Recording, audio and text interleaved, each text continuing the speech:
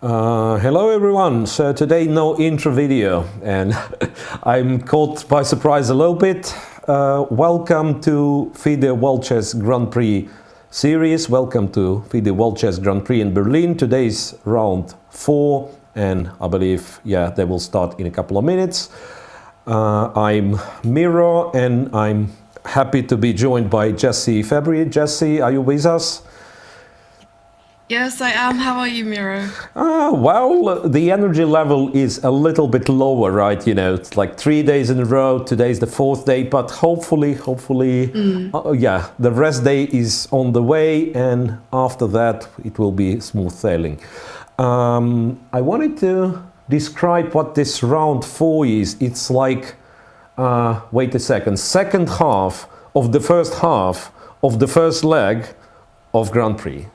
Does that make any sense? Does that make sounds any like sense? a mouthful. Yeah, that's a little bit. That's the second half. Yeah, I mean, it can be divided kind of two stages, right? So you've played the group stage, and then it's semi-final, final in a knockout format, right? And so first stage of the first leg is the double round robin. And today we start the second part of this double round robin. So basically, it's the repetition of round 1 with colors reversed.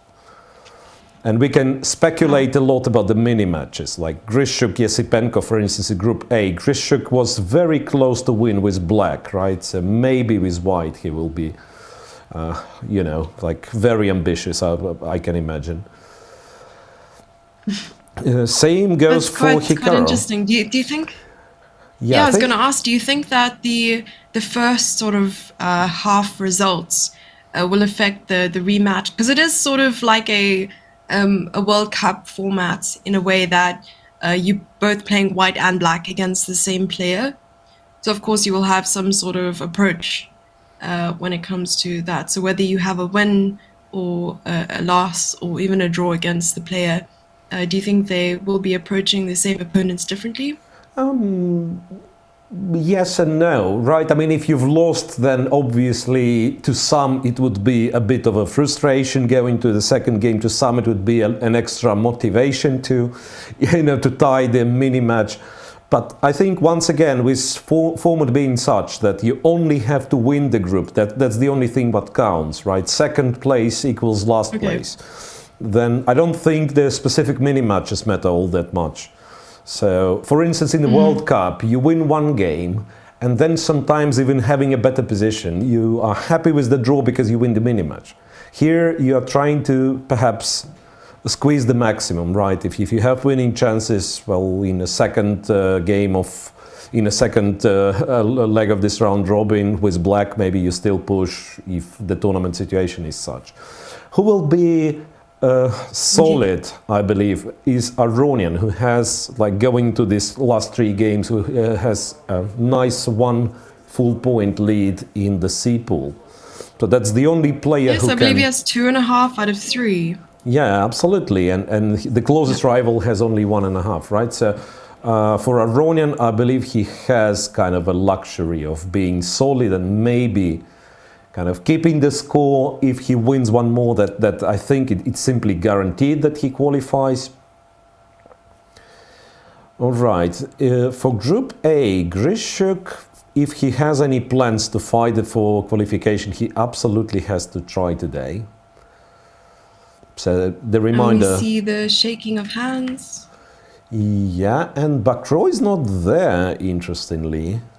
Bakro is not there. We can see, from a camera, Hikaru, and we've seen him even before the broadcast. He arrived, well, sometime earlier than the game. E4 from Hikaru, by the way, which is, well, interesting. I'm not sure what he's... Do you think we'll see a bong cloud? Nah, no, not in this tournament. I mean, let's be fair. It's nice for streaming, for entertaining, for giving odds, but it's not a serious opening. Frenchman with the French once again. E7, E6 from Etienne Bakro, who just arrived. Yeah, it didn't go very well for him against Esipenko. Not perhaps the opening, or not opening-wise, right? I mean, he managed to get quite a playable position, but then later on he has lost. Okay, so let's wait for the moves to appear. What do we have? Some knight on c6, some Sicilian perhaps, from Vladimir Fedoseev. Oparin facing Fedoseev. With the French... Oh, okay. Yeah, it was a game we were looking at, but the French, we had exactly the same line that Bacro had played previously, with knight to c3, knight f6, and then going back to d7. d7. Yeah, with f4, c5. So it's a mirror image of what we had in that game. Yeah, and I just paid attention. Weirdly enough, that's the one game I do remember. Yeah, because it was yesterday, right? It was yesterday. Yeah, if we pay attention to our kind of live screen, on-air screen, it seems that it's us who are playing this game that we have a diagram in the right bottom corner of the screen, right? I mean, it's me versus you. I'm playing white, so I'm going d4, c4, and so on. Jesse, you are playing... Yeah, I hope I win. In case you are curious, you are playing the Nimzowitsch defense. And yes, I'm playing Nimzo-Indian. Right, okay. So seriously though, that's I can't really say it's kind of a big twist or something, but nowadays it's very rare that white enters Nimzo-Indian, right? So it's quite often it would be knight f3, sometimes even like starting with 3g3 if you are keen to play the Catalan. So Grishchuk went knight c3, bishop b4, e3, castles, and a2, a3. Okay, so that's kind of a, kind of a good old line. Black is almost and here you forced. put the bishop back on e7. e7, No, or you I don't take? think. No, I think you take. I think you take. There is such thing as bishop to e7, but then it only makes sense if white committed to to protecting the knight, like e3 castles. Imagine I'm playing knight e2 instead, right? So your bishop c3 would not double my pawns. And then you go, say, d5, a3, and bishop e7. That's or bishop d6, bishop e7. That's a theoretical line. I was wondering in which case you would go back. Yeah, because here it's like you give me too many options, sort of, right? I mean, I can even accept losing a tempo and go e3, e4. I can consider going d4, d5. Once again, seizing the space, not letting you play d5. So that's a little bit too passive. And then, after all, when you go bishop b4, one of the key ideas is to double the pawns, right? So, for instance, Nimzowitsch himself, he used to play just bishop c3 voluntarily, and it was, of course, back then, and they were not sure how to play with double pawns in this position. So nowadays, of course, that's not a move that I would recommend. But anyway, kind of the main point of bishop b4 was that you will take on c3, and then in a schematic way you'd go d6, b6, bishop a6, knight to c6 to a5, and win the c4 pawn and win the game, right? So that was a very ambitious plan. Yes. And at first it worked. Then later on, of course, people figured out what to do with white. All right, so exchange on c3 happened, and now I think it's kind of a sort of a crossroad. You can play d5 if I'm not mistaken, or you can start with c5, and in which case I don't think you play d5 at all, like c5, knight c6, b6, bishop a6 once again, trying to target the c4 pawn early. Okay, bishop a6, I see it. Okay. Yeah, or you go d5, and then I mean, I'm not entirely sure how they play it, but one of the lines would be like, takes over here, say bishop d3, black does something, and then you play f3, knight to e2, castle short, knight g3, and you want to push e3, e4. And sometimes there would be like really funny maneuvers. Let me try. I mean, okay, black does something. What something black can do? b6 in order to play bishop a6, and we would play rook a2, and then rook f2. I mean, that's it's not good. But there is still such idea, and I'm absolutely fascinated by it. Yeah. So you put the rook on f2 and redefining a rook lift. yeah, and then you point. I mean, your point is you play knight e2, castle short, e4, and your rooks are already doubled on the f file, in some very peculiar way, right? And if something like this happens, if black plays d5. He is, I mean, his position is strategically risky, right? So he has to play very accurately, otherwise, like if this e4 happens, white's attack is very, very strong, white's initiative. And I'm speaking from the experience because something, not exactly the same line, but something very similar, I've lost to Ivan Sokolov, well, some years ago, and without a chance. I couldn't tell. Like there was slightest detail in, you know, in the pawn structure, or rather pieces placement even. Like I was doing what black's supposed to be doing with the knight on f3, and instead he went knight e2. And I thought, okay, what's the big difference? And he clearly showed me in, you know, 3D scope with Dolby Surround. I mean, what was the difference when the knight is on e2? Okay. Is this Esipenko on screen? Who do we have on screen? Yeah, he seems to be like either bored, bothered with something, or a little bit worried. He's clearly not bored. Yeah, he's shaking a little bit. He's probably tapping his leg a bit. Yeah, so he's not very, I don't know. Can't say he's not very happy with the opening, because the opening is still going on, but he seems to be kind of undecided on what to do next. Okay, shall we move on? Let's see what happens in Nakamura-Bacro, the second game in the A pool. Here, as you said, it's a French defense, and I think so far they've repeated the same line.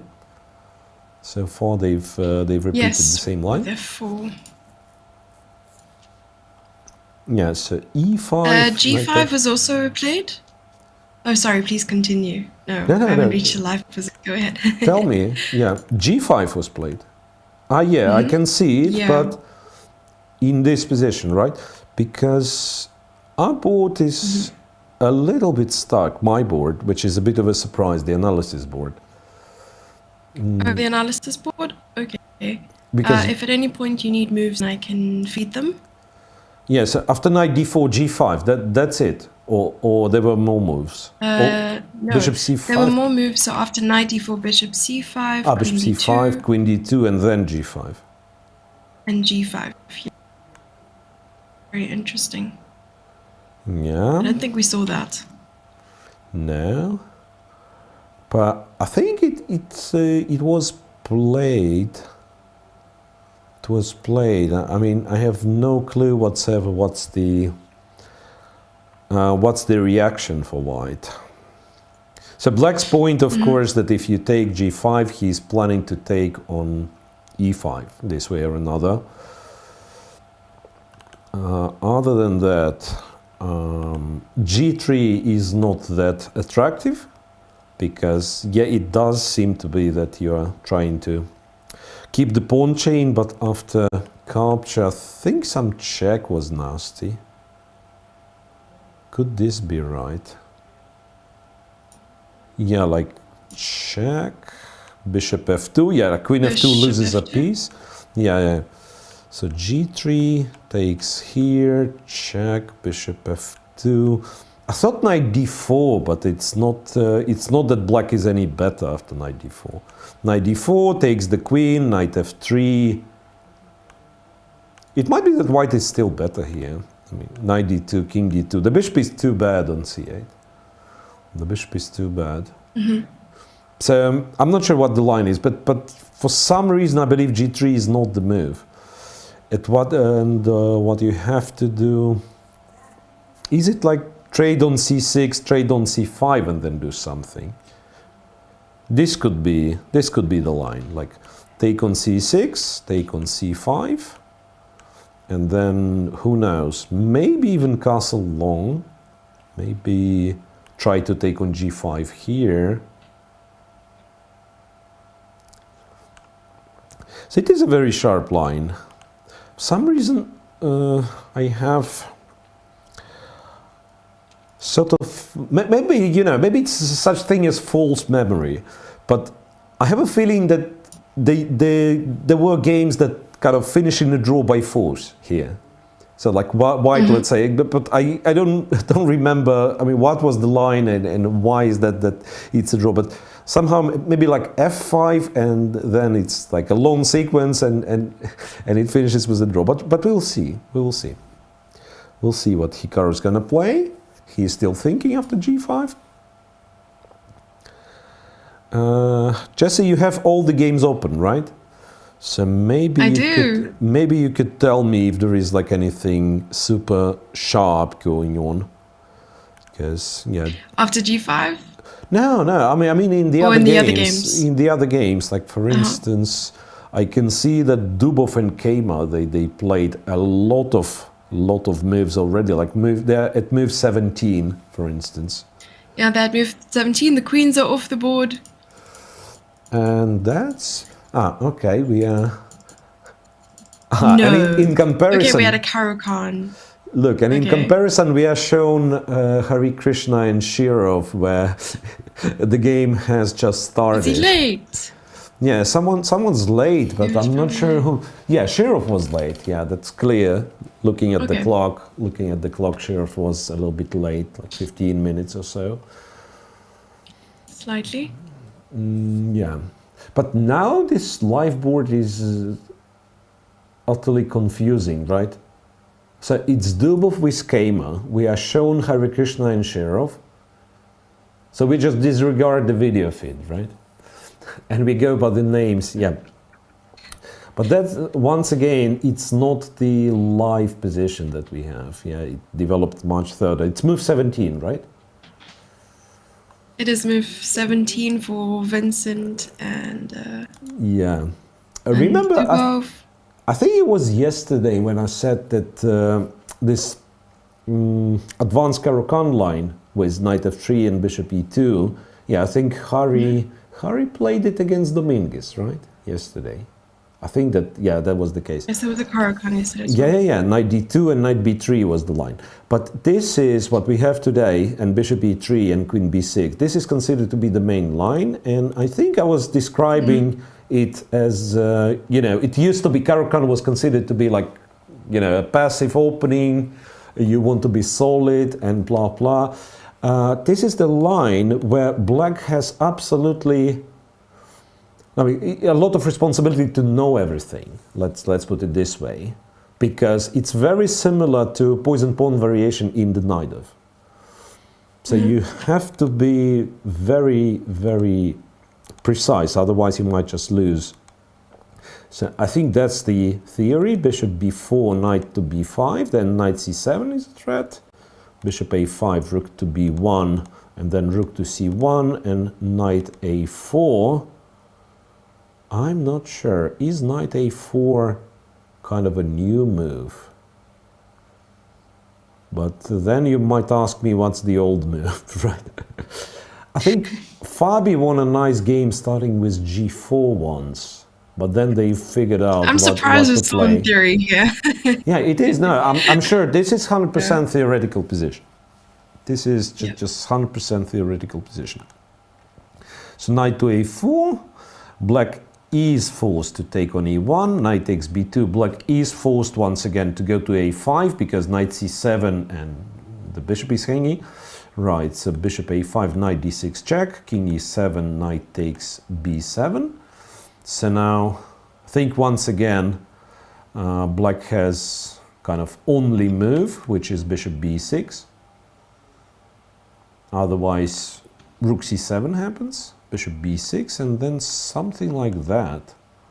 Knight a4, and I want to take and play. Just trying to gain control of the 7th rank. Yeah, to get to c7, and I'm not sure if If black is...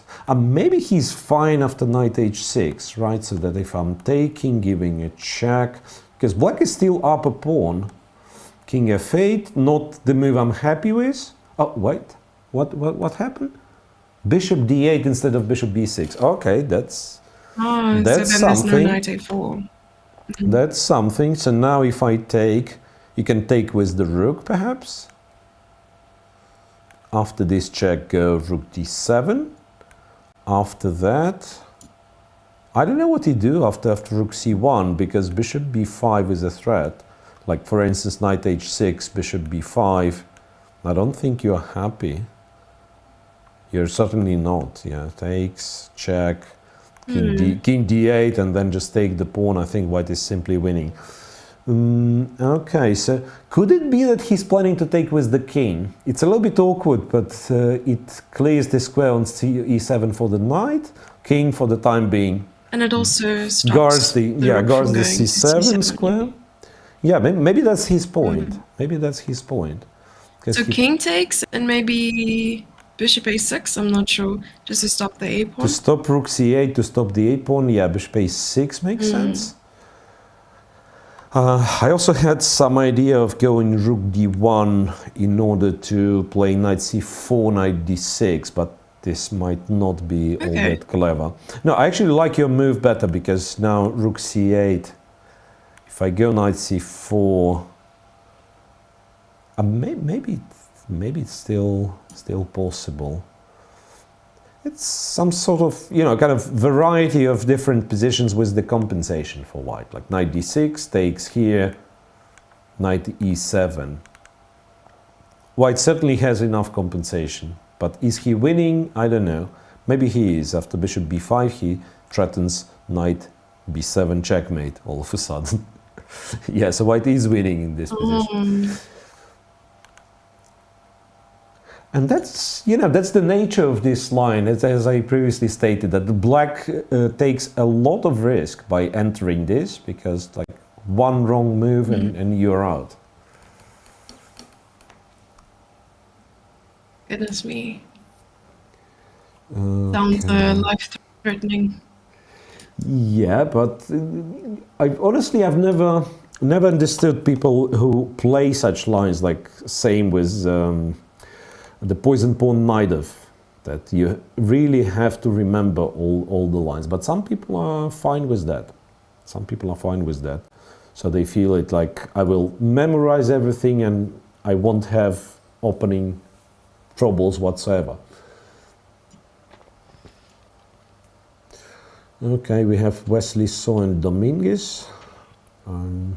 What was game one? I'm kind of confused. Game one. Yeah, I mean, it was a draw. No. I mean, same guys with opposite colors. Yeah. I have to express myself a little bit more. Okay, yeah, they drew. They drew, and it was somehow almost a draw from the opening. I think it was this 4 knights endgame with 4 knights and not that many pawns. I think that was. They ended the last position they had was just knights on the board, or actually just 1 pair of knights, rather. Yeah. So today's game is not very inspiring, I have to say. It's Joko Piano Italian, which That's my favorite. What do you mean? Seriously? Yes. Favorite for whom? For white. For white, because you know what you're doing, perhaps. I had no idea about white. Yeah, I told this story many times on air, but I'm ready to repeat anyway. Once upon a time, I think it's up to 10 years ago, I was having a training camp with Anna Muzichuk, right? One of the world leading female chess grandmasters. And at some point, this Joko Piano Italian came about. So let's take a look at Joko Piano. Maybe we will play a game or two. We are preparing for some Grand Prix, Women's Grand Prix. And I don't know how people study the opening nowadays, but back then you would open the database and you would look for the games of 27 plus players, right? Like the world elite and so on. And after 4 moves or 5 moves, white plays d3, basically white castles on move 5, and then you're at the crossroad. And usually you open the database and you follow the big names, right? So you would say, okay, most 27 plus players play this, and you would follow. Here you have like 5 different moves, all being tried. Most of them transpose one into the other. It was so confusing. Yeah, I understand. I mean, people just want to play certain type of position, right? So maybe it's not about precise move orders. But when you're trying to figure out, because you want to create kind of the opening file for your student to memorize, and you will want to stress explicitly that you start with c3, for instance, then you go rook e1, then you go knight d2, or vice versa. And it was so hard to understand, I mean, why some people prefer to start with knight d2, why someone plays h3 and someone doesn't, and so on. Okay, so what we have now, I think it's kind of a modern take on this Joko Piano. But I thought you were going to answer the question. You're What posing question? these questions like there was an answer to why some people play h3, some people play knight d2 first. That's why I hate Joko Piano with passion. I mean, with both colors, because I have no slightest clue what's the right moves order is. Okay. Okay, well, Well, for me, it's going into it. It's going into it sort of ignorantly, just saying, okay, I know this is the best move. Maybe it's not the best move. It's probably not the best move, and then just plays it anyway. Yeah. All right, so let's quickly go over the pairs for today anyway, right? So that's Group B, Aronian with white against Fedoseev. To remind you, Fedoseev won game 1 in this mini-match. And the second pair for Pool B is Richard Rapport with Radoslav Wojtaszek. Wojtaszek being the leader in the group on +1, right? Yes. And once again, in both games, openings are pretty calm, it seems. Then, Still early days. yes. It looks like Vladimir Fedoseev is still in his preparation. He has 1 hour 31 minutes on the clock, and his opponent Operan has 1 hour 13. 1-3. Yeah. It's funny, So- Chad mentions not even Peter Lecco understands the Italian opening. Oh my goodness. Yeah, but seriously, Chad, think of it, because like if you look at the very best guys, even them, they cannot come to a kind of single logical conclusion, because typically it goes like that, right? So everybody tries everything, and then they figure out the best line or kind of the most trendy line, and they all play it. And then at some point it's getting exhausted, everyone knows how to make a draw, and they switch to something else. That's typically how the theory develops. And with the Italian, everyone plays his own plan, even like with black. Some people played with a6, some people played with a5, and so on. Okay, and I have to say that by that point you probably figured out, guys, that the sort of live board, it's living its own life, so it's sort of irrelevant. First of all, and when you get sick, yeah? Yeah, tell me. No, when you get sick of the Italian, you just jump into the fried liver attack. What are your thoughts on the fried liver? Fried liver, I mean, first of all, I keep forgetting what it is. It's knight takes f7, right? Yes. Well, not knight takes In f7, but rather knight g5. No, I thought it's specifically... Not 2 knights. 2 knights It's e4, e5, knight f3, knight c6, bishop c4, knight f6, and knight but g5. that's called 2 knights defense, no? And then knight g5... I thought knight g5 But the bishop is on c4, the knight is not on Yes. c3. Yes, so it's... The 2 knights it's 2 defense. knights Okay, defense. sure. Yes. It's 2 knights Yeah. defense, and then I thought fried liver was specifically this knight takes f7. So black has to kind of misplay it in order to enter this line. So black goes d5, which is the right move after knight g5. You have an alternative bishop c5, this Traxler counterattack. Yes. But d5 is the right move, e takes d5, and then knight d5 was considered to be a mistake, and probably still is. And then you take on f7. I thought that was... and honestly, it surprises me how creative and how far from being on point people who name the openings are. Because what it has to do with fried liver, I have no clue whatsoever. It has to have some name of a guy who first sacrificed the knight on f7 in this position. That's my opinion. I can't imagine anyone with or fried. Yeah. Our first name Fried's, last name Liver. Named after okay. the guy That's clever. That's clever. or maybe those were two persons. Maybe those were two persons. Oh, maybe. Because okay. sometimes Jeffrey Fried and Connor Liver. Yeah, absolutely. Because I'm actually not sure if it's the same in English, but there is this line in Queen's Gambit. Queen's Gambit declined, where black plays, with bishop on g5, black plays h6. When the bishop goes away, they play b6. And in Russian, it's named the TMB system. And why TMB? Not to pronounce Tatakova, Makogonov, Bondarevsky. So three guys contributed to the theory of the same line, and kind of the full name in Russian would be Tatakova, Makogonov, Bondarevsky system. Oh no. Yeah. So what did they end up calling it? What's the short? TMB, just the abbreviation of first letters of their names. TMB. TMB variation, yeah. Wow. Okay, so we are still Sean Wojtaszek. I mean, I don't know. I can bring his position up on the analysis board, even though, honestly, I don't have all that much interest looking at it. Seems to be... no, okay, maybe, just to mention that it was rather funny move 3 from Richard Rapport. If we may have it on our analysis board, that would be nice. Move 3. No. Yeah, so it's d4, knight f6, c4, e6. Yeah, and I said knight c3 is not very common because of the Nimzo, and people play like knight f3 or g3 and completely ignored the Rapport system, which is bishop f4. Probably not that silly. So I wonder what you do after the check. Probably means you go knight d2, right?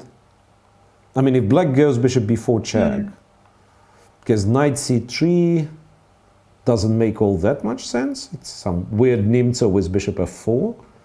So probably it's knight d2. So you wouldn't come back d2 because of tempo?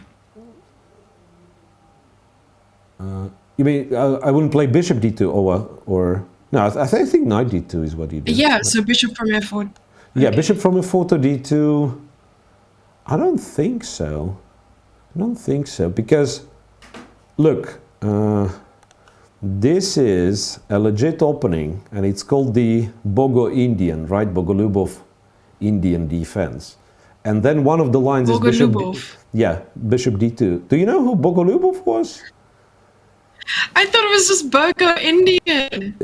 Dude, Bogolubov was a world title challenger. He played the world championship match against Alekhine. I think I need to attend a chess history lesson. Are you giving one? No, it's interesting, Jesse. Seriously, it's not like I'm trying to show off, but in Soviet clubs and there's children's I don't know. I mean, children's clubs, children's schools.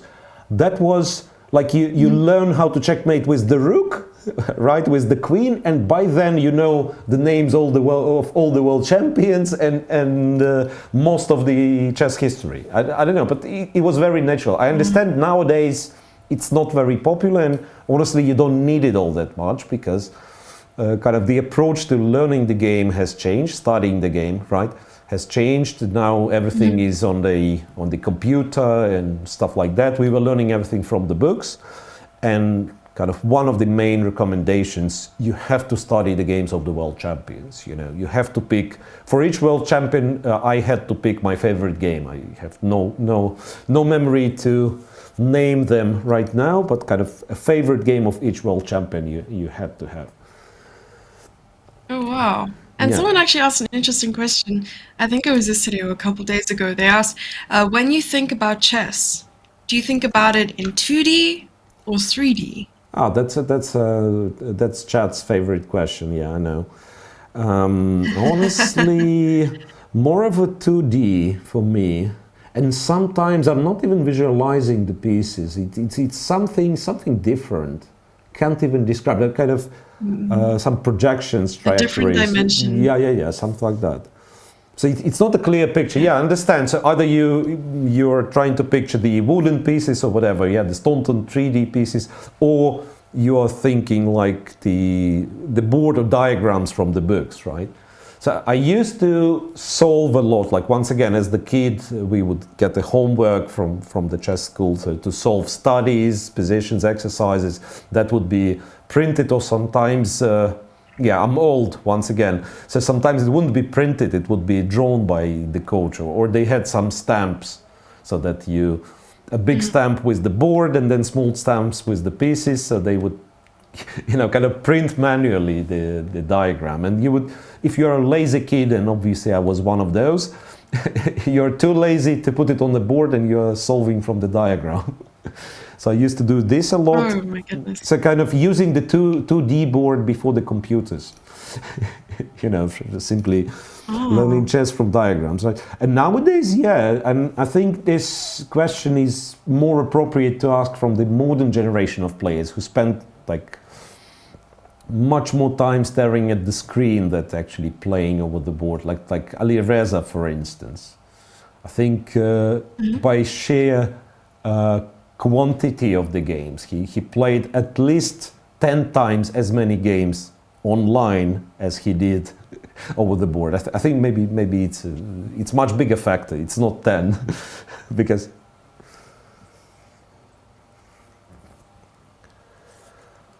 Are you still there? Yeah, I'm still there. Sorry, got some info from our crew.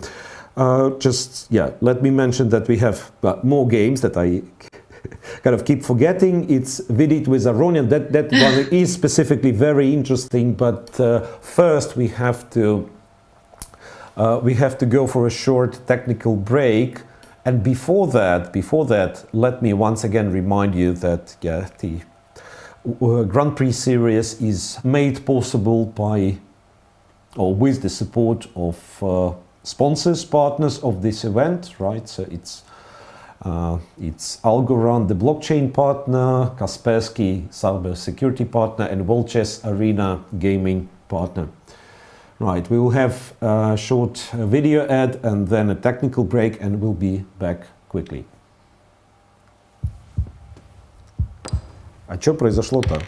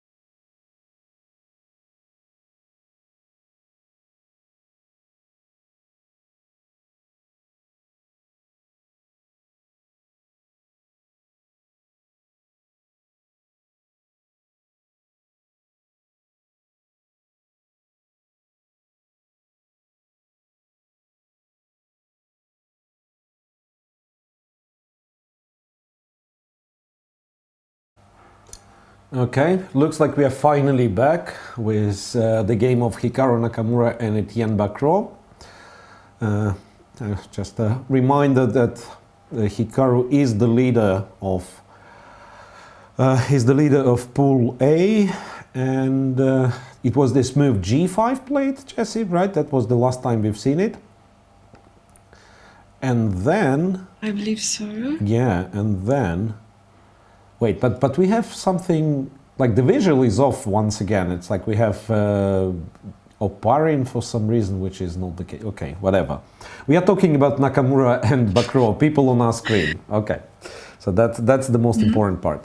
And after G5, Hikaru spent quite some time, and probably you can see how much time he has spent.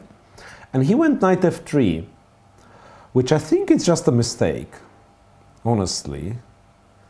Because what happens then... Is F3 always a mistake? No, knight F3. Perhaps? Knight F3. Knight F3 is usually a good move, but okay, I can but see when you now. play it from G1, right? So D4, and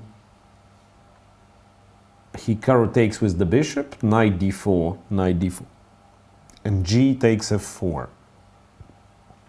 So white's center kind of falls apart. I believe black will win the pawn back and might simply be better. And there is also an alternative to G takes F4. G takes F4 was already played, but there was an alternative, knight takes E5. I'm not sure why knight E5 was not played.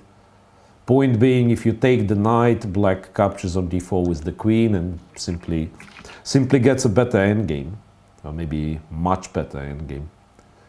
Because E5 is too weak, right? So it's material equal, but black has two bishops, and then E5 is a very weak pawn. But after G4, same thing, I guess.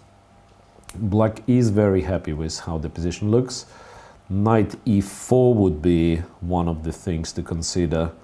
Queen F4, by the way, Queen F4 perhaps runs into Knight E5 anyway.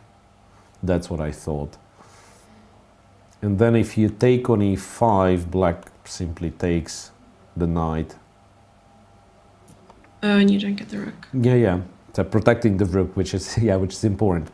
Knight E6. Does Knight E6 work? Maybe Knight E6 works. And Queen E5, and white is a pawn up. I mean, it's still a very messy position. Bishop D4.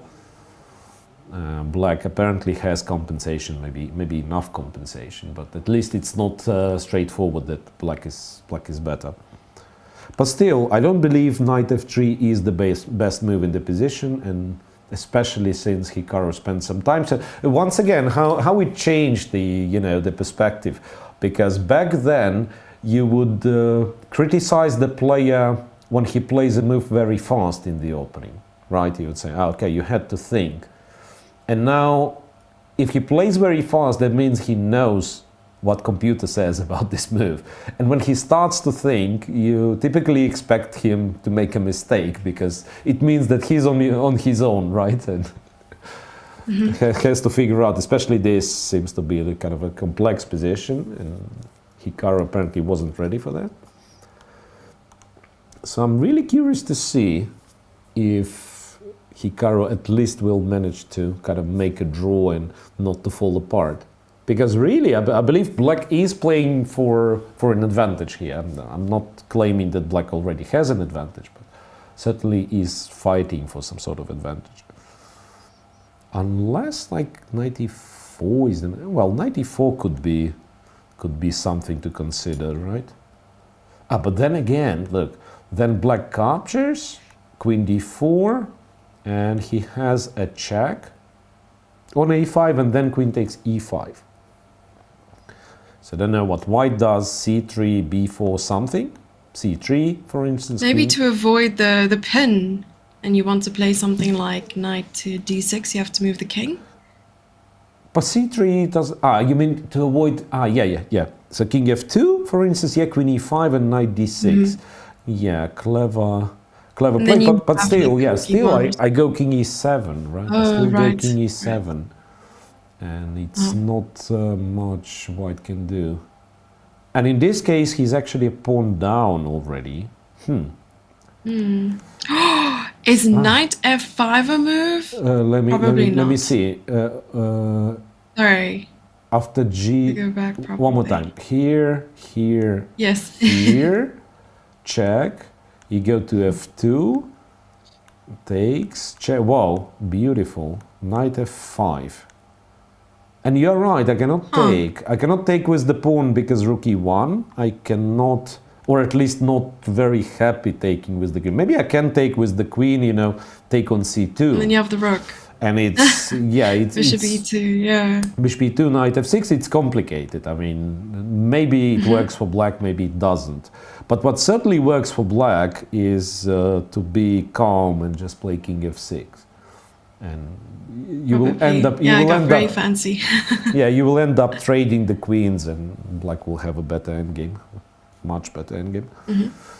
So that's what I'm trying to say, that Hikaru certainly misplayed the opening and I'm not sure how happy he is. Yeah, probably queen f4 is what you do. Maybe queen f4 is what you do. And then I'm no longer sure about my knight e5 attempt. So knight e5 would be fighting for an advantage. Knight e6, bishop e6, queen e5 and some bishop d4. That would be an attempt to play kind of for 3 results. If you're a little bit scared, then you can always take on d4 and go queen a5. Yeah, okay. But also from the situation with the time, it's clear, right? Hikaru, when he knows the opening, he plays it very fast. So now he's down to 1 hour and 5 minutes, and Bakro has I think 120, right?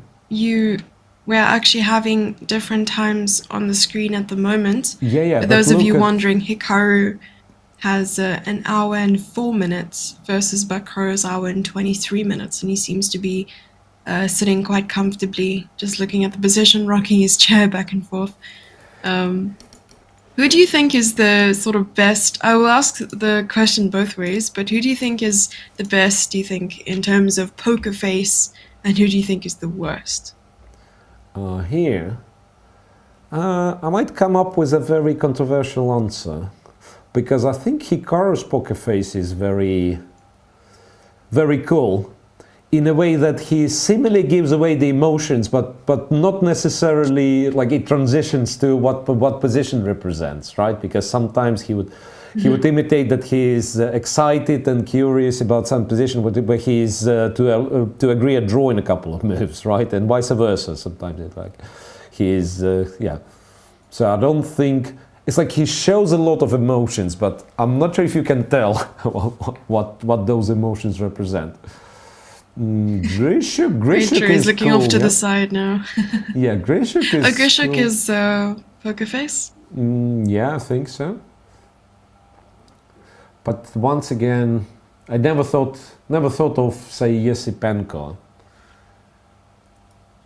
He seems to be always the same, so maybe that's what poker face means, in fact. Yeah, but maybe with the younger guys, they're still finding their personality, still finding their over the board either poker face or otherwise. So right. Yeah.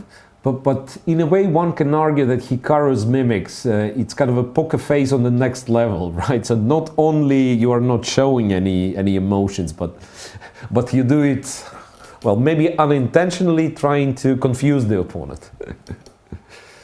Yes, I was also thinking maybe you avoid having a poker face altogether because it confuses or distracts your opponent. Yeah. There's so many tactics. It'll be like Eric Rosen be like, "Oh no, my queen," and then you're actually just sacrificing your queen for a mate or something like that. Right. Yeah. Okay. So seems that we've stuck with this game. Well, actually, apart from a camera view and analysis board, everything else perfectly lines up for us to show Oparin versus Fedoseev. So I might as well. I believe so. Might as well just switch to this one. Because, Hikaru's going to spend quite some time here, I believe. because the position is unsatisfactory and he certainly needs to find something.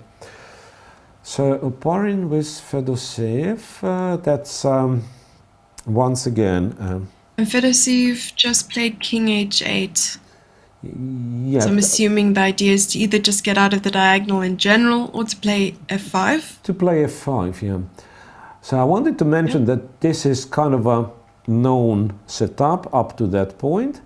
And here White usually, I think, White had kind of two moves. Knight g5 was tried, attacking f7, and obviously the tactical point being that if you take, it's queen h5, threatening checkmate in one and also attacking the bishop. Yeah, queen h5, black does something, you take on g5. And the other move used to be knight d2. An early knight d2, somewhat confusing once again, but White is trying to reroute his knight over f1 to e3 and to d5. So d5 is a nice outpost. The knight on f3 is far away from d5, so sometimes they would try to do this. Knight f1, knight e3, knight d5, and so on. And here a4 was played instead. Also kind of makes sense. It's a part of this light square strategy. A little bit indirectly, but it secures the light square bishop, right? So now if knight a5 is played, you have bishop a2 later on. Also stops b5, which wasn't really planning for now, but maybe one day b5 would materialize. So a4, knight to f6, bishop g5. Once again, funny enough, it's sort of a positional threat to exchange the knight for the bishop. And then it would mean, I call it a bit of cheating, like when you fight for the light squares with a dark square bishop, by exchanging it on one of the pieces that namely the knight, yeah? So knight from f6 controls d5, Okay, yeah. The dark square bishop naturally cannot control d5, but if you exchange on f6, you're kind of fighting for the light squares with the dark square bishop. And White's goal, ultimate goal is to say black castles, I exchange. Ultimate goal is also like to reroute this other knight, go to d5, exchange everything, and leave himself with the knight on d5 against the bishop, the dark square bishop, and then White, of course, is very happy. So bishop g5, knight d7. What else? And we went on and on and on. Knight d5, knight b6, exchange on b6, c2, c3. It's not like he's planning d4, I don't think. Maybe b4 is what he wants. And indeed, king h8, so perhaps, yeah, f5 is on the agenda. That's I'm sure. So if you castle, for instance, f5 is one thing. I was going to ask if this is a sort of Botvinnik setup, but I would assume that in the Botvinnik setup you put the bishop on g7 instead of e7. I've never seen this sort of setup before, because usually you play like c5, e5, d6, and then g6, bishop g7, knight e7, f5. Yeah, but that's not exactly the same, right? Because I mean, this setup in the center, like c5, d6, e5, it's all nice, but you have a hole on d5 then. And what you're referring as a Botvinnik setup, right? The knight on e7 protects you're ready to trade the pieces on d5. And here, it's just a square for white pieces. So I think, king h8, he kind of has to hurry up with the counterplay. We are back to Hikaru and Bacron, because Hikaru made the move. Yeah, so he went queen f4, yes. Queen captures pawn, right? So the pawn was on f4, he went queen takes f4, and what was I saying? Like you can take on e5, but that's super sharp. I think you also meant... Jesse, can't hear? Maybe there was some lag, because I've lost part of your phrase. I've mentioned something, yeah. That's Oh, right. you weren't able to hear me. I'm sorry.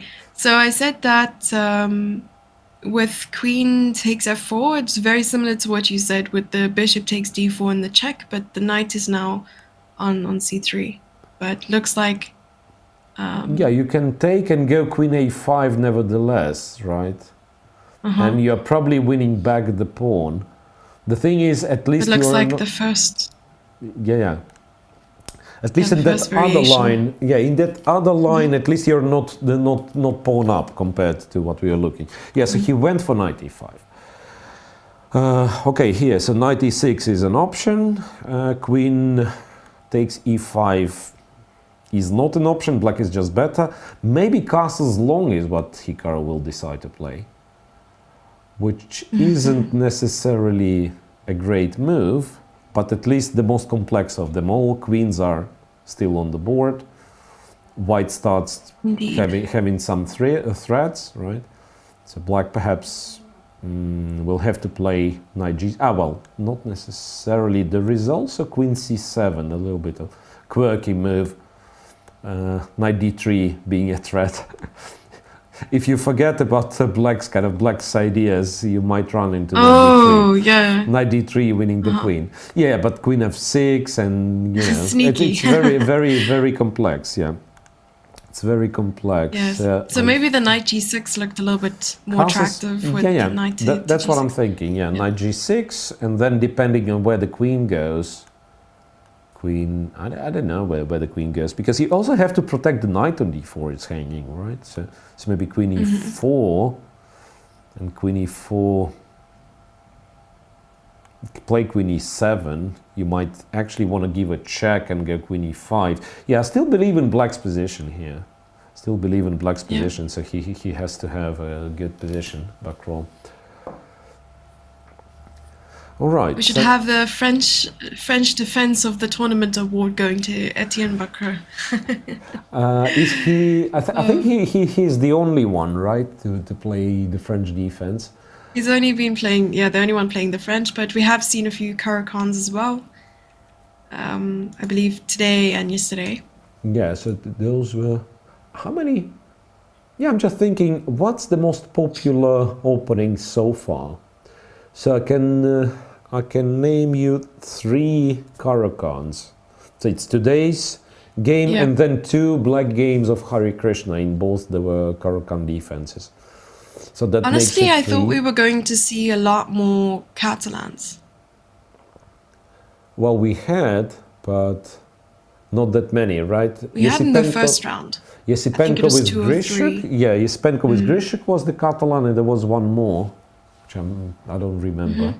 Yeah, we had a couple of Berlin defenses, but never a proper Berlin endgame, right? So I think so far it was always like castles and rook e1 or something like that, but never Berlin endgame.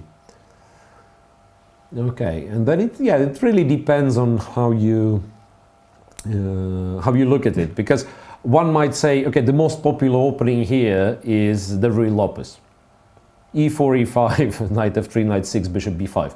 But Ruy Lopez, even though it's considered to be one opening, right? It's kind of all chess positions, all the variety of chess pawn structures and so on in one, basically in one line, because you have the Berlin, which is the endgame straight from the opening. You have the Marshall, which used to be kind of attacking chess. Nowadays, once again, almost by force, you get some endgames. You have complexity of this Chigorin closed Ruy Lopez's with a closed center and a lot of maneuvering, or the Breya. So it's a very, very rich opening. That's what I'm trying to say. So you cannot just say, okay, the Berlin endgame and some crazy Marshall counterattack. You cannot say it's the same opening. It's just, okay, first moves are matching, right? First moves are matching. Because, for instance, for the French, and especially if it's not the Rubinstein French, if you're not planning to take on e4, right, with black on move 3, then I'm ready to claim that kind of all French defenses are similar. You have the same positional factors, like black's bishop on c8 is a little bit passive, right? We very often have the pawn chain, d4, e5 versus e6, d5. So those are similar, even though you have different lines. But different lines in the Ruy Lopez, they're completely different. So that's the thing. Mm-hmm. You know, I was often thinking about this, and it's a very important thought, of course. You know, in general, French toast is made with bread and egg and all of those things. And in France, do they just call it toast? And now that Etienne Bacot is playing the French defense, does he just call it the defense? Yeah. The defense. Defense, yeah. He's just playing, he's just playing the defense. Yeah, that's a funny one. Yeah, and also, how do you call the French fries when you're in France, right? Exactly, just fries? Yeah, you call it fries, yeah. You call it pommes frites, which is fried potato. Pommes frites. Pommes frites, yeah. Oh, wow, okay. Fair enough. So, once again, with all my tries, I can't really succeed today. My analysis board never matches what's on the live board and what's on the camera feed. I mean, I can't really do much about that. So, if you need any current moves, just let me know.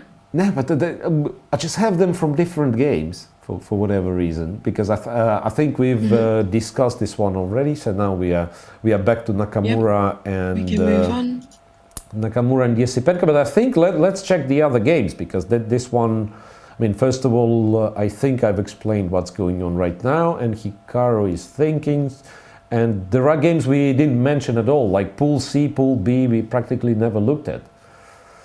So Dubov, yeah, we can take a look at Richard the Rapport and Wojciech.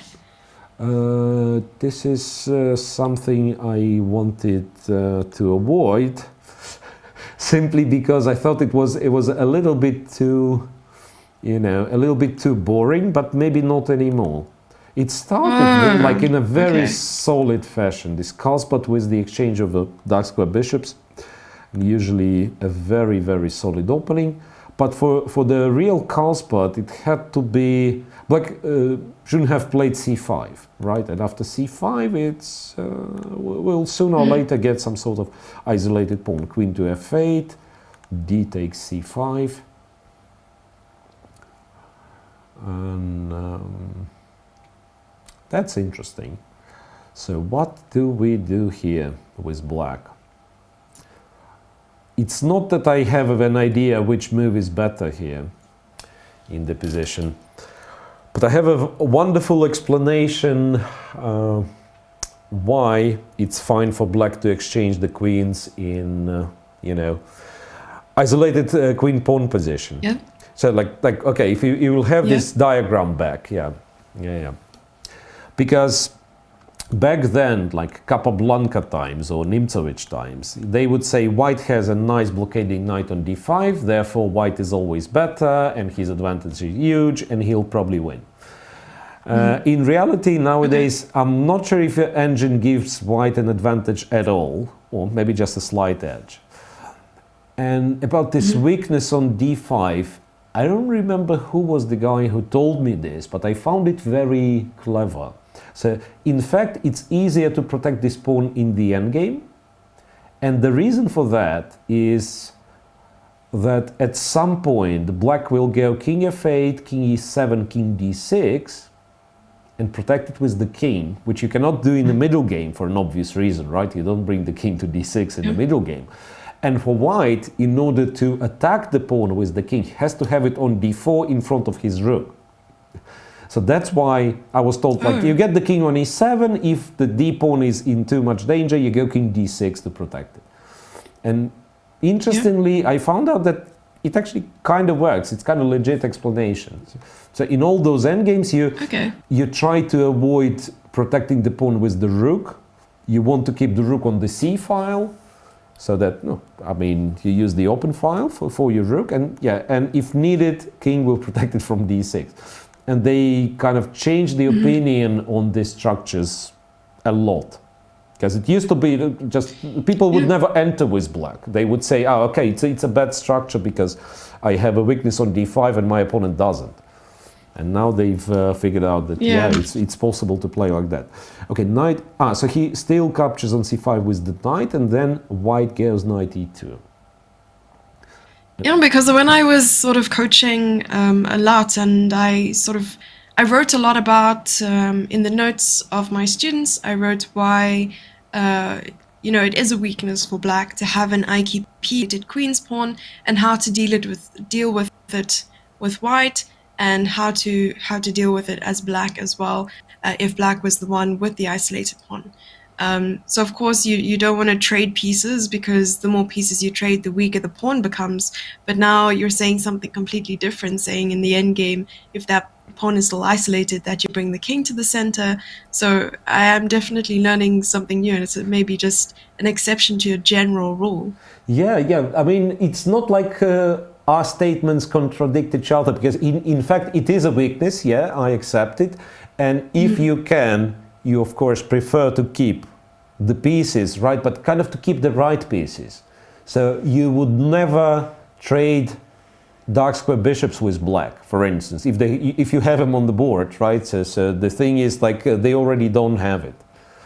But I mean, in this specific instance, black was fine with trading the queens. That was my only statement. It's not like I'm saying that he shouldn't try to play it in the middle game, right? But and also, if we pay attention, once again, the queen is on f8. It's not like you have the active queen and you all of a sudden decide to trade it, right? Like when you've captured with the knight, your queen is on f8. It's not like you have any kind of kingside initiative of some sort. All right, but anyway, makes sense. Do you think Sorry, do you think black will push the d pawn at any point, trying to remove it? Of course, there are a lot of forces protecting d4, so... No, I don't think with this material it's realistic. Once again, at the very least, you have to have the knight on c6 supporting it, right? So now, after knight e2, white certainly will manage to block it. Honestly, I'm not sure now, because... I would prefer to take with the queen, seriously. Because now what do? I mean, if you exchange here, you're heading towards this dangerous pattern, right? So that white's ideal scenario in this is to get the knight on d4 against the light square bishop, right? Then it's very comfortable. It's still not winning, interestingly. Because back then there are like model games how white wins with the knight on d4 against the bishop, say, on d7. By trading all the pieces, bringing the king to a center, and it would be Flor Capablanca, for instance, as one of the model games. And even then, and I don't even remember if Flor has won, I think he did. And even then they proved that, black's position is unpleasant, but he can save. I don't know why I remember all this garbage from good old years. It's not useful. It's not garbage. It's not useful at all. Not useful at all. Oh, now you play chess, like attack, defend, calculate, win, because of checkmate. So nobody cares about those. You can outsmart the inexperienced players. What is bishop d7? Aha, bishop d7. Does it mean he wants to play knight e6 as the response to, say, knight d4? I'm still not sure what Wojtaszk's planning. Because knight e2 to d4 seems to be a very natural move. All right. I mean, there is one game that I certainly want to look at. And this is Aronian's game against Vidit, and we kind of never had a chance.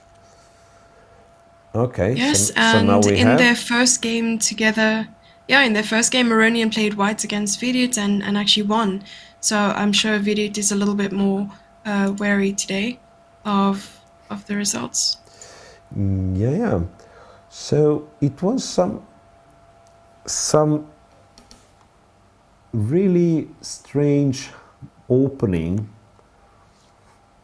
I mean, not this particular case, because that's just how you call it, Delayed Catalan, I think they refer to this as a delayed Catalan. So you do all the Catalan things except d2, d4.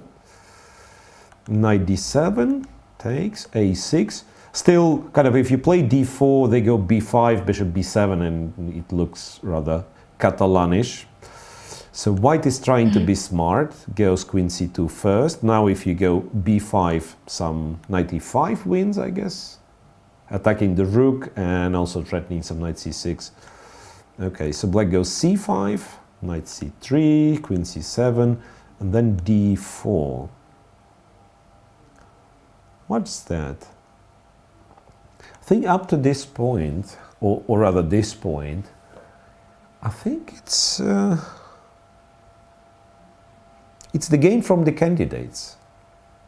I think it's Nepomniachtchi against, what's the guy's name was? Alexeyenko, Nepomniachtchi-Alexeyenko, from the second leg of the candidates. And then Alexeyenko has played bishop e7, and after d4 all of a sudden it turned out that the position is bad. Very early, but yeah. So queen c7, d4, b5, bishop f4, queen a7. Wow, that's original. And then white went d5, sacrificing a pawn temporarily. a4, and I don't know what's that. So after b4, what was the big plan? But black, oops, no. Black just played bishop e7, ab, queen b6, knight to e5, knight to e5, bishop d5, bishop b7. So a lot of little tricky tactics there was. And finally, yeah, let's wait for the view to switch on the analysis board. Finally, there is a position where white kind of has a slightly better pawn structure, right? So if we think b2 pawn isolated, both a6 and c5 are isolated. So white's, once again, white's dream would be to liquidate all the queenside and then try to win 4 versus 3. But the problem with that, I mean, first of all, it's not that easy to achieve. I mean, one can dream about things, but it's not necessarily that they will materialize. Especially if black will, will try to be solid, play bishop f8, and say, okay, my c5 pawn stays. Bishop c3 was played here, actually. Yeah, bishop c3. Well, bishop c3 kind of allows queen e2, but I don't think black wants it. Bishop c3, yeah. Queen e2, rook e1, and white wins. So queen e2 is not possible. Queen b5 back, and then I'm taking the bishop, and a8 rook is hanging. So that's why the pawn on e2 is untouchable. Right. So let's say something like bishop f8. White will probably play e3. Then black has to decide on what to do. Because rook a5 is a little bit annoying. Do you think white will... I was going to ask, will white probably try to double the rooks on the a file by playing rook a5 and then the other rook as well? Yeah. Rook a5 is certainly an idea. That's why I'm thinking if a5 is the proper reply for black. Because rook a5, look, after bishop f8, rook a5 at once would allow queen e2. So this no longer, rook e1 no longer wins, yeah? No longer wins. I'm just moving the queen somewhere. Not that many squares, but both g4 and c2 seem to be fine. Yeah, like queen c2, and then we you can't take and then grab the a6 pawn. Yeah. We trade. You take on a6, but it shouldn't be all that bad for black. I mean, it's a little bit awkward still with the bishop on f8. Yeah, but I think I'll just try to trade more stuff like queen e4. After all, it's not such a bad position. Okay. So I'm trying to say that yes, it does look slightly better for white, kind of optically, but Aronian has to be fine here. And also, I'm looking at the clock, and I'm really surprised because Those were not that obvious moves that Black played. It's move 21 and Aronian is in 1 hour 28 minutes. So very well prepared. Also wearing a nice white short today. Indeed. Nice close-up of Levon over there. So shall we take a look at Daniel Dubov versus Keymer, and then we can move on to Group D. Shall we? I was told we will go for a little break and then we'll continue. Yeah, obviously we'll have to look at the other game in this mini group and then cover Group D, but this will happen after some 5-10 minutes break.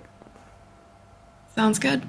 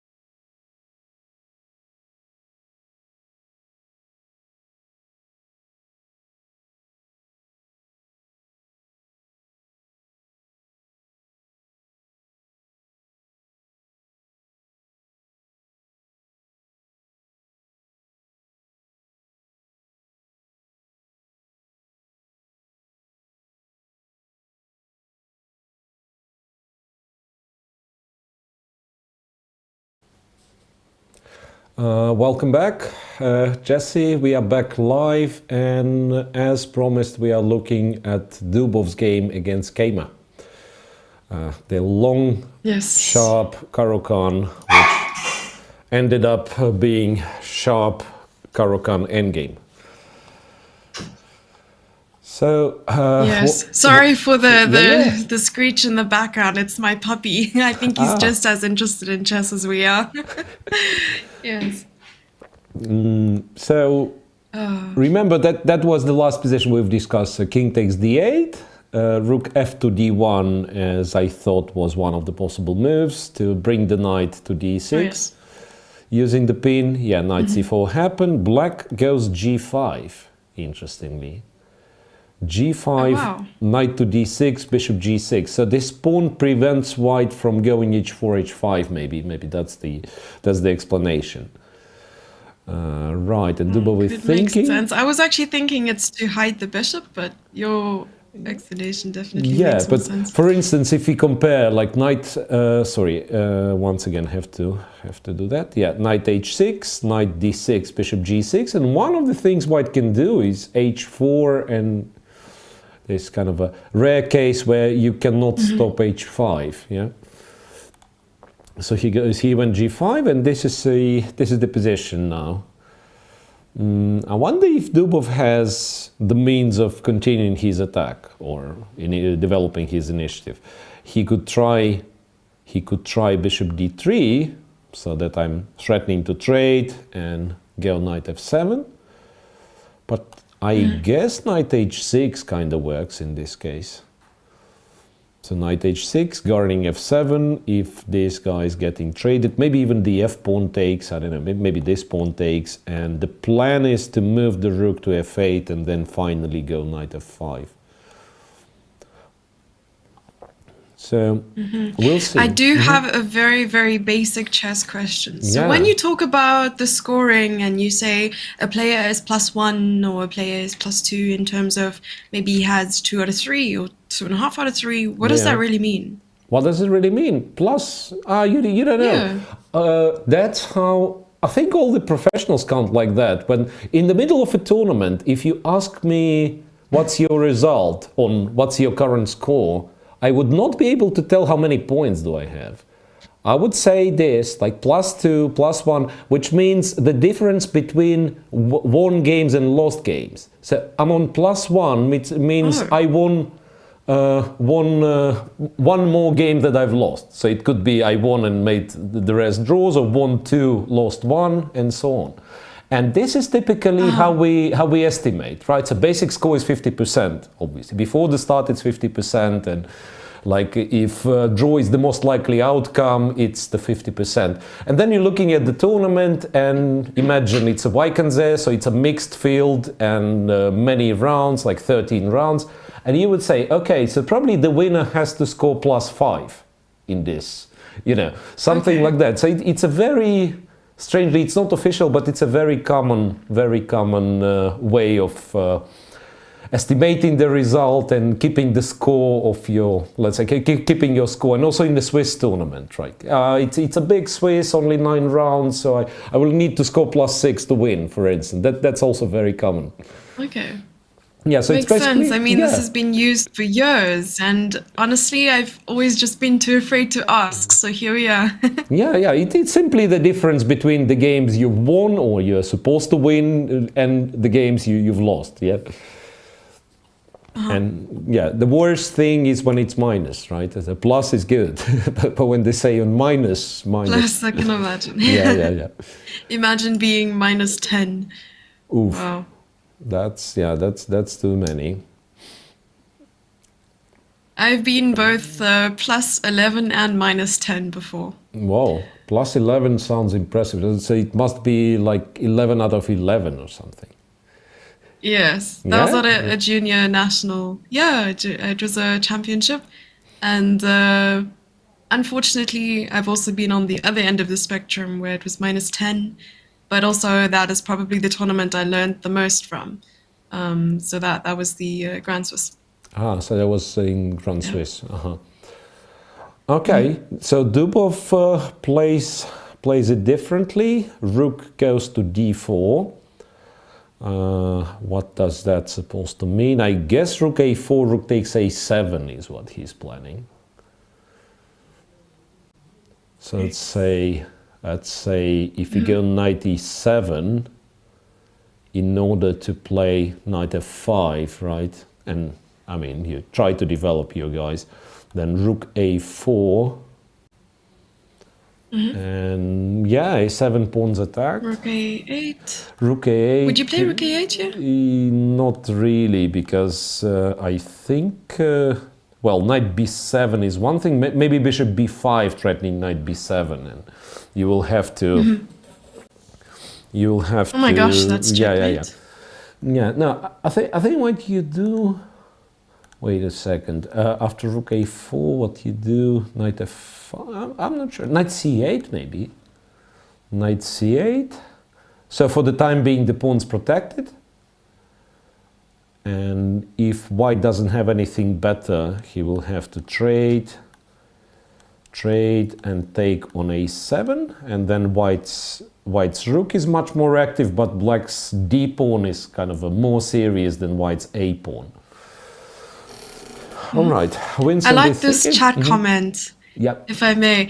Somebody asked Bent Larsen, how many points do you have? And he responded, well, how many rounds do we play? You played 5 rounds. Then I have 5 points. Oh, okay. I like that. Okay. Yeah, I remember the other Larsen's quote that amazed me at some point, so that he said, out of 3 equal positions, he said, like, I will play all 3, push all 3 for the win. And in comparison with Tigran Petrosyan, who apparently was the world champion back then. So Petrosyan will be solid, will make 3 draws. I will play all 3. I will lose 1, but I will win 2. Something like that. He was explaining like his approach to chess, that I'm playing any position for win. And then, yeah, if I'm in a good shape, I will just, score more points. So, can we, I didn't pay attention how much time do they have. I don't think... Yeah, so Daniel Dubov has 1 hour and 8 minutes, and Vincent Keymer has 42 minutes and thinking. So 50 is not really accurate. He has a little bit less. So it's a substantial difference, I want to say. It's move 23, right? It's very often the occurrence with long opening lines. So you might think one of the opponents is in a sort of a time pressure, but it turns out they are too close to move 40. They are not too close to move 40 just yet. It's move 23 for Keymer to make. Although this would be incredibly close to 40 for Alexander Grishchuk. Yeah, Grishchuk, he doesn't mess around. He spends all his time around move 15, right? And then plays on increment. Oh, yeah, that's very true. Which is funny enough, they're on move 12. So just to talk about Grishchuk's game for a second in terms of time. So he has 52 minutes versus Esipenko's 46 minutes, and they're only on move 12. Yeah, so that's quite something to note.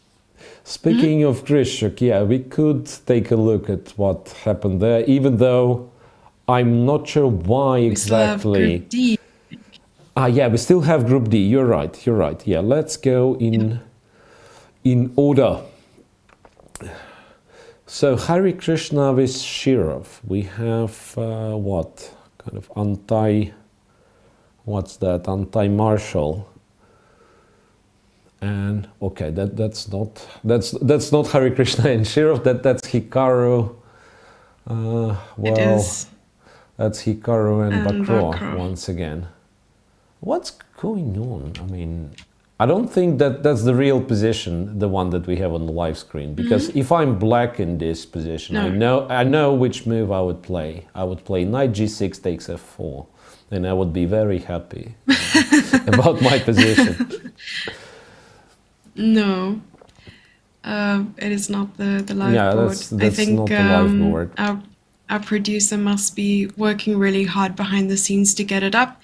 But in the meantime, we can just say, or at least put your minds at ease that in Group D, there seems to be a lot of peace at the office so far. and Dominguez is up against Wesley So, both from the USA. I'm very curious to know who would make the US team at the Olympiad this year. There's so many strong players. Yeah, right. And I don't know if you've heard Hikaru answering. I think it was Dina asking him about the Olympiad. He said he would not accept if he is board 5. So he said, he doesn't want to be the reserve. Yeah, if I'm a reserve, there's no I'm not point playing. If you're not top 4. Yeah, exactly. Which is quite a bold statement, but it does make sense. If you're a top player, you want to be one of the main players in your team. So yeah, fair enough. I don't know how. But I don't know how players do feel about the new additions to the team. Yeah, it's always kind of a controversial point, right? Because on one hand, you want your team to be like as strong as possible, but if you kind of fall off from the main team, then you're no longer that happy, right?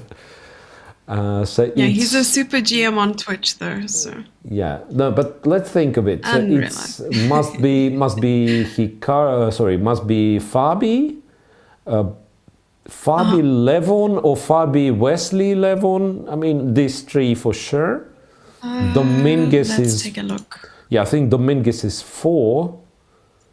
By rating, Hikaru. Actually, Wesley So, believe it or not, Wesley So and Aronian have exactly the same rating in this tournament.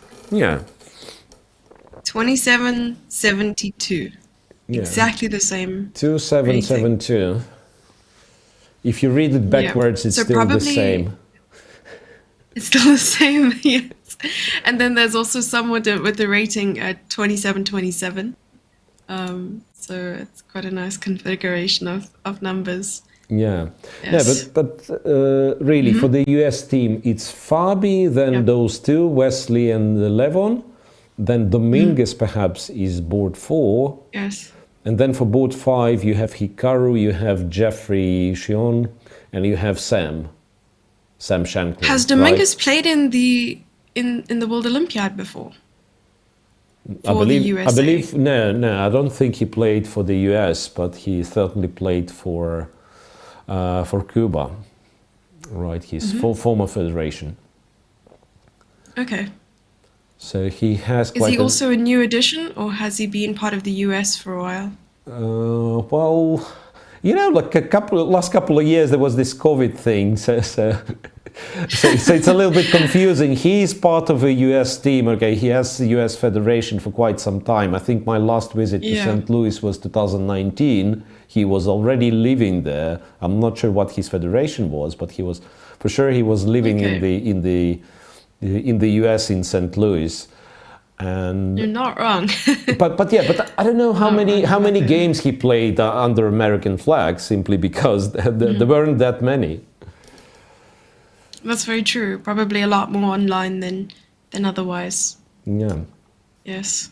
Okay, so shall we take a look at the last group? Sorry, you were about to say. But that's the last group, the group D, right? Dominguez Wesley, which is that's our love-hate with Joko Piano Italian, right? And believe it or not, but Joko Piano tends to be the more exciting game out of the 2 compared to the other one, because at least it's not fully symmetrical. Wesley So decided to part with one of the bishops, giving Dominguez a bishop's pair. But I think he's still very, very solid here. There have been a couple of really strange moves played. Just look. Queen f3, I can kind of understand what it means. But then after queen f6, knight h3 is a threat. Knight h3 check is a threat. Because what white played was bishop d1, and I thought, okay, why would you... maybe bishop doesn't have that much to do on a4, but why would you play bishop d1? And that's the explanation. You just protect the queen. So bishop d1, queen to h4. I don't know what queen h4 means. Just move the queen, okay. White has maybe putting pressure. Would you ever take on h3? Not with white queen on f3, I'm guessing. Not with the white queen on f3. It's just too close, right? And also the knight on f4 is hanging in the air. So it's like if you want to sacrifice something on h3, I think it's the bishop. So you want to take on h3 with the bishop, then take with the queen, and you attack with the queen and the knight from f4, right? But in this variation, I mean, first of all, it's white to move, but even if it's black to move and he was to take, he cannot take back with the queen after the bishop's captured, because the knight on f4 is hanging. So we can throw in the kitchen sink. Throwing in the kitchen sink, as I say it.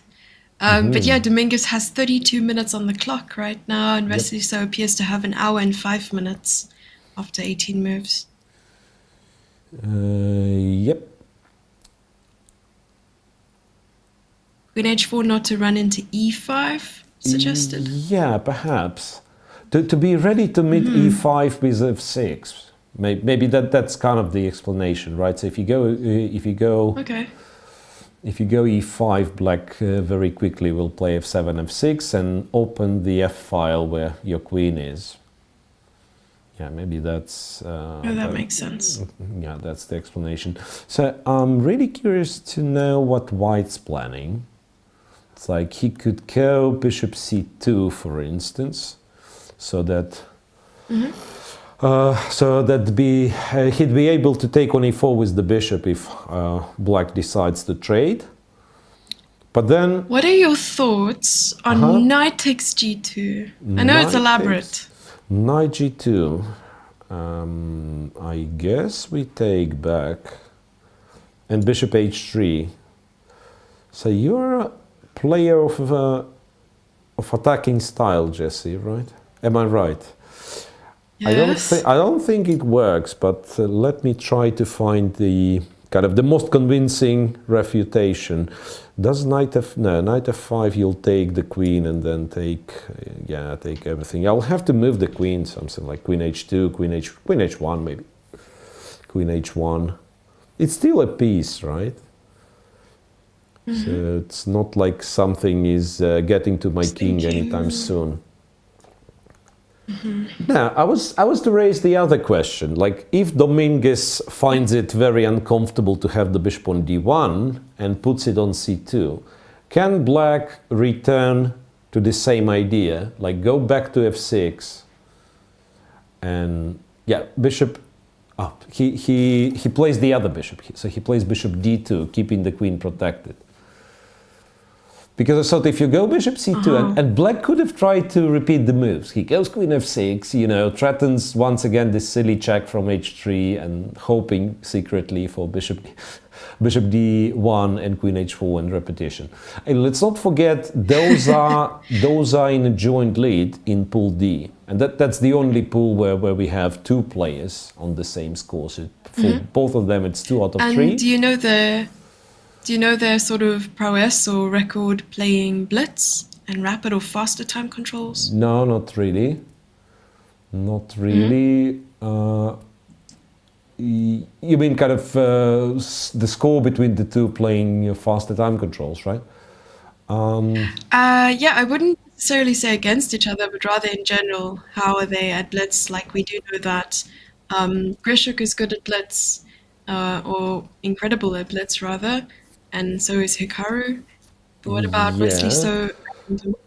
Well, Wesley's very cool. I think rapid more than the blitz. He would prefer rapid, not the blitz. But in blitz, he's also a monster. And Domingos, it's strange with Domingos because he used to be incredibly good. I think once he was the world champion in blitz, in Astana possibly. 2012 or sounds like 2012-ish, 13 maybe, right? But watching him playing in a time trouble, I cannot understand how he does it, how he is good at blitz, because when he plays in a time trouble in a classical game, it's always like a little bit shaky and making a move in the very last second. But maybe he just plays good moves. I mean, that's one of the recipes, you know. You don't have to be kind of a cool cat or something. Like, you don't have to act like a pro. You just have to play good moves and not to lose on time, and that's enough to be a good blitz player. That makes sense, as long as you keep composure. Yeah. But I suppose it also gets your opponent's heart rating, because you get so low on time, you think your opponent's going to flag, and then they come out with the best move possible, and it's horrible, really. No, but I think all of those guys, especially kind of the experienced ones, they've played Grishchuk at least a couple of times in their life, so they know this can happen, that your opponent almost loses on time, so they're ready for this. But beats you at the end,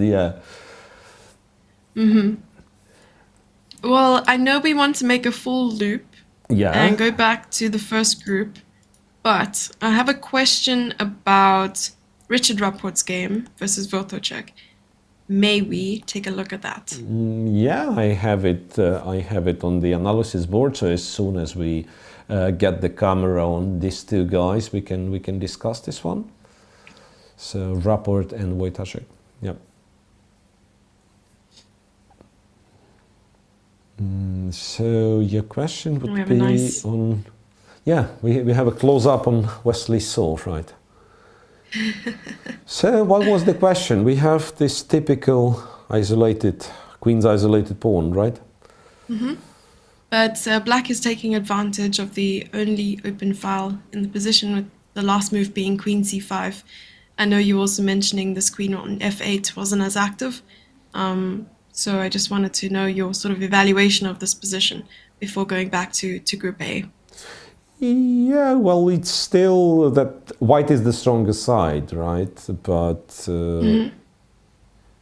it's perhaps like, white is slightly better and black should be able to hold. By the way, one of the possible directions for this queen, like queen c5 goes to a5 to have bishop a4 threats. So it will make it incredibly awkward for white. Like, for instance, you want to double on the d file, you lift the rook, you go rook d2, he goes queen a5, attacks the rook, also planning bishop a4.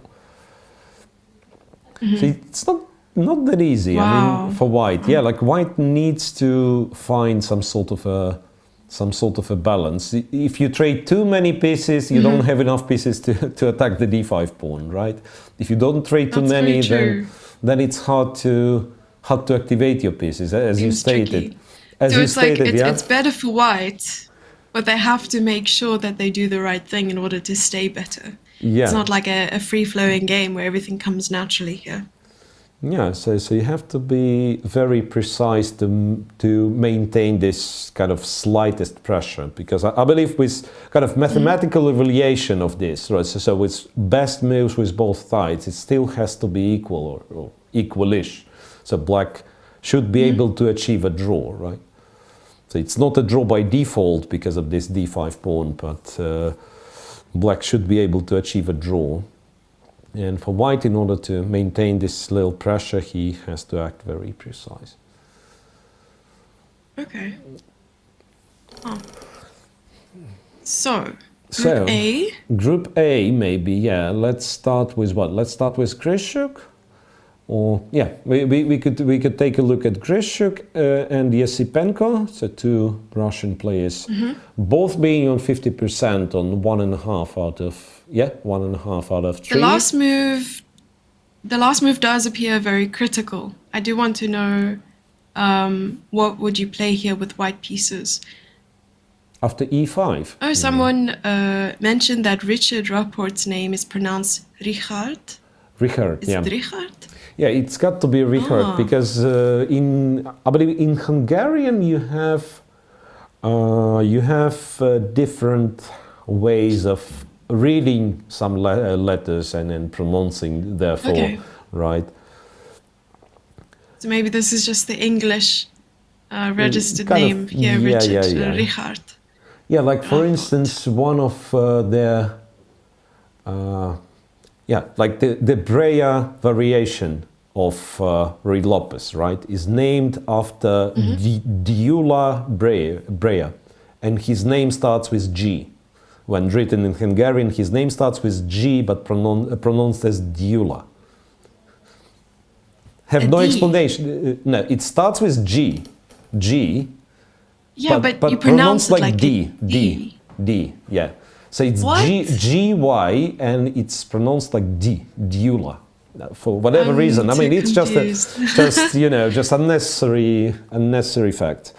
What's more confusing is why on earth, Alexander, you spent that much time, and that much is an hour, considering the how it's called, the increment, right? So he's on 36 minutes. He's got precisely 6 minutes of increment after he played the 6.5 minutes of increment after he played 13 moves. Right. So basically he has spent 1 hour on the position that pretty much is in every single opening book, I want to say.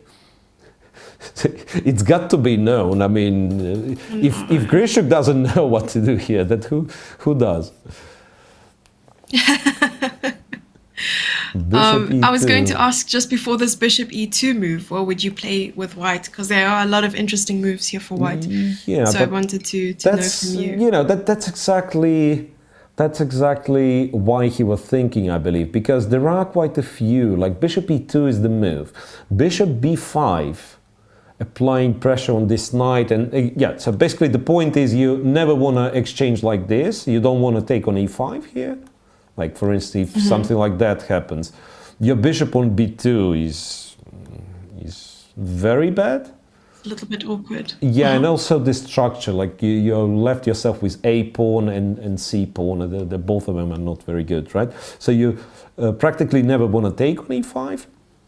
So your options are... And you would never advance either? It's not that clear. Not that clear. Like if you go d5 too early, I'm not sure what the move is. I think it's rook d8 for now. It's rook d8 for now, and d8. then because what I was thinking is d5, c4, and then you're putting pressure on e5. But of course, I mean, it is a weakness that you have there in the center. Pass pawn, sure. Yeah, but well, the thing is, like, yeah, you're right. Let's say knight a5. If I'm kind of skipping rook d8 option, right? Knight a5, bishop a2, and if you play c4, I kind of agree. Yeah, the bishop on a2 is not very good, but other than that, white's position is perfect. But here it's black who's going to play c4, right? Like kind of blocking both of your bishops. So that's one of the reasons, perhaps, that they prefer to move the bishop right now, either to a2 or e2, sometimes to b5. So the point is, you move the bishop away, and then perhaps you're kind of threatening something like d5 followed up by c4. Okay, because when you move to d5, you're still threatening. You're threatening the knight, so the knight will have to move. Or you said rook d8 is also an option. Yeah, and black can play rook d8 now, for instance. Once again, stopping d5, and then God knows what's the next move for white. I reckon something like queen b1 sometimes, because queen is kind of it's not that b1 is the good square. The fact is that it's not that easy to find a good square. It always runs into some attacks, like queen b3 would run into knight a5, right? And then you would put it on b1, you are planning rook d1. It's also nice to control e4 or attack e4 if the pawn moved, then I don't know, knight e2, knight d2, and so on. It's a very complex position. I'm not I do know a thing or two, but you really have to be an expert on that one. Or you have to be Grishchuk, and then you know chess, period. you just know how to play chess. Yeah, I feel like he does more work. He does more work on his chess at the board during a tournament than he does outside, because he's always spending all his time looking for ways to improve. So that makes a lot of sense. And but also he gets into time trouble about around move 15, as you mentioned. He just, before move 15, if he has a lot of time, it's not Grishchuk playing, it's someone else. Yeah, so he's somewhat behind the schedule then, because it's already move 13 and he's still got half an hour. So it's about the time he starts thinking again, right, after the next move. Okay, and the second game in this group is much more I want to say much more exciting. It's not that Grishchuk's game is not exciting, but Nakamura's, it's already very sharp. I mean, I have no clue what's going on. Whoa. Hikaru, first thing to notice, Hikaru's up a pawn. How did that happen? Hikaru's up a pawn? Yeah, where's the a pawn? Look. After that, knight takes e5, knight b3 was played, attacking the bishop and the knight, knight g6, queen to f3, and bishop a7. And I wonder if he blundered or he sacrificed the bishop a6, and Hikaru was brave enough to take this pawn. So using the pin on the b pawn, right? Because bishop e7 was kind of a safe alternative. To just go to e7, a6 is protected, the knights are not so impressive. Okay, so after bishop a6 it was castles, bishop d3, check on h4, queen g3, queen h6, not willing to trade, being a pawn down, also preventing white from castling long, h4 and f5, knight d2, bishop b8 and bishop a7. So black is kind of asking the question, do you want to repeat so that we can make a draw and go home happily, dear sir? Or do you want to give my pawn back? Yeah, you're right. So that after queen e2, one of the things to consider is actually take on h4. It does look dangerous, but yeah. I mean, queen e2 is not a good move anyway, because knight f4 is there as well. I also have another comment from chat here saying, I saw a meme that went something like this. If you ever feel useless, then think about Grishchuk's first 60 minutes on the clock. Yeah. Oh my goodness. No, those are not useless. It's just that nobody knows what he's spending those 60 minutes for, but certainly for something for something useful. All right. We can call that 60 minutes me time. Yeah. So they've repeated once already. Bishop a7 and queen returns to g3. Mm-hmm. I wonder if this will be the first result of the day. It's usually not a good sign for the whole DAB fan group or fan club when we have the first result be a draw. But I do respect it. Players are excited for the free days so they can rest up and come back stronger. Yeah, okay, Hikaru certainly wouldn't mind, right? Hikaru certainly wouldn't mind the draw because, well, I think we can agree the opening didn't go very well for him. At least after g5 he was genuinely surprised, reacted not in the best way, in my opinion. Right, but how about Bakro? He's on what? On minus one. -1, so sorry, it's 1 out of 3. He's on 1 out of 3, but -1. He's on -1 from his loss, yes. So, I mean, maybe that's his kind of last chance. I mean, I don't know how serious he is. I mean, in terms of trying to win the group, maybe he's just like... He has to be very serious because he's playing the French, and that's a very, very serious opening. Yeah, right. But no, I mean, maybe that was a wrong way to phrase it. I mean, how ambitious he is. Because to some it would mean mission impossible. In order to win the group, he probably needs to win all 3 of the remaining games, which is a hard task, right? But at least if he wins now, for instance, he wins now and then maybe makes a draw with Grishchuk with black, and in the last round he would have Esipenko with white, and maybe if he wins, he ties for first. So now. No such intention. Bishop b8 for the second time. Well, we see on the camera, and we can also see, just as you mentioned, Hikaru is busy shaking his head, and Bakro repeated the bishop b8 move. Wait, are you still there? Sometimes your voice cuts out. I'm not too sure. No, I just keep quiet. Miro? Just keep quiet. I don't know. I'm here.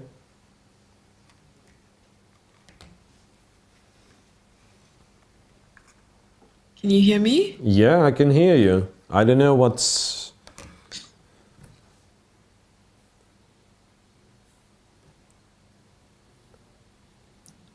Something with the sound, it seems, right? Yeah, I wasn't sure. I was, Okay. your voice was cutting, so I wasn't too sure what you were But saying. I'm back, right? I'm back. Could it be because of the internet connection, Jesse? I mean, I don't know.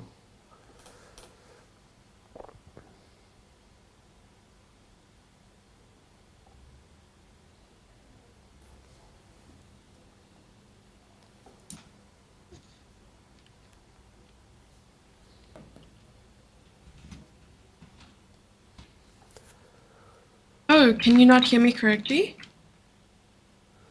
Not at all.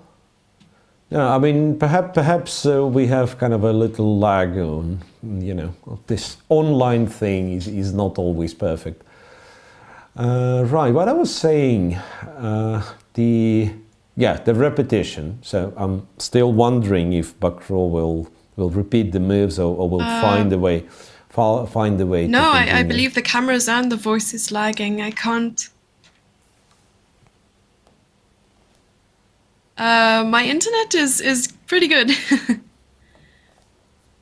My internet hasn't had a problem for a very, very long time.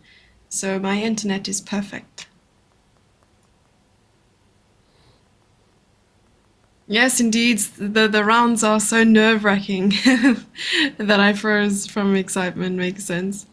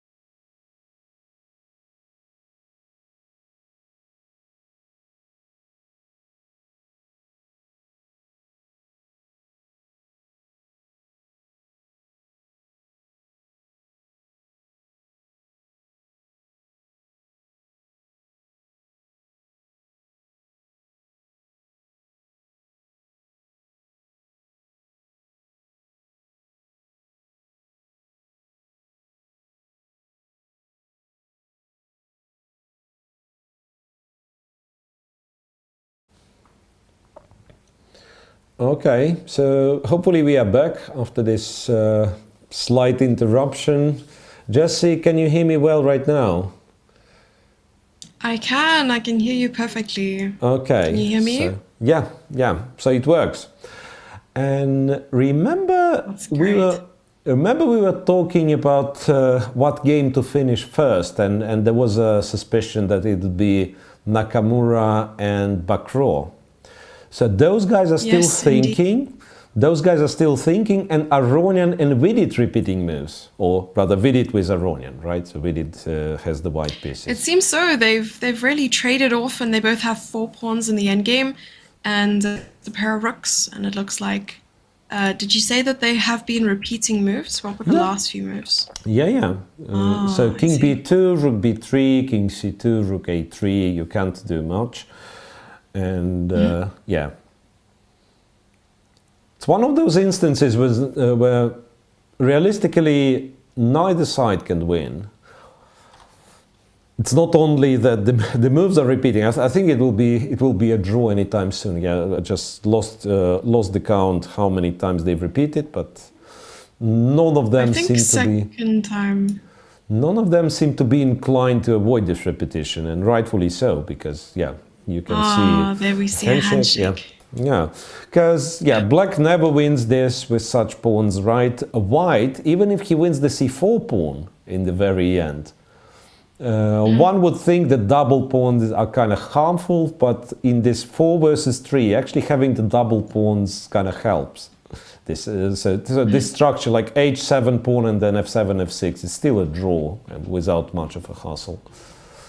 So Aronian makes a draw and will be waiting for the result of the other game, right? Just to figure out if he's still... Are we assuming that too will be, because Rapport needs to decide. And he played bishop to a7. Rapport Nakamura. Bishop to a7. Rapport Nakamura, right? So bishop a7 once, twice. So technically, Hikaru can claim a draw kind of without playing queen g3, right? So he can write down that's that's the laws of chess, so that you write down your move, you ask the arbiter to double check it and claim 3-fold repetition. And I thought of something like that Hikaru, I don't think he's inclined to continue, but now when draw is in the pocket, he will spend maybe 10-15 minutes, I don't know, pretending or seriously thinking, but you know what I mean. He will he will imitate the thought process heavily, and then will play queen g3 or just force the draw. Yeah, you can see. Okay, I can do this, and this, and I can do this, and this, chat, and then play this, and then win. I'm winning and I'm losing and I'm winning again, right? That's something like Hikaru likes to talk during the streams. Yeah, and Levon is also following the golden rule of win with white and draw with black. Yeah, nothing wrong. As chat comment suggests. Nothing wrong with this strategy. He's leading it, so he's probably really happy with the result. Yeah, nothing wrong in a solid round robin. You cannot go wrong with this strategy. And if we are talking knockout and 2 games in one match, once again, there's nothing wrong. You win with white, you make a draw with black, and then you won. Yeah, it makes a lot of sense. Yeah. I wonder how many times they repeated it. So we had bishop a7, queen f2. So the position has shown twice. And if queen to g3, I think is a draw. Yeah, queen g3. As I said, you can claim a draw here by writing down queen g3 and asking the arbiter or stating to the arbiter that now I play queen g3 and it's a 3rd time this position appears on the board. Meanwhile, we are getting ready for an interview with Aronian and Vidit. And I'm just hopeful that we will see the resolution of this game before the interview or after the interview, but not during the interview. But I count this one as a draw already. I count this one as a draw already. I don't think something major will happen. Yeah. I would be happy to be. Schrodinger's result, it's both a draw and not a draw. But seriously, I would be happy to be mistaken because the position is still very interesting. It's just that I'm afraid for Hikaru, it's too much risk not to go for the repetition because otherwise he will have to play. I mean, I'm not sure what you have to play, like the Queen E2, maybe Queen E2. Probably Queen E2. Yeah, because it's still equal. First, I wasn't very happy with Queen E2, but maybe that's the way to try. Anyway, we will break for an interview with Aronian-Vidit, and we'll be back right after.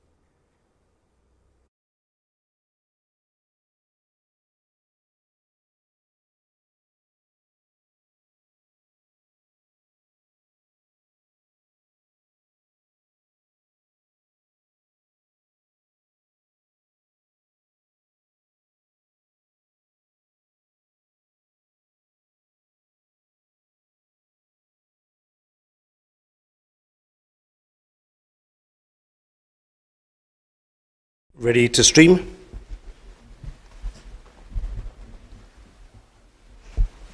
So joining us this afternoon, the first game that's finished, Pool C, Grandmasters Vidit Gudati and Grandmaster Levon Aronian.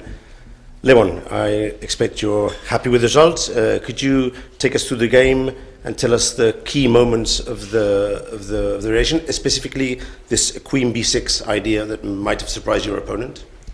Yeah, well, I have analyzed this, of course, to play with white, actually, and also from the black side, it's kind of a solid line for black. And the conclusion that I had was that it's maybe a tiny bit better for white, but nothing really special. I think it's just important in this type of positions just to play precisely, because there is a strategical risk. After all, there is the c5 pawn that is kind of weak, so I have to act fast. So I thought this a5, a4 was a correct idea. Vidit, it must be tough to come to a game and see your opponent blitz out 20 moves as fast as ever. How do you react to that situation? And specifically when he played Queen B6, all these calculations that took you nearly half an hour. Could you explain a bit your thought process at that point? Yeah, when he played Queen B6, I could not recall all my analysis. So I thought, okay, let me just think and find moves like old style. But what I played maybe is not the most testing. It's tiny bit better for white, but too many pieces have been exchanged, and as he played very precisely this a5, a4, and I mean the best case scenario for me is to get 4 versus 3 rook endgame, which is a theoretical draw. So yeah, I mean I did not get much from the opening, symbolically better, but yeah, I couldn't do much about it. And a last question for Levon. Obviously when you play bishop f6, you'd more or less already calculated this ending would be a clear draw, yes? I don't really need to calculate, because most of us will know that even 4 against 3, this f7, f6, h pawns are very strong, and it's normally unpenetratable, this position. It's normally a draw. So we can actually say that the double pawns might be even stronger in some situations than the normal structure. In 4 against 3 they are. It's very instructive for the viewers. Thanks for both of you for coming to the press conference. Thank you very much. Thank you.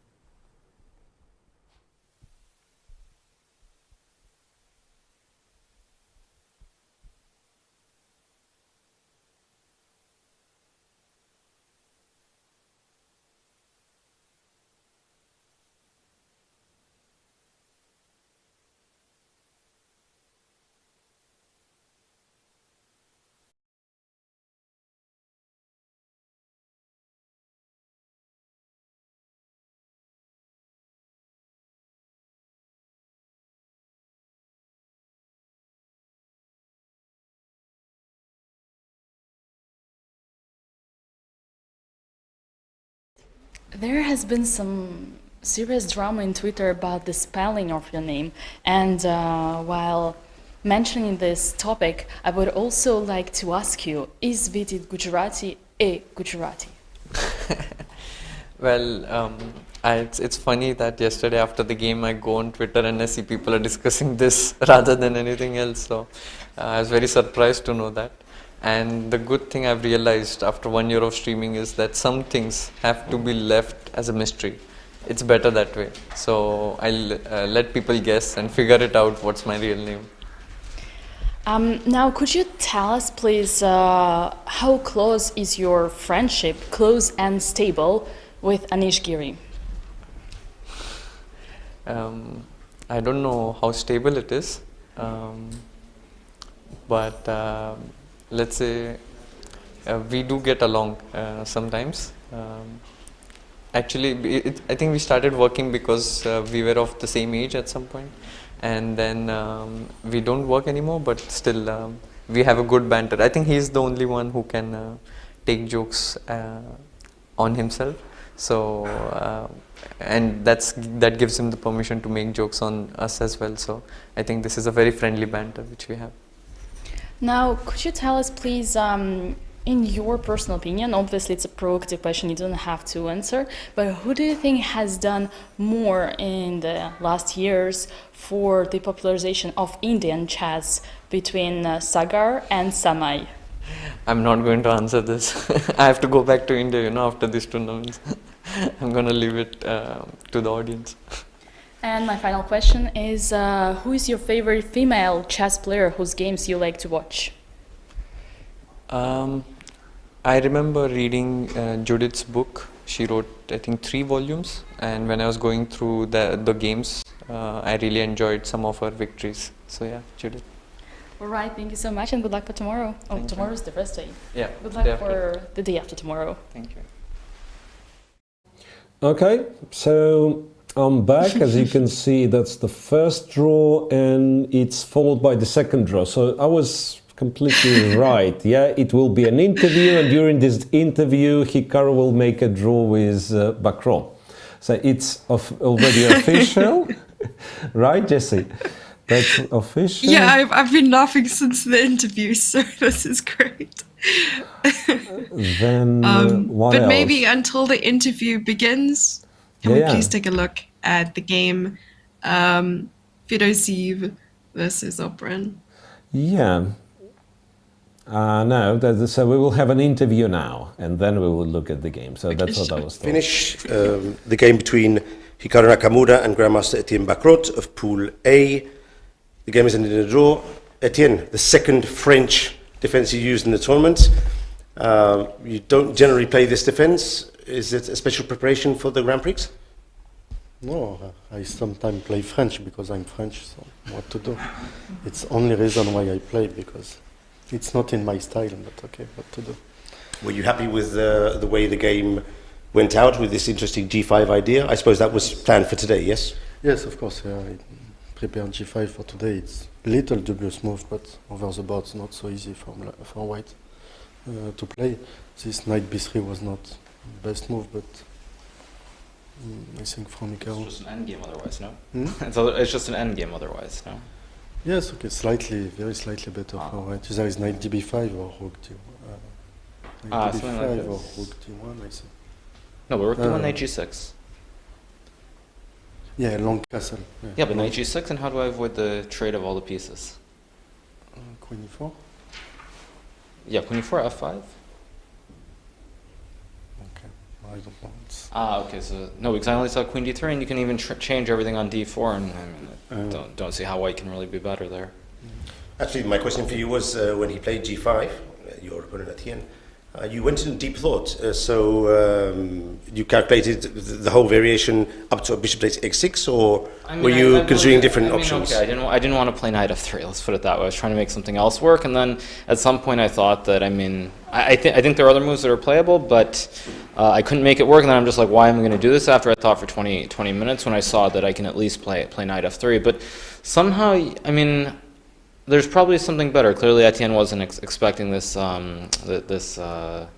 knight b3 move, I guess, because I thought castles, knight g6, queen e4, f5. I mean, even queen d3, e5, and I mean, I don't know. I mean, probably white's fine, but I don't know how I can really be better in an endgame where black has two bishops, basically. So, I mean, probably the computers will show that we both did something wrong. But somehow after bishop a6, I thought I might be better, but it's still, I mean, very complicated, this whole queen h4, queen h6, and I mean, again, maybe the computer will say there's some g3, knight d2 in some magic way that white gets castled and white's better, but I mean, practically, already with like a half hour or less, I found it, I don't think I could have found the best moves, yeah. But okay, it was, computer is giving some slight plus, but it's very difficult to play over the board, also give some chances for black.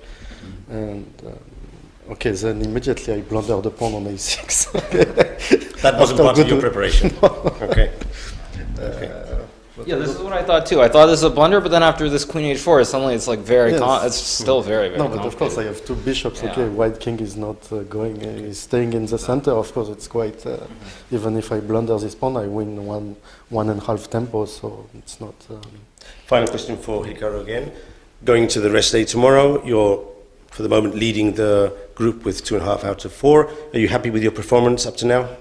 Yeah, I mean, I think if today's situation was different, probably I would have played on, and maybe I would have won, maybe I would have lost. I think both results were very, very possible.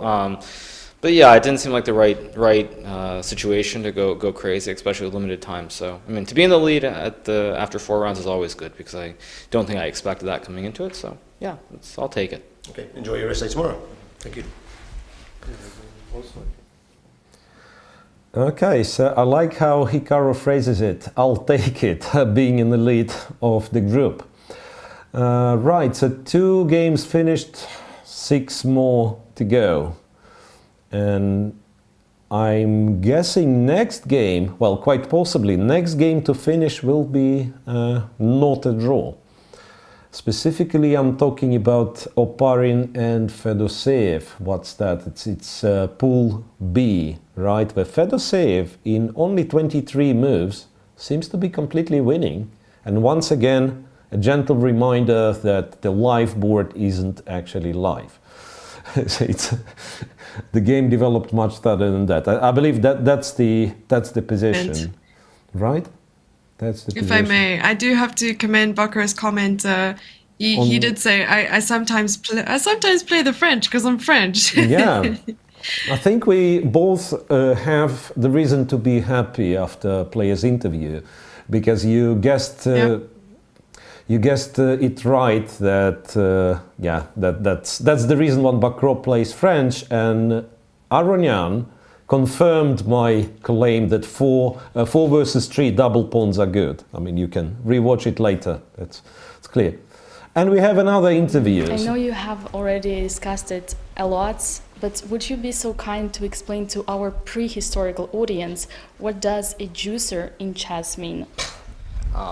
Okay, it means any piece on the board. It's a term from Twitch. I mean, everybody who's been on Twitch knows what it is. Everyone who's on YouTube knows what it is. Just get the juice, plain and simple. Right. What advice would you give to a 20-year-old you? I take chess more seriously. Don't party so much.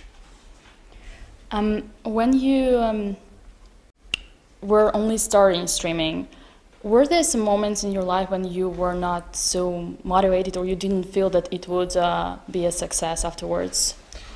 Well, you know, I think anybody who starts in live streaming, whether it's on Twitch or YouTube, you kind of go into it as sort of a leap of faith. It's something you do, and you really have to, I think, get luckier and be the right place at the right time for something to happen. I mean, if you look at so many of the big streamers, I'll just use like a couple examples, like XQC or Pokimane, for example. I mean, they started, and for the first year, they did not have more than a couple hundred viewers. So, I mean, I think it's something like, it's a leap of faith, but you know, I think with everything in life, you work hard and you position yourself right, you know, good things seem to happen.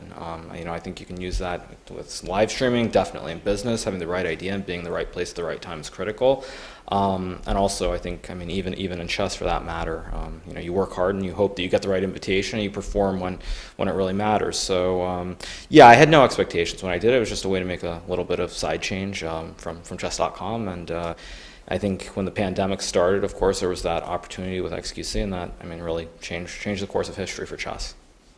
Now, as a chess professional, have you ever fired a second? Oh yeah, of course I have, obviously. I think chess, you have to have many skills, and I think one of the most important skills is being able to pick your trainers and the people who work with you and what sort of vibes you have. I think if you look at the recent World Championship match, Magnus obviously made a lot of very good decisions, and I don't think that Jan made bad decisions, but I think it seemed all about the chess, and there was very little else going on. So it's one of the most important things you have to do as a professional chess player, picking strong seconds, and some people do it better than others for sure. All right, so tomorrow's the rest day, title Tuesday? We'll see. I don't actually know at the moment. I'm definitely a little bit tired. Again, I think it really depends on what my mindset is when I go back and look at this game, because I have a feeling either I'm going to be very happy with the way I played, or I'm going to be very unhappy with the way I played, and I think that probably will dictate whether I play tomorrow or not. So hopefully you will be happy and do have a good rest. Yeah, I'm happy with the result, but again, like I said, when I look at the computer, as I said, if it shows some small edge or about equal, then I'll probably be in a good mood, and I think it's more likely than not I'll play tomorrow. If, however, I miss something pretty obvious where it's like +1 or something, then maybe it'll be different. Anyway, do have a good rest for tomorrow. Sure, thank you. Okay. Sometimes I think it's a little bit too many interviews. Shall we just just leave, because games will be finishing one after the other, and then it will be a couple of interviews after each game, and somehow it will this broadcast will become some sort of independent creature, can leave without us, Jesse. Yeah, exactly. You don't have to tell me twice. All right, have a great day. Yeah.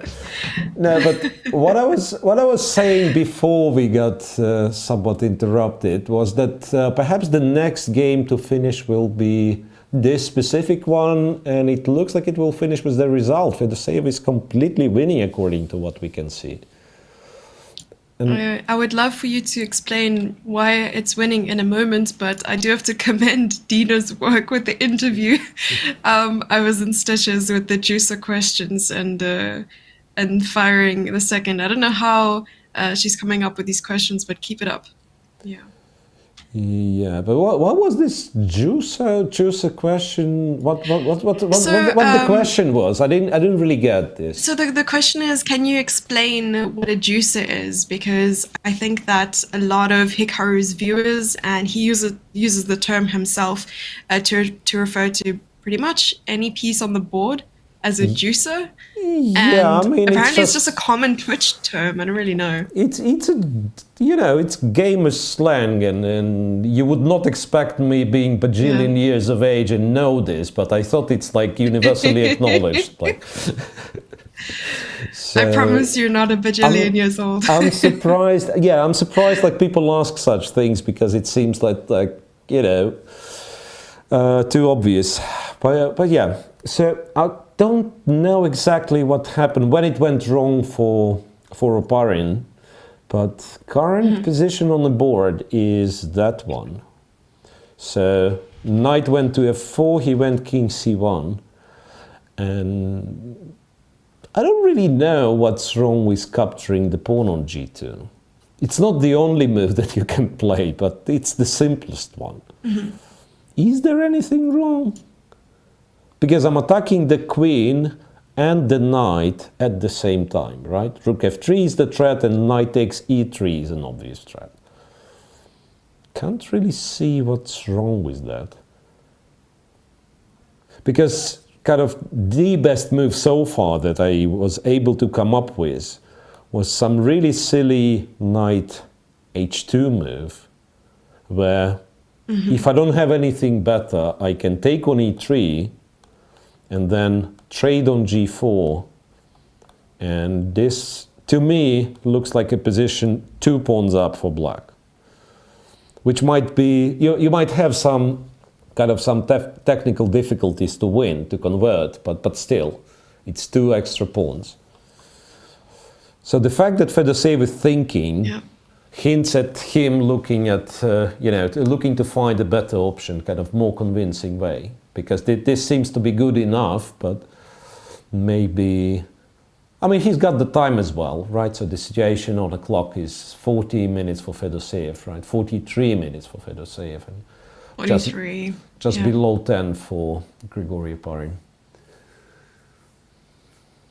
And they're only on move 23, so Grigori Oparin only has 8 minutes to play 17 moves. And of course, taking the increment into account. Esipenko has been, looks like he's been on edge. You can have him on camera right now. Been on edge since the beginning of the game. He's either been sort of rocking back and forth or tapping his leg or something like that. Yeah. I'm not sure if he has a good or bad record in general against Grishchuk.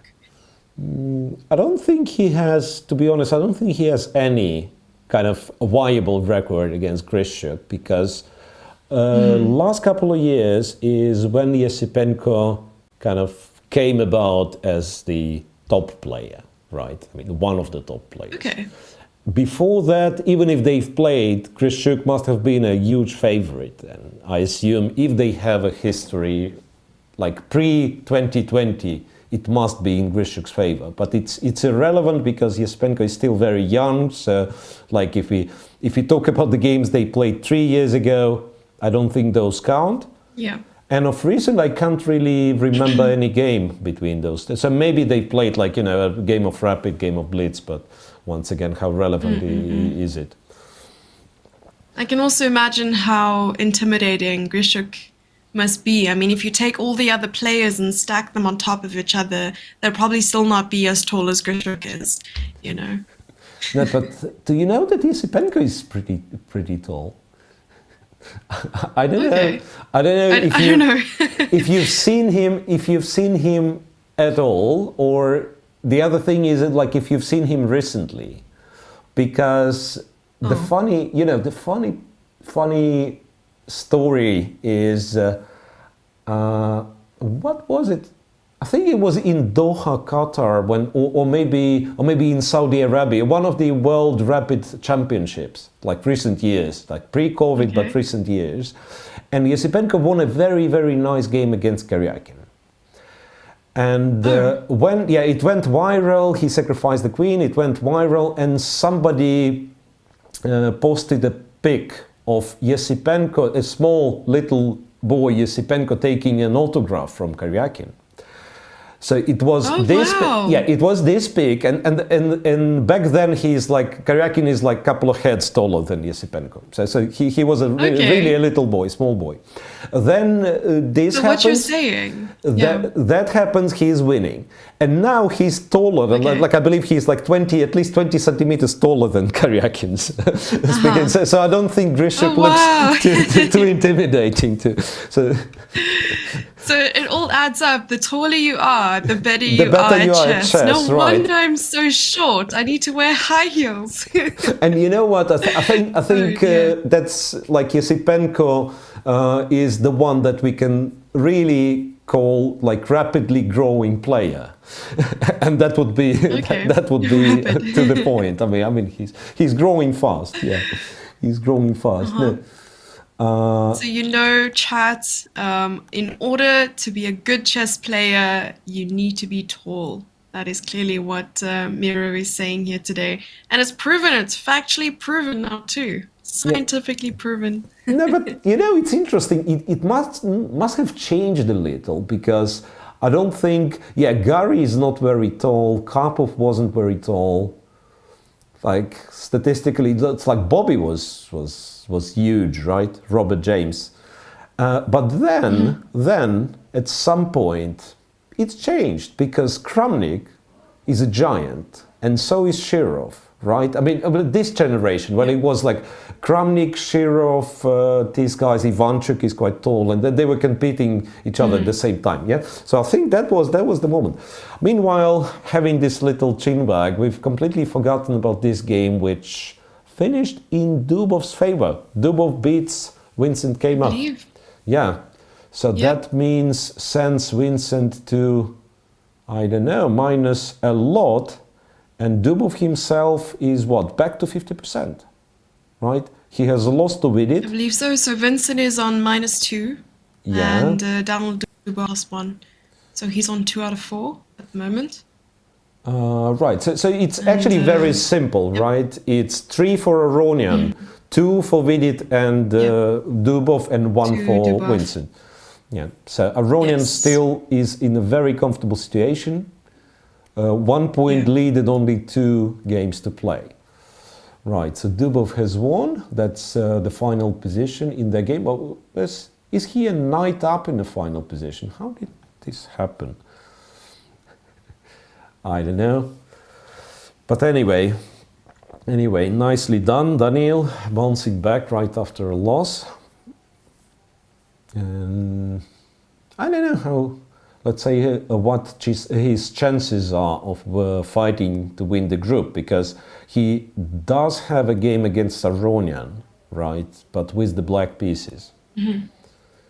So it will be, well, if Aronian is wise, I want to say if Aronian is wise, he will probably be kind of extra cautious against Dubov, because it seems to be 1 full point advantage, but if you play against the closest rival, it's kind of a game for 2 points. So if you lose, that means he wins. Did you say vice? Wise, yeah, wise decision. Did you say vice? As in like, oh, wise. I thought you meant like playing white pieces, but in German. Vice. No, wise like in wisdom, like a wise man. Okay, wise, yeah. Makes sense. And so that means we will have another interview, right? With Dubov and Keymer. And then another interview possibly with Zaparin and Fedoseev. And then we'll go on. Yeah, that's nice. I do want to take a look at Wesley So's game, if that's possible. I know we took a look at Operan's game, but if possible, maybe?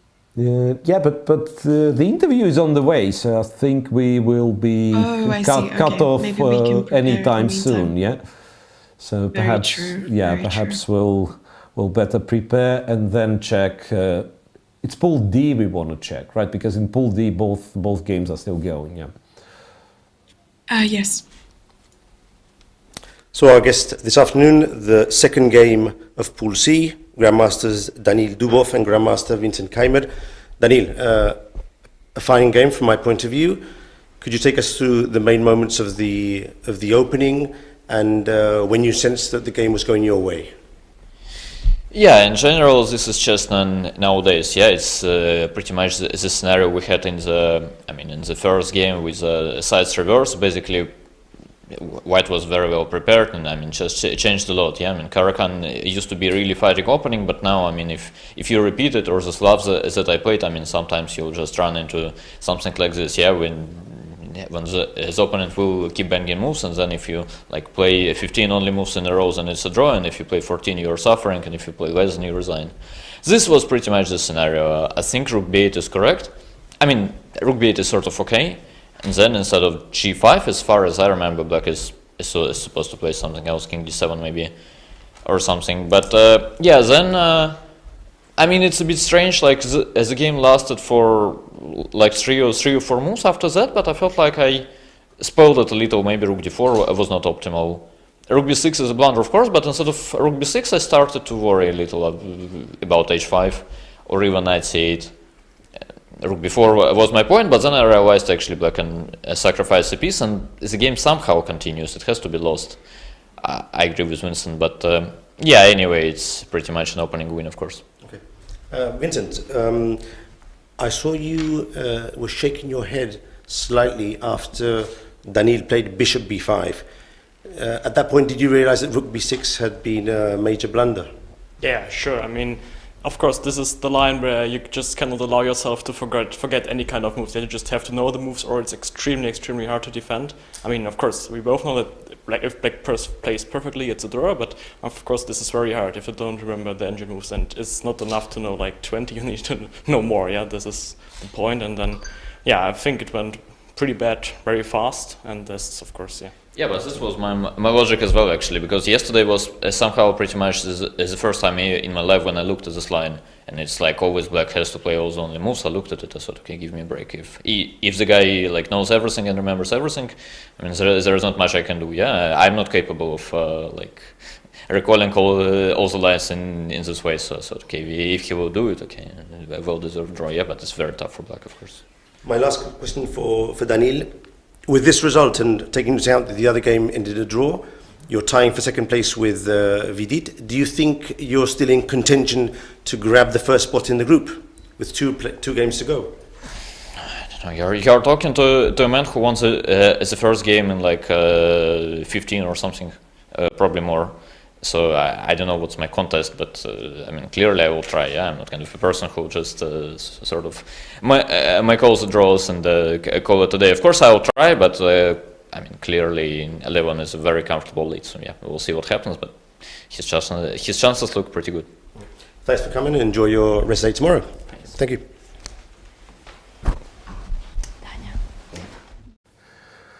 Okay, so that was Daniel Dubov, perhaps somewhat irritated with the last question, if he's planning to, because nobody is going to tell you, Jesse. I'm 100% sure. Nobody, even if, let's say, player lost the motivation himself to try to play, if it's mathematically possible, the only right answer is yes, of course, I will try to do my best, right? Yes, of course. I mean, there are very few players as well that would correct the interviewer and say, listen, I really don't like your question. Yeah. Yeah. So while we had this interview, I have to mention, I've checked the games, and interestingly today, black pieces are dominating in a couple of games. So Fedoseev, as we agreed, is, well, much better / winning against Oparin. Then Dominguez misplayed it with white and now suffering, and maybe is lost against Wesley So. That's a big result, by the way, if this happens. So it all broke down to some, once again, it's not the position that you have as the live board. It's 4 rooks ending. Wesley is up some pawns, and I guess, yeah, and now it's kind of a critical position. If only we could have the analysis board on, on the screen, because I think Wesley is somehow winning by force, or at least this. At least we're seeing the live position on camera, and we're seeing the moves being played rather quickly as well. And I think you have the live board. Yeah, so he gives a check, and he went, yeah, I mean, obviously. Do you not try to escape with the black king first and then continue trying to win some pawns? Oh, you mean like go king h7, h6 after this check? Yeah, something maybe like this, and then. No, but his trick is now that otherwise you're getting perpetual. No, you're not, interestingly.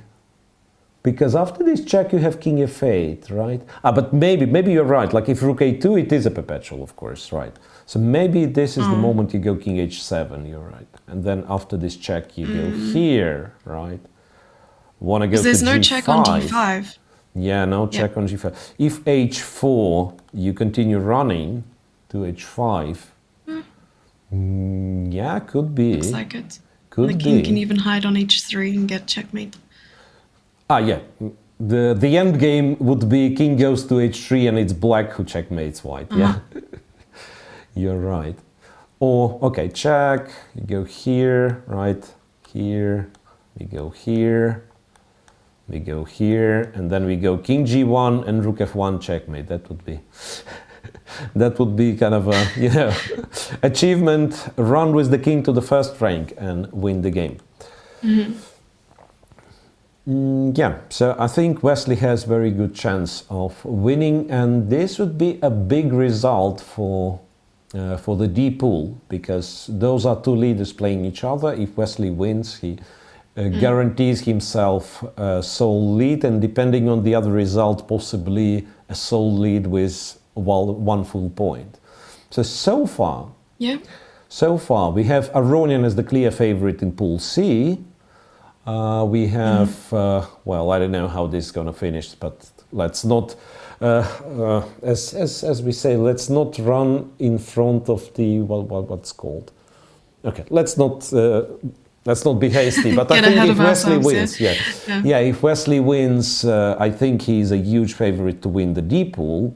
Then in the A pool, it all depends on Grishchuk against Esipenko today. Hikaru's on +1, but he can be caught by anyone who wins this game that is in progress. That's very true. Both of the players still playing are both on 1.5. So depending if one of them if Grishchuk wins, they're on 2.5, tied for first with Hikaru. So definitely is tied. It's crazy. Hikaru is 2.5 and everyone else has 1.5. Which shouldn't be possible, right? Which shouldn't be possible. But yeah, because Grishchuk and Esipenko, they still have kind of one game more, or one game less. That's true. Depending on how you look at it. The position, I want to claim that White should be slightly better. White should be slightly better here, simply because of pair of bishops. Simply because of pair of bishops. Because like e5 is constantly hanging. If you put it to e4, you clear the long diagonal, and the bishop really becomes very strong. So as black, I would rather try to play, like to move the knight from f6 and play f7, f6. So to make sure that the b2 bishop is sort of neutralized. But then the question comes where the knight from f6 is going, because knight d7 might run into some queen f5s or stuff like that. And if nothing happens, then White does knight g4 or maybe bishop f3 first. That's the other thing. Like you can go bishop f3, provoke e4, go back. Then e4 becomes a target. The bishop on b2 is a very strong piece on the long diagonal. And I think it's unplayable, especially over the board, kind of in a practical game. So it might as well be that, once again, for computers, it's sort of defendable and maybe not much of a defense needed. You just have to be precise. But for a human game, it's unpleasant to play with black, and I know this feeling. Yeah, knight to b8. Okay, so Esipenko accepts the fact that knight on c6 was not doing all that much. Knight to b8 and rerouting it to d7 possibly, right? d7, b6 maybe? They were saying knight on b6 is never good, right? I think it was Sigbert Tarsh. Knight on b6? Yeah. Knight on b6 is... I don't know, was it Tarsh himself, or the other option is it's like Soviet chess books, they made it up. Sometimes they would do, like quotes of great chess players of the past, they would formalize it, and you know, that's like the guy said something kind of similar, and then it's they like would a proverb, maybe, a chess proverb.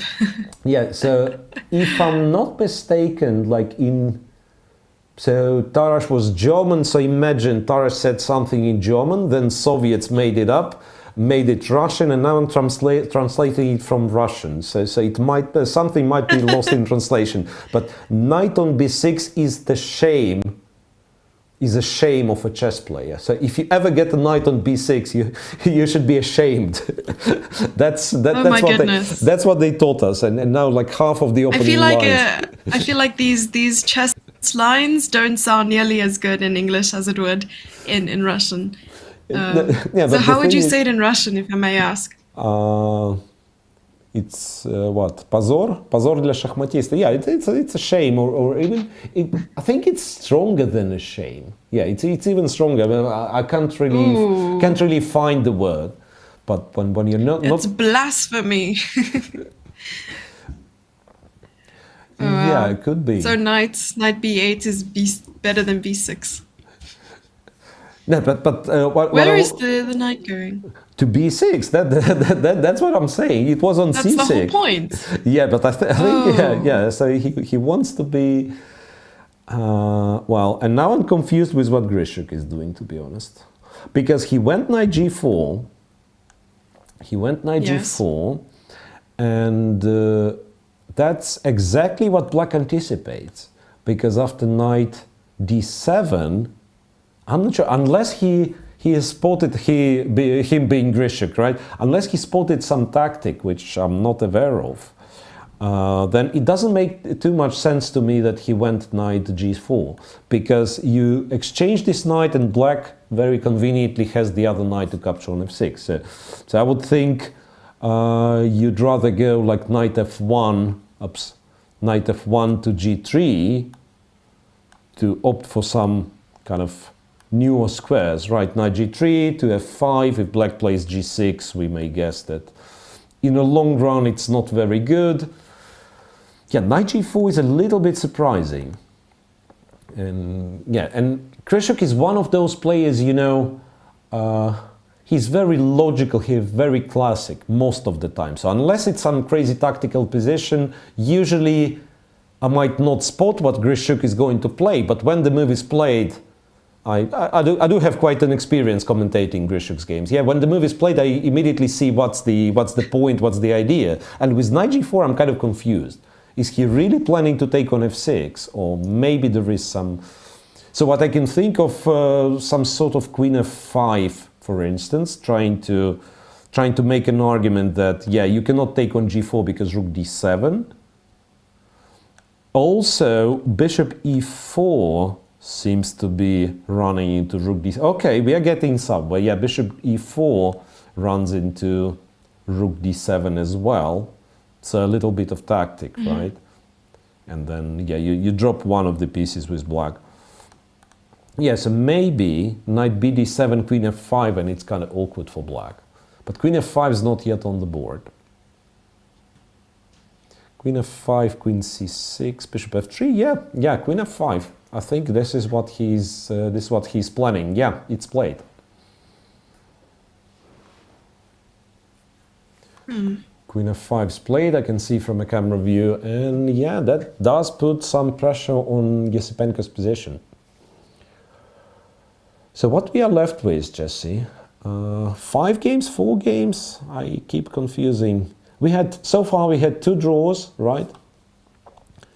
Yes. We had 2 draws and a win for Dubov. I believe so. And yeah, we have Rapport. Really quick moves being made. Rapport and Sorry, Wojtaszek. really quick moves being made on Wesley So's board. Ah, Wesley So, yeah, because they've calculated perhaps. Yeah, Rapport Wojtaszek will be the longest one, I believe. So we don't have to look at it right now.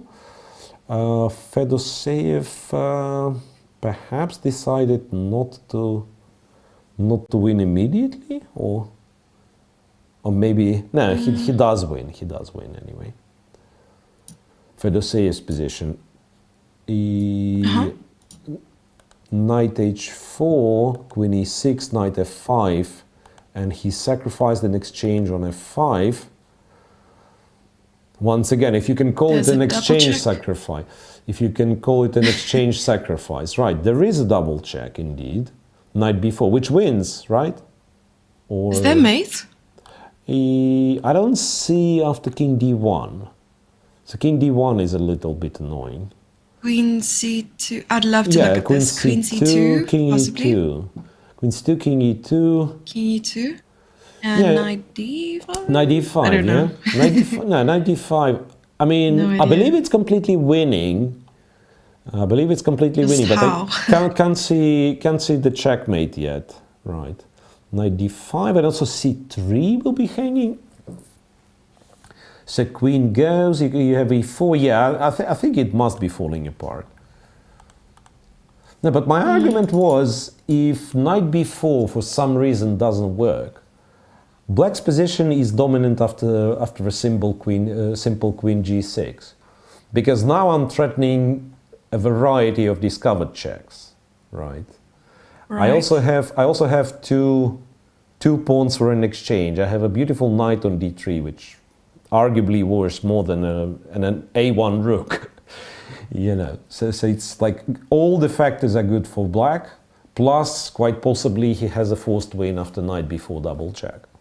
So all things combined, I think Fedoseev is just winning. Wesley, let's check Wesley and Dominguez, because yeah, this might be solved anytime soon, I believe. So Wesley is up. How many? Can't count how many pawns he's up.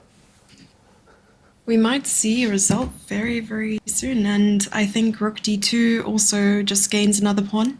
Yeah, and there we have a result. I think. And there Dominguez we go, resigns. handshake. Yeah, Dominguez resigns. So luckily we were able to catch one handshake at least. Right, so well Yes. played by Wesley So, and that's a very, very important victory with the black. I think it's the first win with the black pieces, right, in the tournament. I think. No. Really? No, Shirov lost the game Maybe against yesterday. Dominguez. Shirov lost the game against okay. Dominguez, right? So that's not the first one. Yeah, so Wesley, so let me try and say it the way you do. It's +2. Yep. Yes, 3 out of 4. Yeah, with Wesley it's very easy Yes. because he barely loses. So how many games he win on such a plus he is.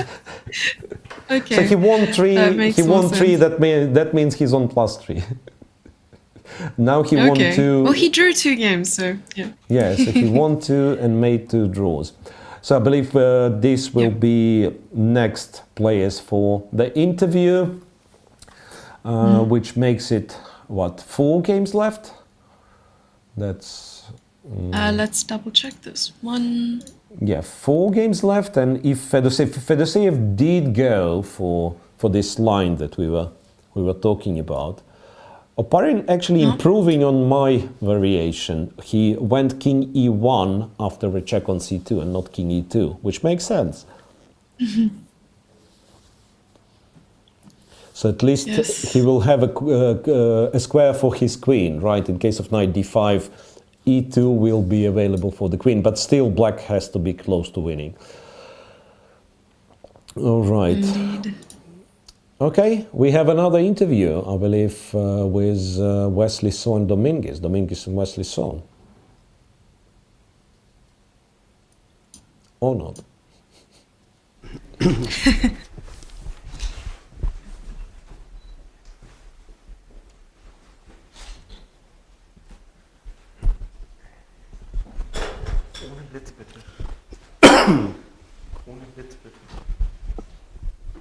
Did you get the photo? Yes. Okay. So streaming now.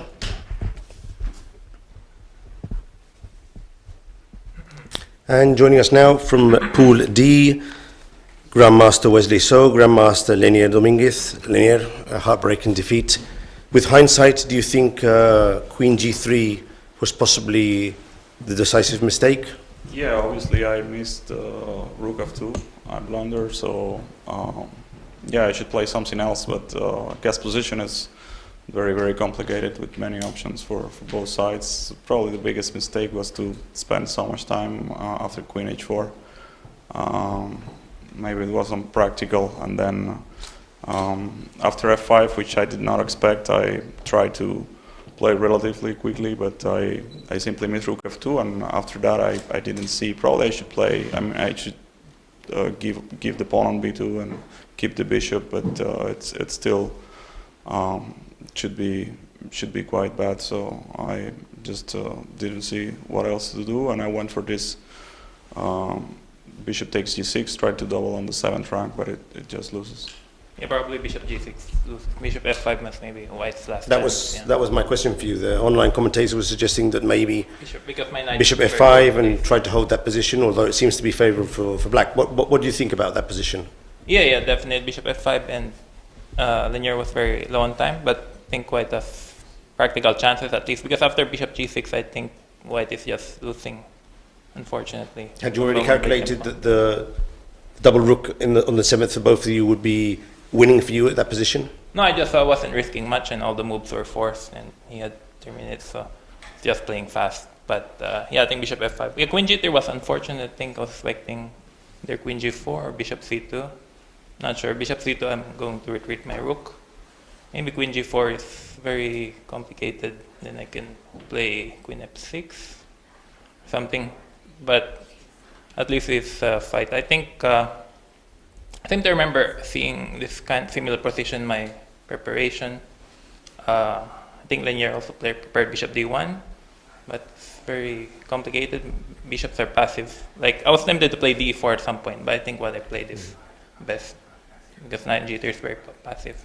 So with this win, you're now leading the group with 3 points out of 4. Yeah. Going into the rest day, I expect you're very happy for having won today with the black pieces as well. Yeah, definitely.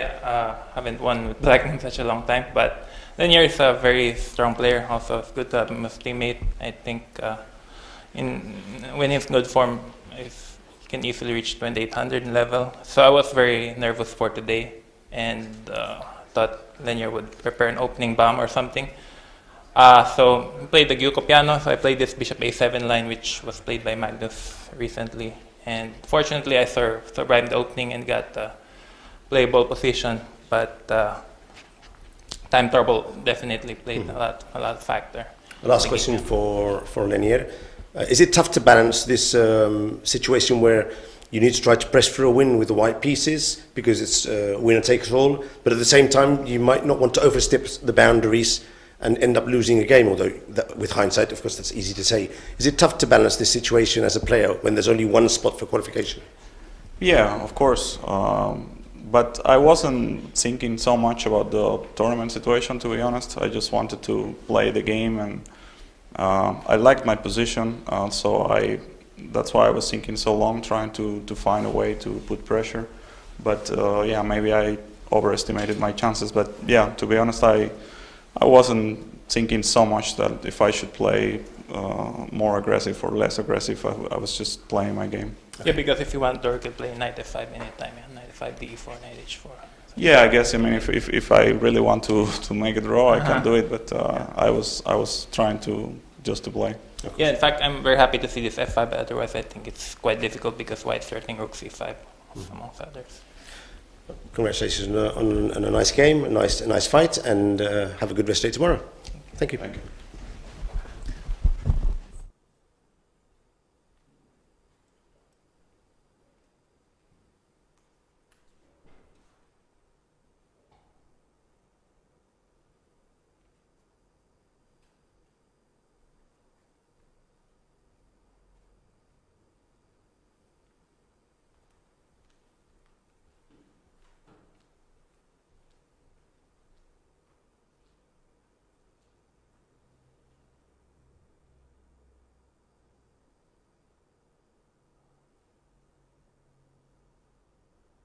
Wesley, what is your biggest strength? In chess? Or in life in general? Oh, in life? Or both? I think, I think religion is one. I believe in God fully, in the Lord Jesus. Secondly, I have a strong family base. So I live in Minnesota. I've been living there for 8 years now, and they fully support me in my chess. My mom is here. She also works as my manager. So I feel that's very important. Like Magnus also, of course, has his family and team, and I think that's what keeps him going. And in chess? Yeah, and in chess, I like working hard in chess. I think my problem has always been consistency. Like I can have very good tournaments, but also very poor tournaments. So always the question is which one of me will show up. But generally, if I prepare seriously, I'm fully motivated, then I can do it. Like I don't mind working long hours, and having a chess career is not easy, but we've been doing it so long, and we're still doing it. But also, I'm worried about my ranking. Like I always want to be in the top 10, so this win today was pretty big actually, solidifying because there are so many good players these days. Are there any female chess players whose games you like to watch or follow? Well, Hoi Fan was very strong. She's also around my age. I played her a lot, but now she's working on other things. Also, Judith Polgar was incredible. The Polgar sisters were definitely, they're just super aggressive, and the way that they turn is insane. So those two are legends, and remains to be seen who the next one will be. Do you think if all the participants of this Grand Prix unite together, could they beat AlphaZero or Stockfish in a match, or you decide the number of games? Well, is there any chance like this? Without any engine use, yeah? Yeah, just all of you against engine. Yeah, first of all, depends which Stockfish. The problem is they exponentially increase every year. So I think we can beat Stockfish 10. I actually play online on Lichess, so I tried to play Stockfish. I can beat Stockfish 6, but Stockfish 7 is too strong. So no chance against AlphaZero? That latest version, probably not. Probably the version 2 years ago, and if all the players, I think we have a chance. Also, we should get more time on the clock. That's very important. and then we can talk. I think we have a chance. Okay, then fingers crossed, and have a good rest tomorrow. Have a good rest day tomorrow. Thank you. Yeah, I'll see you. Thanks.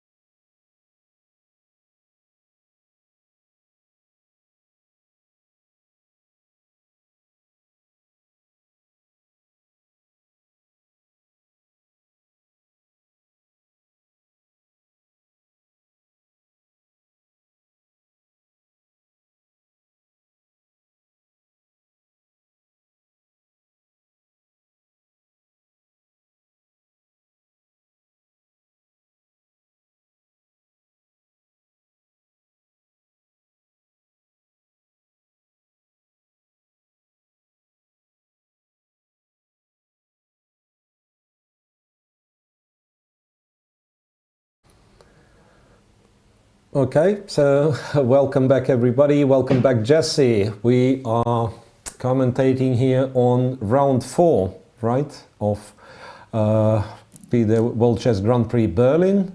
A round before the free day, 4 games finished, 4 games in progress. And this particular one is about to enter the massive time trouble. It's only move 23. Alexander Grishchuk is down to less than 4 minutes.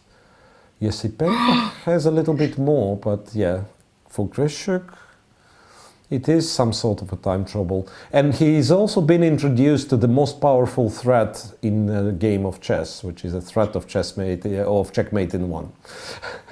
It's not, you know. Oh it's wow! not, Yeah.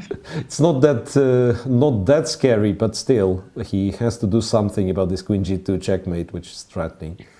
perhaps just play bishop f1, but then, you know, then the bishop is not that great. And once again, I repeat my concerns about this knight g4 move he made earlier, because I think if any side benefits from having another pair of knights on the board in this position, it's white. So I'm not sure why he decided on exchanging.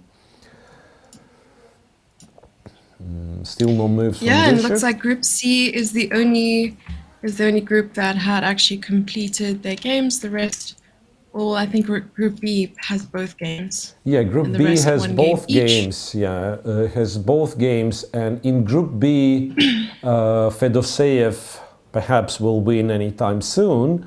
But the other game between Rapport and Wojtaszek seems to be one of those, like, you know, everlasting endgames where white's always better, probably never can convert, but will be pushing on till, I don't know, move 80 or something. So even though half of the round is already over before the time trouble has finished, we are not guaranteed a short day in the office today, so we might have a chance on commentating one of those long endgames. But yeah, but chat will keep us entertained, I believe, yeah? So we'll come up with more questions. Yeah, I'm and reading chat indeed. He plays chess for the audience's entertainment, someone says. So Grishchuk's chess is both educational and entertaining, it seems. Yeah, but still, he's clearly uncertain on what he's gonna play, and it's about time he moves, because when we last checked, is there only one move? No. Bishop f4, well, multi- f3 is kind of move. Yeah. F3 is kind of a F3. move. Bishop f1 is the move.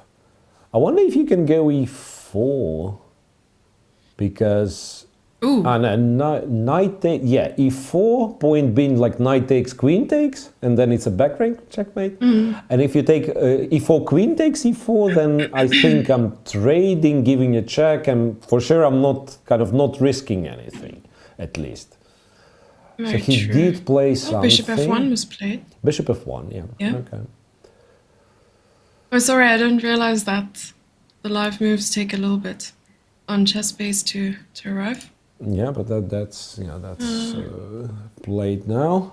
No. Other games which are in progress, it's what? It's B group, both games, and then Hare Krishna and Shirov are still playing.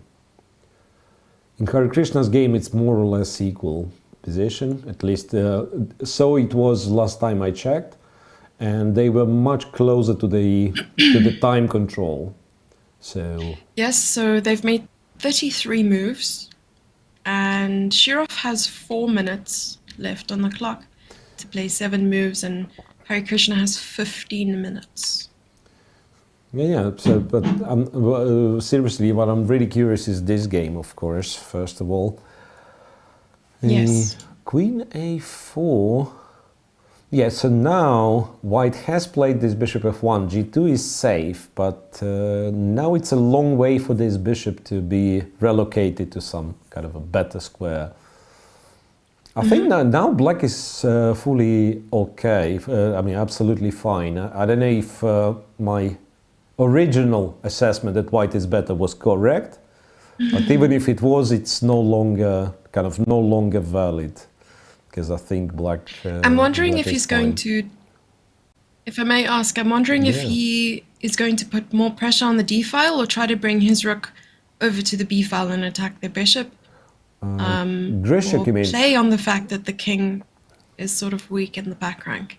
Yeah, but he just played rook d2, right? Rook d1, d2, to make sure that the rook is not hanging on d1. And it really depends on what black's going to be doing, because you know, black can try something along the lines of h7, h6, just to make sure he is not getting checkmated on the last rank. And to which the answer probably would be queen f5 back. So as black, I'm looking for a convenient way to make a luft and then maybe put the king on the 7th rank. And interestingly, I'm even considering G7, G6 as anti-positional as it looks, but G6, King G7, and if I'm on time with jumping the knight, playing F6, like knight E4, F6, then I'm probably fine. There's also like not very appealing, but might be a strong move, like knight to E8, in order to put it on D6 and then to play F7, F6. So my kind of idea I want to materialize on the board is F7, F6 move, so which kind of creates defense on the way of this B2 bishop. So that. But I suppose G6, as you mentioned, also stops ideas like Queen F5. I guess maybe it's not as strong, yeah. So he played Rook E8 instead, returning to guard the 8th rank. Remaining. So now Queen F5 is of course possible, but then Black gets to play like Bishop E4 maybe. Yeah, I think Black is totally fine, and you know, in such positions when Black is totally fine, it's about the time to ask: is White fine? Can't it be that we still have this image of White having control over the position and two bishops and everything? And can this be, and especially that since Grishchuk is in a huge time trouble, can this be that he's actually worse? The Queen C2. Yeah, as you mentioned, you know, control over, you know, the board as well as control over the time. I mean, they still have to make another 14 moves, and he's sitting with 37 seconds. So he is going to be playing on increment at the moment. Yeah. And I saw his head sort of tilting towards the left, looking at his time constantly and then seeking a move.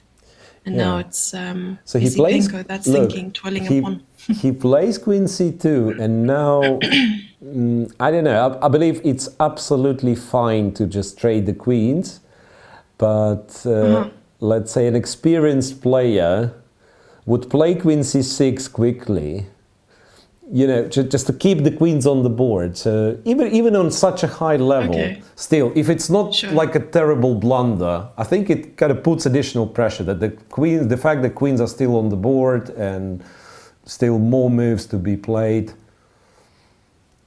So I guess that makes sense. I was always taught that if my opponent is in time trouble or has less time, then I do try to keep the pieces on the board, because that means there's more possibility for complications and they have more to analyze pretty much. The more you simplify, the easier the position gets to sort of play. So that makes sense. Well, sometimes, you know, like if those two different options, two possibilities are too different in value, like for instance, Queen takes C2 is clearly a draw and Queen C6 you are worse, then it's a bit of a gamble, and it's up to you to take or not to take the gamble. But if it's more or less the same, then I believe Queen C6 just clearly has to be preferred.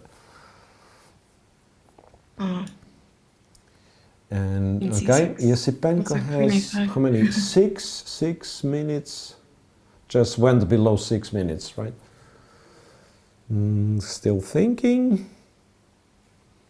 Well, on the other hand, you can go about this position in a different way. You can try to make Queen C2 work all the way to a draw, and then if it doesn't, then you play Queen C6. Just that with this being move 26, practical approach would be just, okay, Queen A5, but at least I was not insisting on Queen C6 as a move, it just, I meant keep the queens, right? So Queen A5 may be just as good, if not better. Queen A5, kind of, yeah, you can go to C7, but you can go to C7 from C6 as well, right? Queen A5, maybe keeping an eye on the rook, so White can't play Queen F5, because rook will be taken. I do have to mention that moves are played quite rapidly over on Fedoseev's board. And I have a result, as I said that. We have a result, and what result that is? Fedoseev has won. In the B group, Fedoseev versus Operin, and Fedoseev has won, yes, with the black pieces.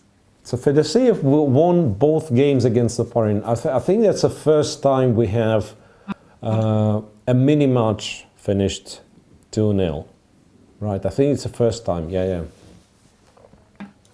I believe so, yeah. I'm wondering if the players are still discussing the game for the board. I'm assuming they're teammates. They're both from. All right. It seems that there are some connection issues with Jesse. Hopefully, everything will be restored. Can you hear me? It's kind of interrupting, like if you would have a bad connection, which I believe is not the case. Yes, I'm browsing between the games. Oparin, yeah, he lost. Fedoseev wins, and what does it mean? Fedoseev is on +1, as I like to put it, right? So he has 1-2. I did refresh the window. If you can hear me better now. Hopefully so. Mm-hmm. Okay, I was saying that Fedoseev, after he has won, he's on +1, right? He won 2 games against Oparin. He lost 1 against whom that was? Wojtaszek or Rapport? I think he has 2 draws. He didn't lose. Fedoseev? He didn't lose? No, he lost for sure. Fedoseev. He lost Fedoseev, yeah. Oh, he lost against Richard Rapport, yes. Mm-hmm. And I think... Oh, yes. You're right. All right, so they've just made the time control and the game concluded. What's on the other boards? Pentala and Shirov. Maybe Pentala slightly better, but they certainly reached the end game. Okay, and I was told we need to watch this interview of Fedoseev and Oparin.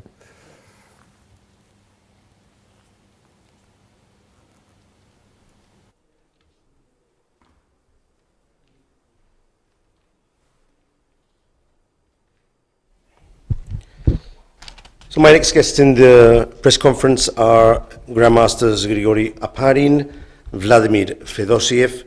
An exciting game in Pool B. Vladimir prevailed, but my first question is for Grigori Oparin.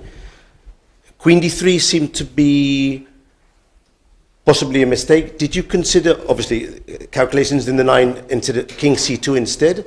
And why didn't you play King c2 instead of Queen d3? I saw that I'm just completely lost at that point already. I mean, black just takes on g2. I don't know, maybe there is just some incredible tactics, but like I did not see anything.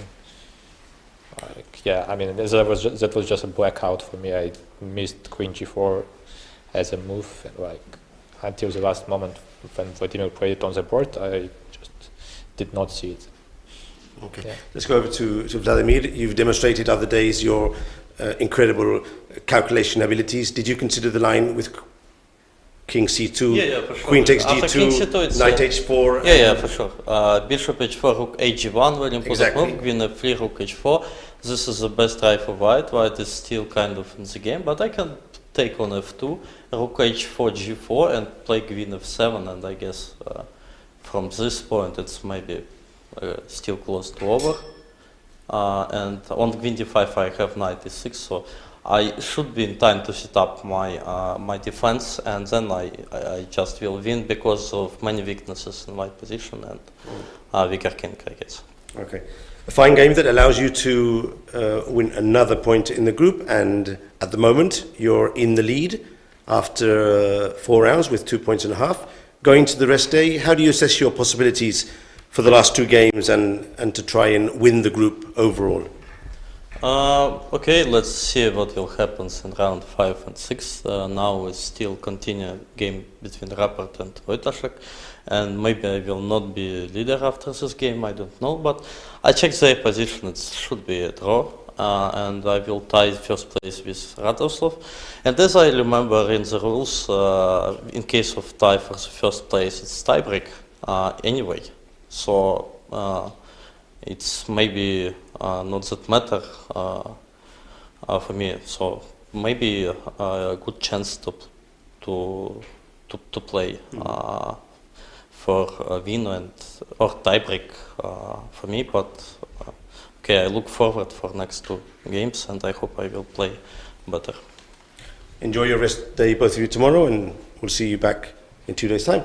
Thank you. Hey, I'm not very happy being interrupted when Grishchuk is in a time trouble, so let's quickly go back to Grishchuk and Esipenko.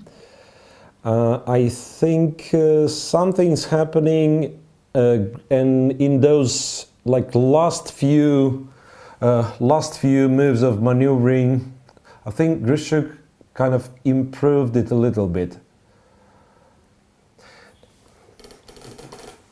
Yes, so the queen went back, as you mentioned. Yeah. We need the camera view and the board to see it. Yeah. Yes. Okay, so all right, there we go. Kind of last time we've seen it, it seemed that White lost control over the D file, right? And now it's like he reinforced the control and even like got rook in front of the queen. So now it's hard for Black even to trade this rook away. It's just that the only factor which kind of gives Black hope, or maybe more than a hope, maybe Black is just fine, is because of this bishop on f1, which can't really take part in the game. Imagine it would have been knight on g3 instead of a bishop on f1. I would claim that White is close to winning. Like if, let's say, the bishop on f1 is not there, instead White has the knight, which is jumping towards f5. And then he has all the pieces lined up for an attack. Here, he still has to be very inventive, Grishchuk, in order to find a job for this bishop. Maybe bishop d1. Yeah, definitely. Like c2, he has enough d1 time. and, He has yep. 30 seconds for 7 or 8 moves, so it's more than enough time, of course. Okay, so he goes bishop c3, sometimes planning for bishop a5 maybe. And I'm still looking for the route for this other bishop. So e2, d1, c2 maybe. So at least to get it to this diagonal. Maybe later on put it on f5. You can, you know what, you can maybe try bishop d3, kind of silly little trick, quote unquote blundering the rook, and if he takes the rook it's bishop h7 check. Oh no! I mean, I don't know who's gonna buy that, right? But yeah, like you play bishop d3 and then you're panicking, like what have I done? Yeah, I've broken the connection between the rook and the queen. I would have definitely done something like that in a junior tournament, and I'm sure they would too. Okay, so Andrei still has roughly Bishop 5 C3. minutes, so he's not in such a time trouble. Bishop c3. How it does about, say 3 minutes on my side. It does maybe, say 3 maybe, minutes yeah. versus, yeah. So how about knight b6? And remember, Knight b6. remember the active rook of Alexander Grishchuk, which almost got caught by Hikaru Nakamura. So knight b6 implies knight c8 on the next move, and okay, the rook is not caught; it can go to d3, but still, at least Black kind of manages to push this rook away. So maybe that's why, I don't know if knight b6 was played actually. No, it wasn't yet. It wasn't, but Esipenko just made the move. So knight f8, did he? Knight b6, yeah, he did play knight b6. So now one of the options is bishop a5, and that's exactly what Alexander does, bishop a5. Pinning this knight, so it won't disturb the rook. Yeah, so it's very hard to imagine how Black activates his forces, but at the same time, I don't think it's enough of an advantage for Grishchuk with this stupid bishop on f1, not being able to apply any extra pressure. It's basically you're fighting with 3 pieces against 4. So you're lucky Black cannot really intercept the d file and fight for an advantage, but proving White's advantage also seems to be problematic. Let's see what the evaluation says after a move like bishop to d3, as you mentioned. But with the knight on b6, I'm not even sure what my continuation is. Like I can go bishop d3, but what's the next move I'm planning? I'm honestly not sure. The bishop a5, and there was another move which I did not. King f8. King f8. King f8, so that means no bishop d3 for you because the rook will be taken for real, right? Now there is no bishop h7 check. And yeah, and white kind of gets stuck a little. So what do you...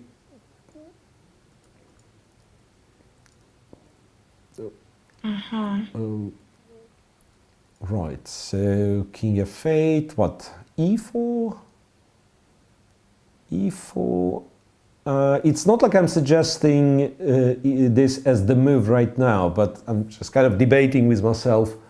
That's one more reason, you know, Jesse, that's one more reason why white would prefer to keep a pair of knights on the board. Like, if there is a moment that I can go e4 and install the knight on d5, the knight which currently is invisible because it's already exchanged, it's not on the board. But yeah, but then once again, if I'm able to play e4 and put the knight on d5, then probably I'm kind of good. And yeah. I promised to everyone in chat that Grishchuk did not time out, but he still has 1 minute and 20 seconds, as you can see. It does update now, and then so now we have a big cam of Grishchuk and Esipenko. And Esipenko's last move was rook d8. Rook d8, yeah. So it was a clever way. So king f8, king to e7, and then rook d8. So now rooks are getting exchanged. And, you know, and in this endgame, like if white decides to trade everything on d8 right now, he might even be slightly worse because black's king is closer, right? And c4 pawn might be kind of a bit of a weakness. I'm not saying that white can lose this. Yeah, obviously, if he is just kind of slightly careful, it will be enough. But yeah, but I think Alexander will trade the rooks because it was unavoidable, and then will probably keep the queens by going queen c2 or something. And they are on move 37 as well, so they caught up quite well, only having 3 more minutes for... I mean, 3 more moves. 3 more minutes, 3 minutes for Esipenko and 40 seconds. Grishchuk. He did keep the queen, and he kept the queen by playing queen to b1. Queen b1. Yeah, queen b1 is even smarter because it does... basically, when I said queen c2, I meant queen on b1, h7 diagonal, right, to have some queen h7 ideas, queen f5 ideas. So it does all that from b1, plus it keeps an eye on b6. So black queen can't move that freely.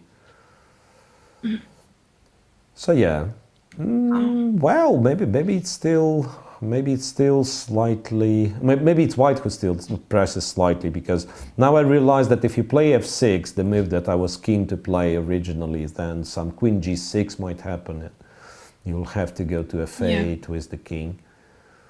But still, so the live board hasn't updated yet.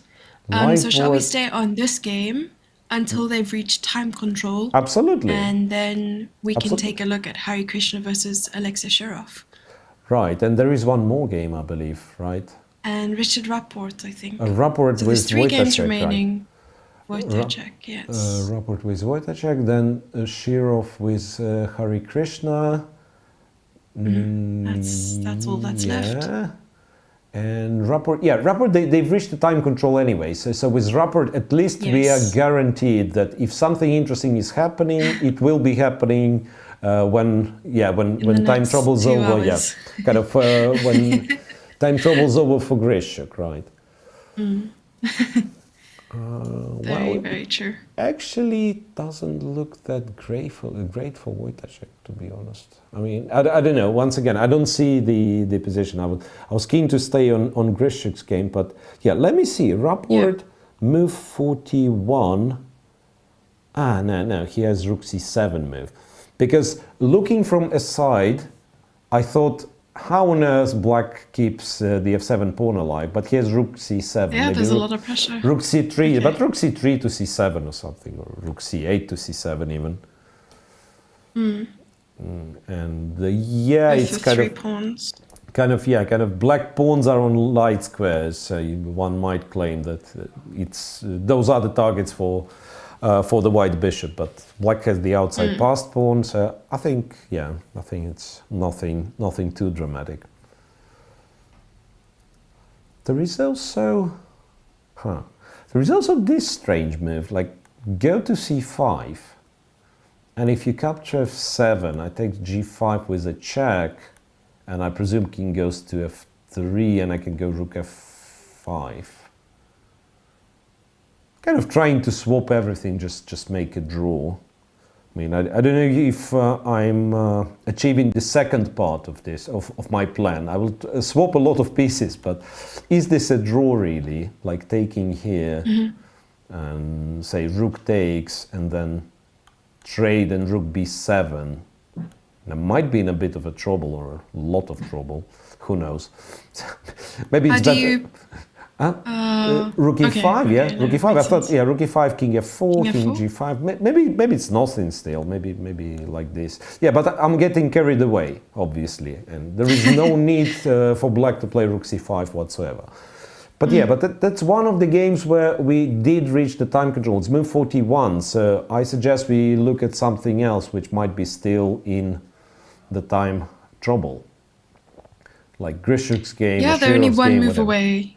Grishchuk only needs to make one more move. One more move. Aha, so queen b1, e4 was played. e4 to shut down the diagonal, f4, f6. Okay, it's quite a change to the structure, right? Because now black perhaps can't afford to play f5, because then it leaves a long diagonal just too open, way too open. So he will need to keep the pawn on f6 and kind of protect the e4 pawn with the pieces. I suspect it's objectively equal, but maybe, yeah, maybe Grishchuk will try to play on. Bishop e2, maybe that's my answer on where the bishop goes, to e2 and then who knows, h5, g6 or something like that, or g4, f5. So if the bishop joins... So Grishchuk has made... He's made his 40th move, so now... Yeah, that's why he left. He's got his extras. For Andrei, it's important not to forget that he also has to make move 40. Because there have been examples when, let's say you have a lot of time and I don't have any, so it's kind of quote-unquote my time trouble. And when I make move 40 as white, you kind of think, okay, the time trouble's over, so let's see what came about, let's clarify the situation. And sometimes having like 10 minutes on the clock, people would go too deep into thinking, forget that they themselves have to make move 40. There have been examples of like player who originally wasn't in the time trouble would lose on time simply kind of, you know, getting... But yeah, but Andrei makes his move 40 as well. And that's confidence. What? King d7. Yeah, I like it. King d7, because this setup was bishop on a5 and queen on b1, right? It kind of presses b6 knight all the time, limiting black's queen activity. So therefore he goes king d7, he's planning for king c7. So the knight will be pinned, but in order to pin the knight, the bishop has to remain on a5, so it's kind of there, kind of, you know, equalizing each other. The knight cannot move, but the bishop cannot move. If you move the bishop, I can move the knight, right? And then king from c7 will protect b6, and black queen is free to try to find some diagonal maybe, and so on. So I think after king d7, king c7, we can safely say that black has equalized. Okay. Yes, so shall we take a look at Hare Krishna versus Shirov? Yeah. As everyone reached time control. Hare Krishna versus Shirov, move 41, and Hare is up a pawn. He's up a pawn, and also g6 is hanging. And I wonder, how do you play this position with black? Because one of the things you could do, interestingly, is not to defend the g6 pawn, but to play, I'm not even sure what move it has to be, like rook d4 something. So that, now rook d4 is probably not good. Now what I meant, like I attack the a pawn. Here, by the way, something like rook e4 is probably the right move. And if you take on g6, I'm pushing my c pawn. So I'm claiming that the passed pawn is what matters. I don't care how many pawns you're up. It's kind of passed pawn what matters. I can support it with the bishop, and maybe I will create enough counterplay. So yeah, it's an extra pawn for Hare Krishna, but Shirov is not without a chance. That's clear. And then what? Then Rapport, we kind of think it's quite likely that Wojtaszek will hold. And for Grishchuk-Esipenko, it's also seemingly pretty equal. And so what do we do next, Jesse? We've done with time control stage. And this typically is the moment where, you know, commentators, we always find, you know, something to discuss, but typically that's a tough moment for the commentator, I can tell you. Like, for instance... It's about the waiting now. Yeah, waiting. Pretty much, and waiting for something. Especially, I remember one kind of nightmarish scenario. One of the Grand Prix, but the time control used to be longer. The one that you use in a World Championship match. When it's like 1 hour... basically 4 hours till the first time control, right? How it's done. Yeah. 1 hour 40 plus increment or something. Then next is 1 hour for another 20 moves with increment, right? And so it used to be called 7 hours time control, right? Okay, and I was commentating the Grand Prix, and I thought guys are incredibly nice today because they are finishing very quickly. And in 3 hours, the whole round was done. And there was one game which, you know, they passed first time control, they passed second time control, and they've lasted for 7.5 hours. And imagine, like, and especially... What did you end up talking about? Well, a whole lot of nothing. And especially painful is the moment when they reach move 40, they get this 50 minutes increment each.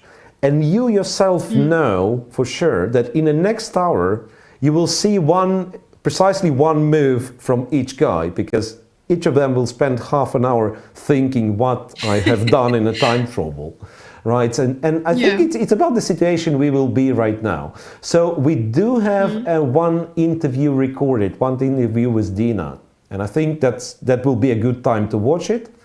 And maybe, you know, have a little pause just to observe the games from the camera, and later on when the action will resume, we will come back.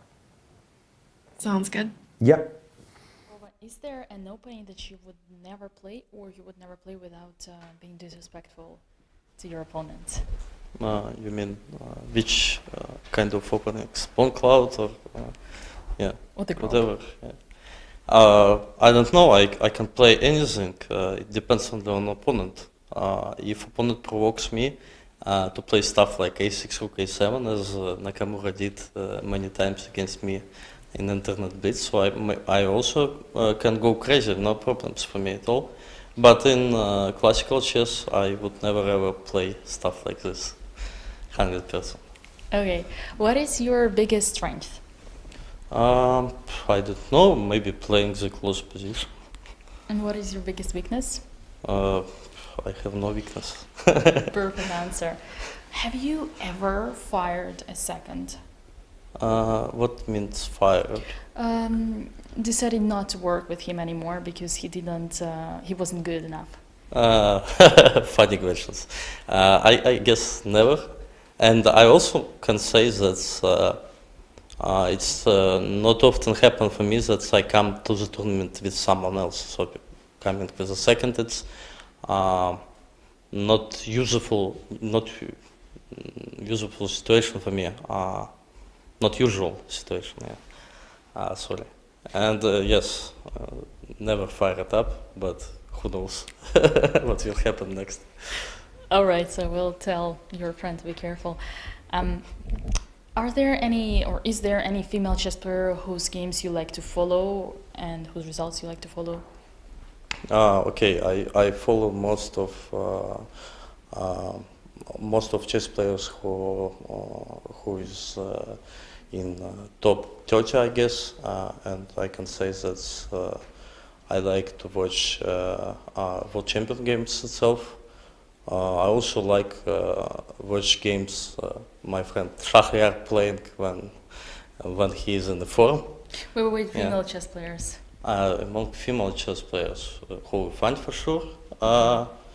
Kulichikhina, I deal with it on Super Final and I was not successful. Okay, so maybe that's all, unfortunately. But okay, so I think women have their own elite group players, and they are more focused to look for women games instead of men. So I think you can forgive me this behavior to not watch women games so much. We'll think about it. And is there any position or opening in chess that you would like to be named after you? Actually, I think I just invented two openings in first d4. First one is d4 knight f6, c4 e6 knight f3 a6 with idea of playing b5 on g3. It was invented on Super Final 2016, and I'm kind of proud of it. And then this idea with g5 that I showed to Ryazantsev and Yakovenko in the same tournament. And then in 2020, I guess I was the player who invented d4, d5, c4, e6, knight c3, h6 setup also. So I think at the current moment, I invested in chess theory, at least something. All right, thank you so much, and have a good rest day tomorrow. Okay, thank you.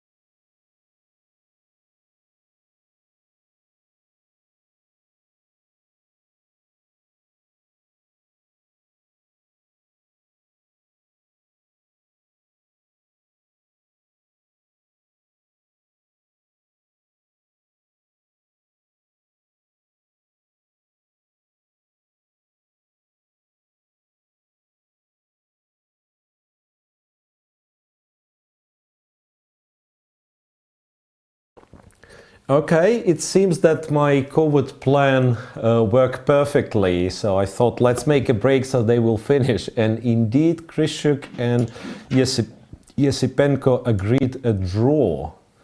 Grishchuk and Esipenko agreed a draw. I think Grishchuk simply accepted that he has no means of breaking through Esipenko's walls of defense, which leaves us with two games only.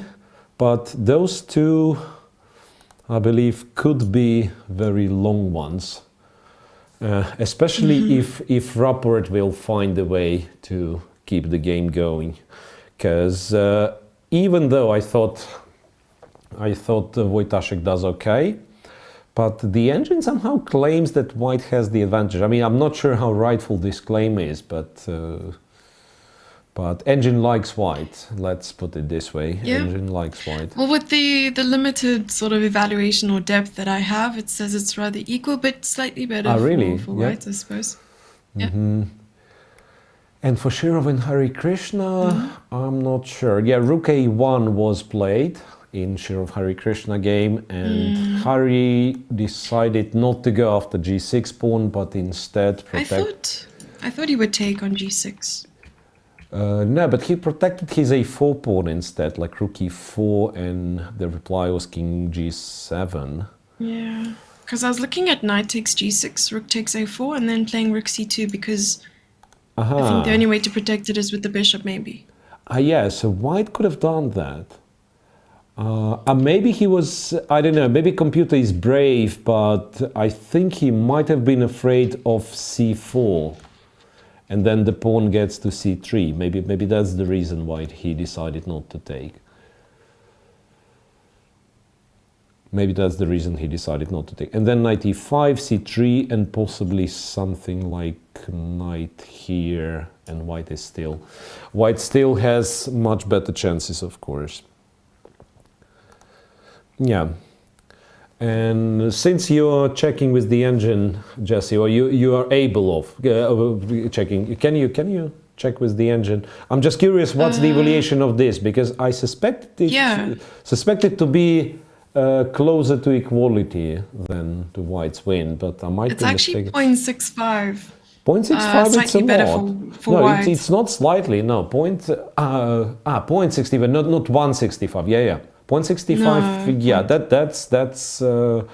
that's about right. So white is a pawn up, but you know, like for computer, for instance, imagine knight and bishop disappeared, and also the queenside pawns, right? So it's 3 versus 2 rook endgame we are talking about. For computer, it will be white's better. For humans, we all know it's a draw. All right, so it's a lively discussion between Grishchuk and Esipenko. I don't know if interview makes any sense after that, because they talked through the game already, but it's always fun, it's always pleasure to listen to Alexander Grishchuk explaining about the game. So yes, he's always adding some quips. Yeah, so certainly this is something not to miss. Whenever we have a chance to listen to Grishchuk, we absolutely will do. All right, so Harry is thinking, what's the time? Yeah, it's so annoying that we still have this display that Shirov lost on time and Harry has 7 minutes, so it's not up to date. I can tell you, so tell Hare me. Krishna has 30 minutes. 30? 30 minutes on the clock for Hare Krishna, and Shirov has 19 minutes. Okay, so that means they will not speed up anytime soon. They'll spend nearly all of their time. Because the longest game in one of the Grand Prix I was telling you about, I wanted to blame Hare Krishna, but it wasn't him. I think it was Paco Vallejo with someone. The one that I was talking right before the break, that like all the nice guys finished in 3 hours, and then some cowards played for 7.5, and I was doing commentary alone. Oh no! Yeah, that was painful. That was painful. Okay. Well, maybe it's sometimes okay, because then you can talk about whatever you want. You just go on a rant. Right. I'm really used to this rant. Okay, so we are getting ready for an interview with Grishchuk and Esipenko, which will be live anytime soon, and then we obviously will come back to conclude with 2 other games.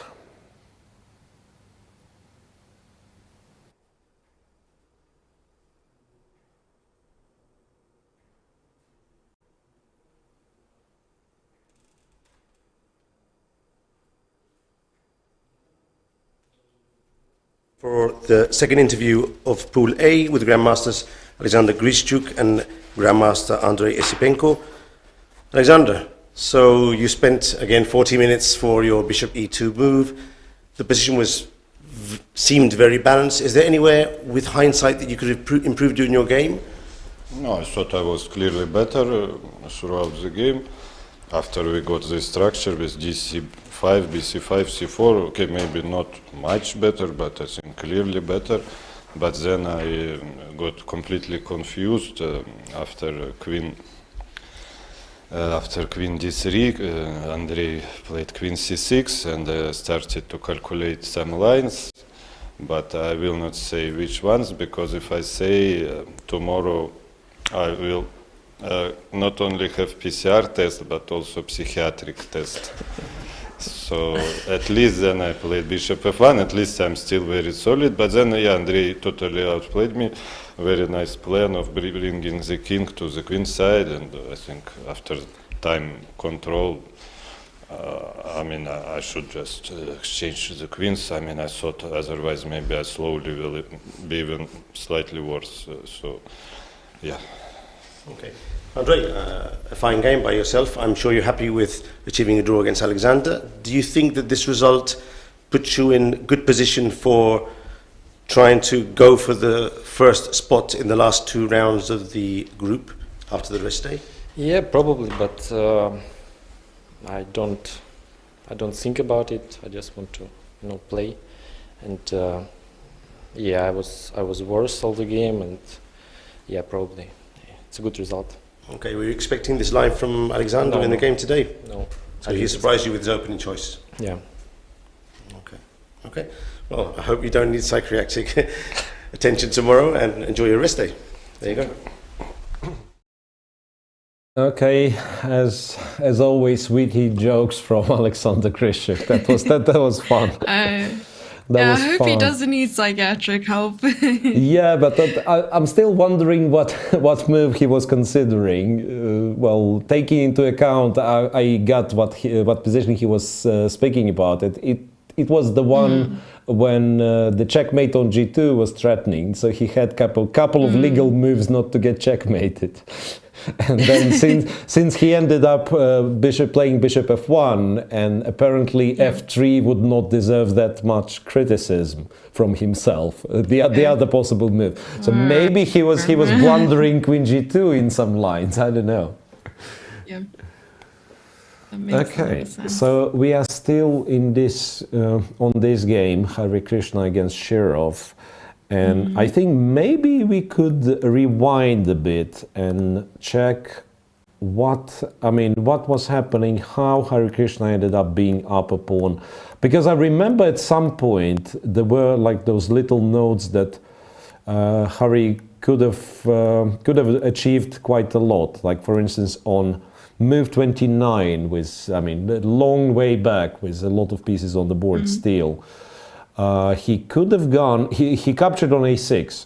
That's the move he played in the game. He could have gone knight h4, interestingly. I presume the point is, of course, to go to f5.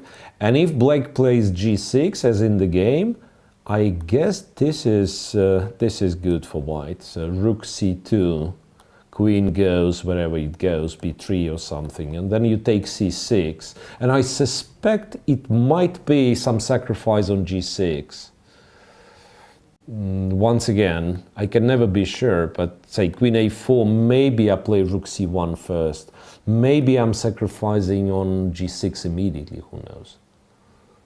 I don't know, like knight g6, you cannot take the rook. If you take this guy, it's a check. And I'm not capable of calculating such stuff, but if you go rook g7, I don't know, queen g4 is interesting, but probably not correct. Rook g7 followed by queen g4 followed by rook d7, who knows, maybe this works. Check, king h8, and then rook d7, which isn't the end of the line, because black has rook g8, and we could go on and on. Or maybe not much after queen e6. Maybe queen e6 just wins, because I'm threatening checkmate in one and the bishop at the same time. So what I mean, it's clear that, as computer states, knight h4 was the good move, and it's clear connected with this idea sacrificing the knight, because otherwise it doesn't make any sense to me. You provoke g6, which black enjoys playing anyway. So unless you have some potential with sacrificing the knight on g6, it doesn't make sense, computer suggestion. And then later on we, somewhere around here, it's already better for white. Apparently, there is no clear moment when it went wrong for Shirov, but it went wrong. So now it's, he is fighting for a draw, but seems possible to achieve, but still not very pleasant task. And then Rapport against Wojtaszek. Yes. So that's the position, and indeed black is somewhat passive now, I realize, because it's kind of hard to put the rook behind the b pawn, right? You don't have rook b7. If you start with b4, you are dropping this pawn immediately. You're dropping this pawn immediately, and then who knows? I mean, I'm ready to claim that, say, rook c5, and then wait, rook c5, rook b5. But then there is no problem whatsoever. Maybe that's what you do. You just go b4 here. So one more time, b4. If you don't pay attention, I might actually play rook c5, rook b5 anyway, right? Put the rook behind the passed pawn as we were taught in the school. Yeah. Don't worry, I'm paying attention. Yeah, and then in case of rook b6, you still have this rook c5 with the tempo. And after e4, you go rook b5. Oh. So you might as well end up being slightly better. Not much, because even if white trades, puts the bishop on b3, I don't think he's in much of a danger, because king runs to e5. Yeah, it should be. Wait a second. I said all that, and then I'm looking at it. What happens if it's actually bishop d7, intending to play bishop e6, and is white all that satisfied with the position?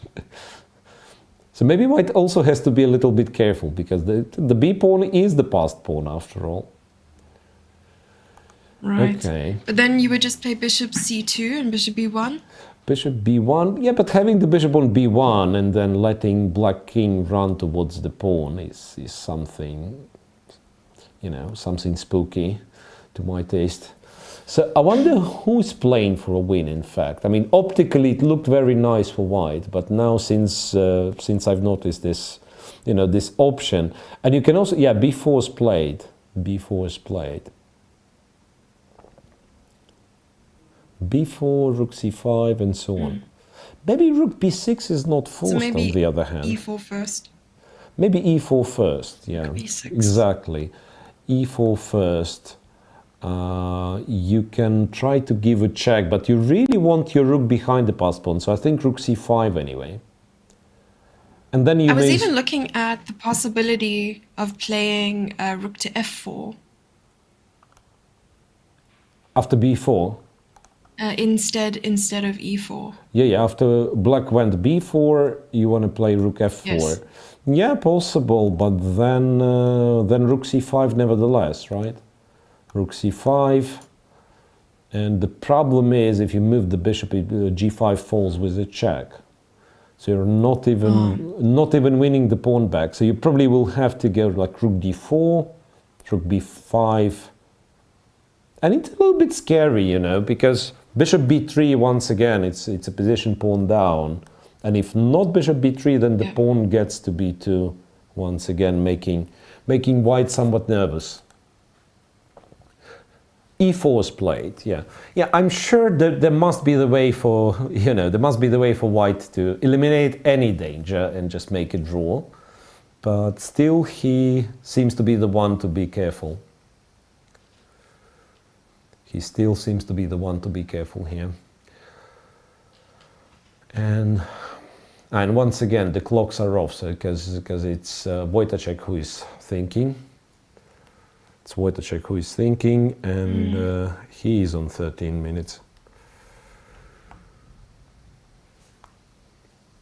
Yeah, if I see correctly, it's 22 minutes for Richard Rapport. Richard Rapport, yeah. Wojtaszek. And Wojtaszek has 19 minutes. 19, not 13. Okay, yeah, now it's corrected. Yeah, it's 19 indeed. Yeah, Jesse, I think it's a time for our chat to shine, because we've got 2 games left. They are a little bit quiet, at least for now, right? Yeah. Players kind of thinking deeply after the time control was reached. So maybe if chat has something to discuss, it's about the time. Yeah, if you have questions, chats, I think they're as eager to see the results as we are, if not just sort of enjoying their dinner, if they're EU.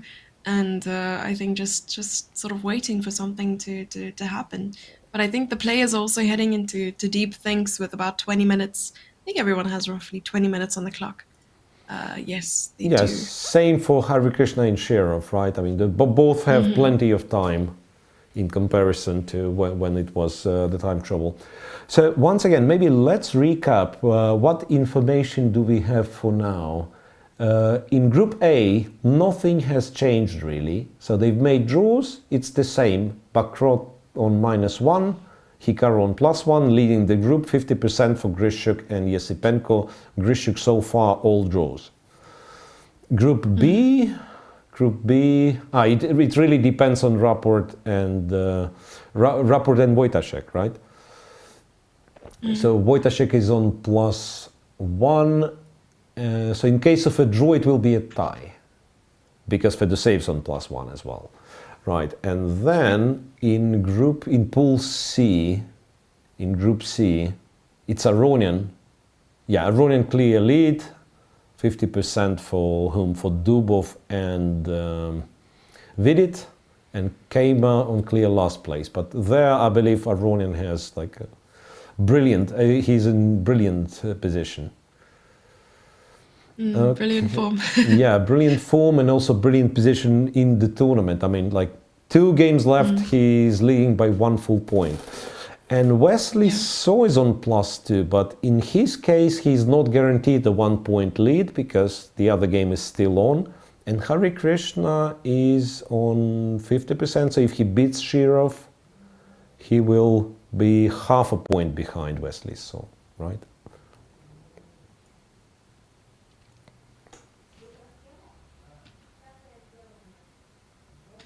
All right, so there is a question from chat.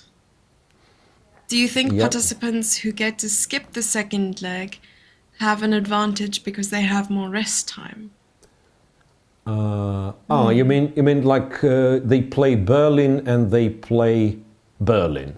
Berlin because again, like it's Berlin, Belgrade, Berlin. I suppose if your energy levels, if I may answer first, and then of course we're going to get a very educated answer, but rather if players are playing 2 consecutive tournaments, that they are more in form then, rather than sort of considering the energy levels. But by all means, what do you think? It's a hard tournament if you play well, right? So it's like how many? 6 games in the round robin, then at the very minimum 4 more classical games plus potential tie breaks. So I think the winner really doesn't mind this extra break, right? But when is Belgrade? It's like in 2 weeks after Berlin finishes, right? Yeah. So they're pretty close together. Those players who are playing in Belgrade, and especially if they are from the United States. Imagine Wesley So, for instance. What he's going to do if he plays, I mean, I didn't check the list for Belgrade, but if, let's say, Wesley is to play the Belgrade leg, the second leg, I don't think it makes any sense to go back to States. Because you fly there, you kind of accommodate the jet lag and everything, and in 1 week you have to fly back, true. Right? Yeah, so they're probably just going to stay in the same city that they're going to be playing next. Yeah, maybe. It makes sense. Yeah, maybe split, like you have 2 weeks in between, so you spend 1 week in Berlin and then you go to Belgrade, spend 1 week to Belgrade, in Belgrade. And for someone who lives very far away from Europe, I would be touring the whole time. Every chance I got, right. So it makes sense. And there's another question if you'd like. Yeah, sure. All right. Okay. How did you learn to speak such good English? Well, it's not a question, it's a compliment then. Because I don't find my English to be too good, to be honest, but... No, it's very fluent, of course. But funny thing is, some people keep asking me, like, what's your education, or, well, how many times you've been to Great Britain, and the answer is none and never. So I was I mean, it comes from, from passion in a way, because it was rock music and reading kind of through the lyrics of some complex rock bands, and you find a lot of unfamiliar words, and this is the way you learn, right? And then it was Then it was watching tons of snooker at some point, and snooker commentators, especially back then, you know, that they were kind of fine, refined gentlemen using like really colorful expressions. So snooker, and then a lot of TV shows, once again, British TV shows. So I think all combined kind of made it. And maybe, well, if I'm to brag a little, maybe I have a bit of a talent for the languages, not specifically English language, because I've noticed that if I'm kind of in the country for a month or something, and if the language is not, like if it's not Chinese or Arabic, which is like completely strange to me, right? Then I'm starting to understand bits and pick it up. And obviously it won't be any fluent in this instance, but still I'm kind of able to pick the languages. So as they say, kind of have an ear for the languages. So that's it. That's really cool. Oh. And we have a move, Jesse, after this e4 bishop b5 was played, and I don't quite understand what it is, to be honest, because after rook b, what's his plan after rook b6? So unless he's very happy, okay, I have a theory on this one. Maybe he's just happy with the draw, and then he can play bishop c4, and we are about to find out, in fact, because rook b6 was played, and indeed he plays bishop c4 quickly. So he's sacrificing the pawn, and he made sure perhaps that after bishop trade on d5, he'll play, I don't know, king e7 and win the d5 pawn back, maybe. That's my guess. But I still kind of don't like it all that much. Could it be that it's not king e7, it's probably rook c5 first. Okay, that makes sense. We will see now. We'll see. It's a pity the live board is not as live as we would prefer. It's not updated. So bishop b5 and rook b6 was played on the from the position. Yeah, from the position here that we have. But now I can clearly see how exactly Wojtaszek is planning to make a draw. And honestly, I don't see how Richard Rapport can stop him from doing so. Right. Yeah, it seems to be decided. So after a move like rook takes b4, bishop takes. Yeah, you exchange on d5 and you go rook c5. That's my guess. d5 is. Yeah, you go rook c5. So you attack the pawn. You force white to play rook d4 in order to keep an extra point. And then you go king e7, king where it goes king f4. You go king d6. White goes king e4, and that's the moment he kind of protected the pawn. But then you just keep shuffling with your rook on the 5th rank, and I think that's kind of enough. Is it though? I'm still, you know, I mean, I'm still somewhat uncertain about that. I don't know if it was needed, to be honest. I don't know if it was needed, this bishop b5. Instead of bishop b5, well, the bot says better was bishop a4, but I don't know if it's true. I don't know if it's true. But what I'm surprised with is the fact that Rapport is thinking here, because if you have any chance, here, it's got to be rook takes b4. If you have any chance. Rook takes b4. Yeah, I mean, take the pawn. Otherwise, why are you better if you're not taking this pawn? Okay, and for Shirov and Hare Krishna, let's find out what their position looks like. Because there've been quite a few moves. Okay, what is that? Alexei Shirov has parted with the second pawn, interestingly, creating some sort of a study. Because now, but look now. I mean, f2 is hanging. Also, this knight on e6 is kind of not very good, right? It's kind of hanging in the air. If you lose f2, it's probably a draw, this right? This will inspire a book written by Shirov. This one? I don't know. No, I mean, when he was asked, I think he was asked himself, like, kind of, what position would you put on, on a cover of your book or something like that? And I think, this was maybe not exactly the question, but something along the lines of. And he mentioned this Topalov-Shirov opposite-colored endgame. Opposite-colored bishop's endgame with bishop h3 move. It's a famous move by Shirov, I think by now. Like, if you don't know, you absolutely have to check. So, like, best single move by Alexei Shirov, and you can Google it. The bishop h3, like sacrificing bishop basically for free for one tempo. Like, not even taking. Yeah, the thing is, like, you step. It's an endgame with opposite-colored bishop, so it's not crazily sharp position, and then you put the bishop under attack of your opponent's pawn to win one tempo. So put voluntarily, not even capturing something. So that was impressive.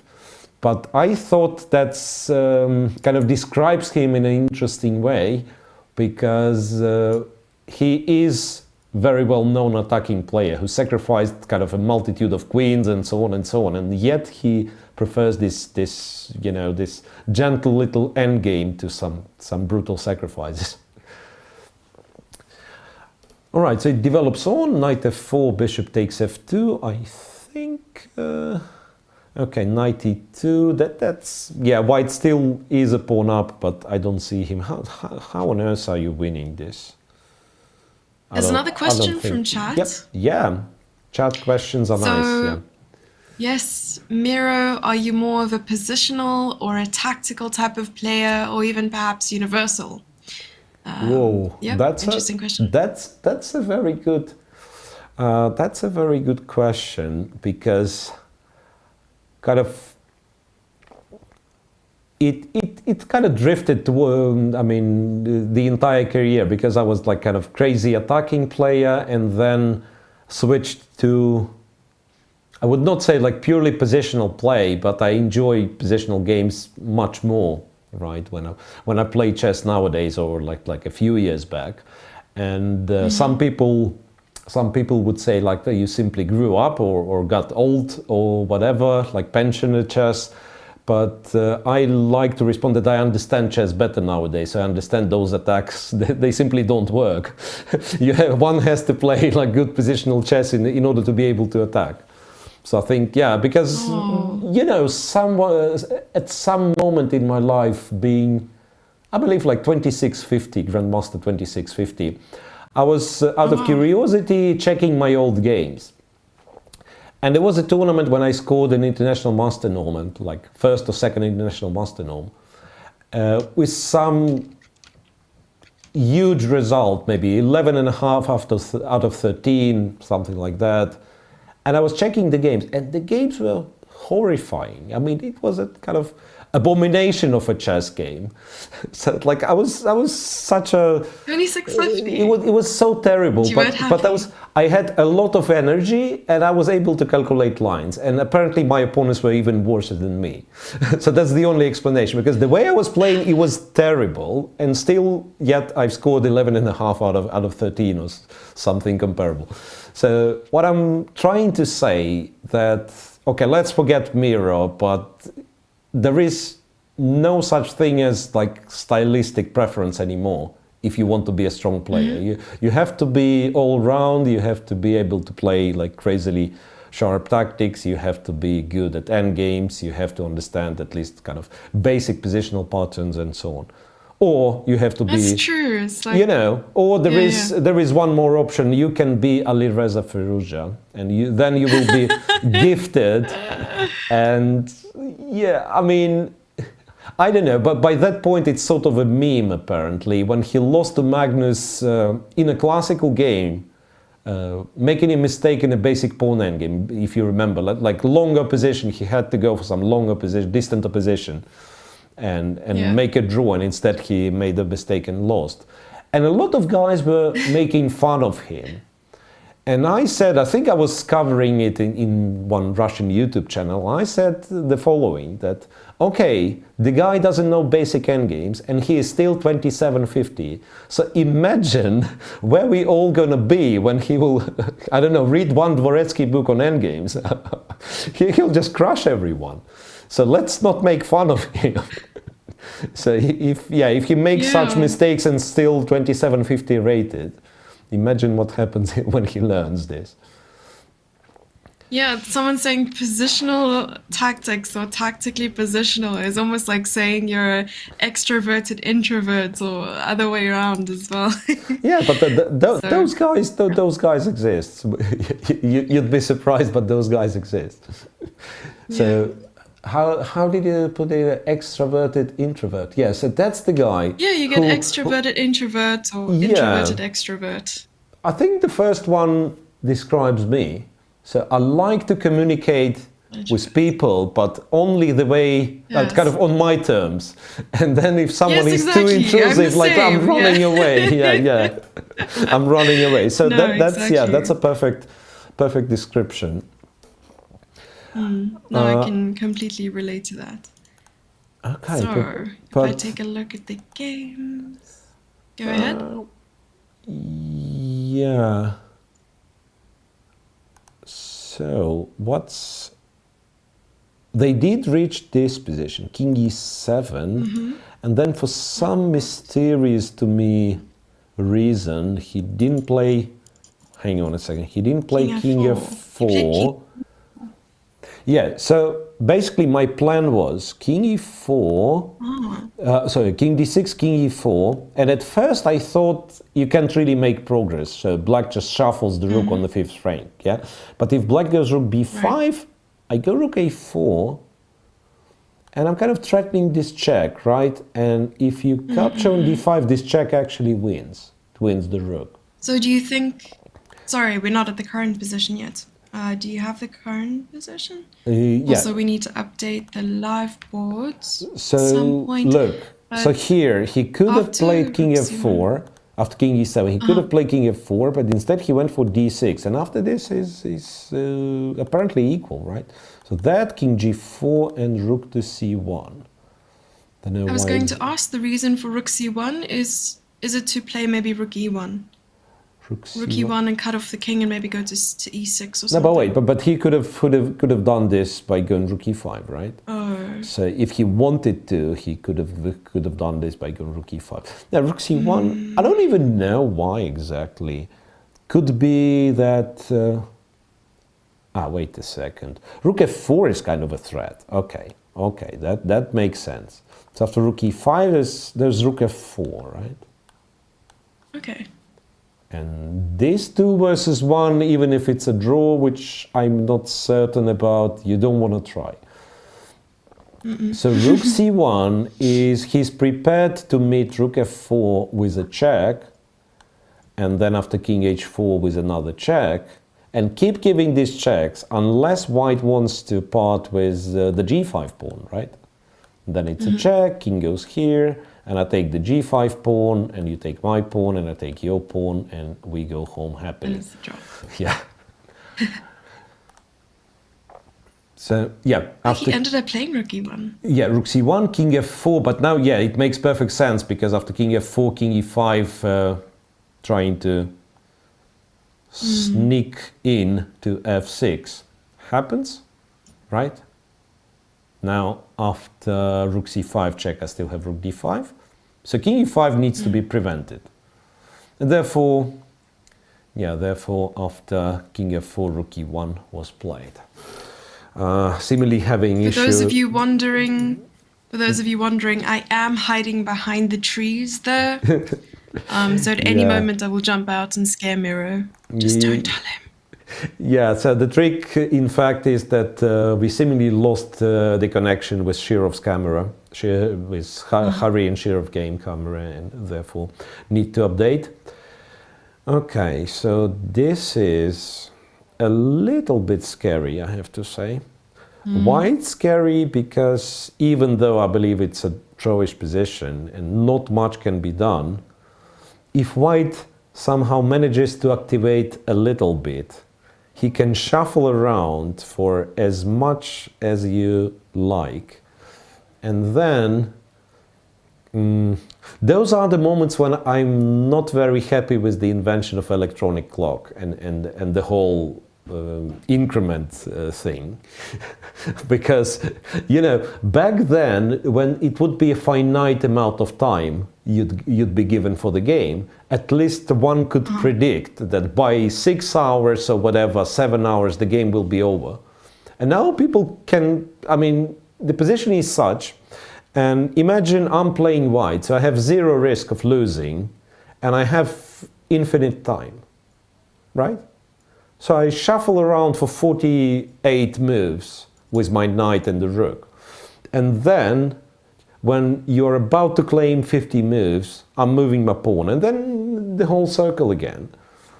And there have been examples, like nasty examples, of people playing 200 moves, and then one of them would just go crazy and make a basic mistake and lose. And obviously, so are we referencing any game in particular, perhaps? Any game in Maybe particular? World Championship game? No World Championship game. No, there was... I do think that made history, though, didn't it? It was the longest game to ever be played in the World Champion match, or World Championship match. You mean Magnus against Jan, right? Yes. Yeah, but it wasn't exactly the scenario I'm describing, because Jan made a mistake himself, right? Quite quickly, in fact. And I think from practical standpoint, if we are referring this game 6 or whatever it was, going for this rook and knight against the queen, or rook and knight pawn against the queen, was a mistake. And after that, of course, computer is claiming that, yeah, black could have made a draw this way, the other way, but it's very unpleasant to play. So, and there was no argument before that. He wasn't forced to simplify into this endgame. He should have, it's probably been said 100 times by now, but he should have kept the a3 pawn, which he had, and it would have been a basic draw. So I think it's sort of an example. It was quite a long game, but it wasn't, that someone is shuffling around in order just to make moves. Because there have been precisely examples when, the player just, there is no plan of winning, and yet one side is still better. And for instance, this position, the way I like to describe it, that black cannot make a draw. He can kind of survive till white gets bored and decides to make a draw. But there is no, no kind of constructive plan of, I want to do this, and we achieve a draw, right? So you have to keep the position as is. I'm sure white won't be able to win, but at the same time, there is no forcing way, there is no way, period. King f6 was the last move made by Shirov. And just to let you know about the time situation, Hare Krishna has 10 minutes versus Shirov's 11 minutes. Yeah. So they still have a substantial amount of time, I guess. I'm also checking in the background Richard Rapport versus Wojciech. Richard. And what's Richard? Yeah, but can we still refer to Richard as Richie? Richie Rich. Richie, yeah. I think it's got to be kind of an elementary endgame. You just go king king e6. He took on d6. Yeah, he took on d6. White played king e4. So maybe just a series of opposition moves. Yeah, but wait a second. Why king e4? This I somehow don't get. Is everything okay? Is everything okay? At home. Maybe his plan is just if rook to e6, then rook e5. No, wait. You cannot play rook e6 unless you're trolling me. Oh yes, of course. The same way I was trolling you yesterday. Oh, F4, yes. No, I think I can blame it on the time, of course. No, but look, Jesse, my point is, it's not like king e4 is a stupid move. It's just that if black takes, and black has, like, you are happy with this position, right? Probably, since you've played king e4, and you continue playing. You could just, I don't know, move the rook, agree a draw, trade on d6, agree a draw, whatever. You keep playing. That means, that implies that you're playing for a win. And you think that after king e4 and an exchange of rooks, you have winning chances. So that's my assumption. And then, why don't you play king e5 when you force the same position instead of king e4? You could have gone king e5, you attack the rook twice, so he has to take and I take. So I've just reached the position kind of cutting all the other options for black, because after king e4, I can go king e6, I can go, I don't know, king c6.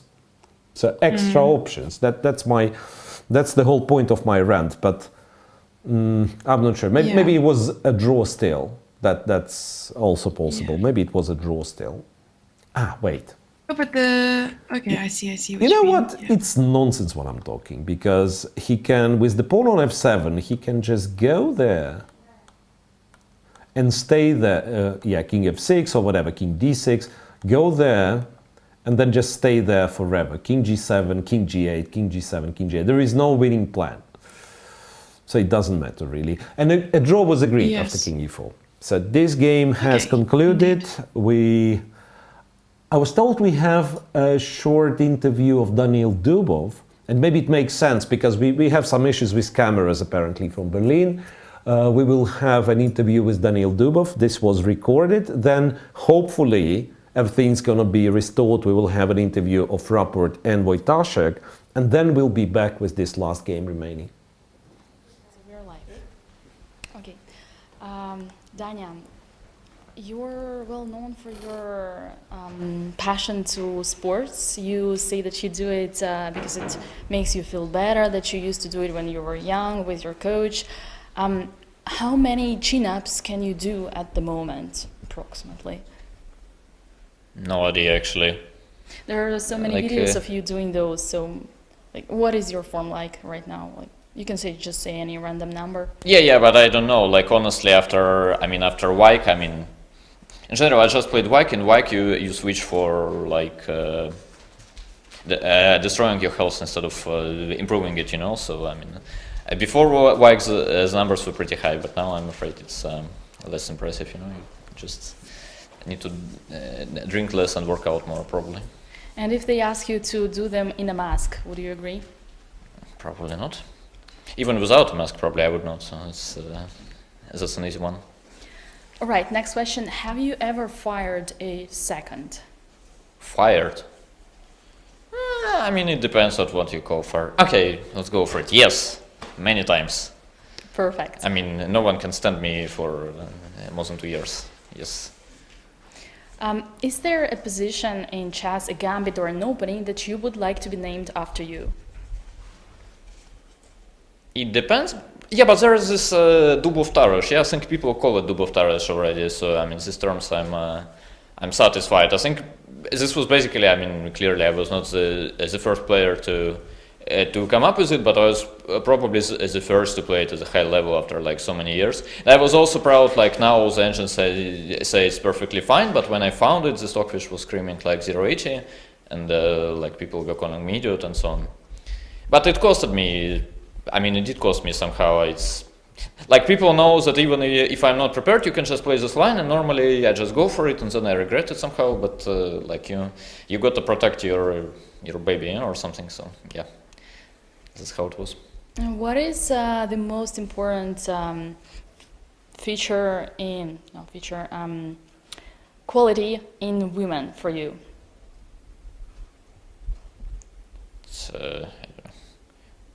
It's probably that I should feel good next to her. Okay, and wait, there was something I forgot. Let me check my notes. It's a very big pressure, be standing next to you. The second thing is actually not to be a professional chess player, by the way. Oh, Yeah, wow. preferably, yeah. Okay, that is very important. You are very popular on the chess scene. Your name is, everybody knows your name for your personality, first of all. And I was wondering, are there some people that inspire you to be who you are? I mean, it's like everybody and nobody, yeah, but yeah, I mean, sometimes you just look at some giants of different kinds of sports and you think, yeah, these guys are actually cool. For instance, actually, recently there was this like very emotional speech by Daniel Medvedev, who seems to be a very nice guy. I mean, I don't know him in person, but he seems to be a very nice, sincere guy. And there was this speech after he lost this Australian Open final, where, I mean, he said many things about pretty much like stupid followers, haters, and so on. And I felt like, yeah, actually, I think pretty much the same. It's nice that someone can just say it openly for such a big audience. So yeah, I mean, sometimes people, like if we're talking chess, of course there is Boris. I mean, when you look at Boris, you don't need any more inspiration. Yeah, he's like always working on chess, no matter what his mood is, score is, and so on. So it's just when you feel sort of tired or lazy or something, just look at Boris. Boris is always there working on chess. You're just, okay, I have to do it as well, probably. That's very fair. What do you think about MVL's new hairstyle?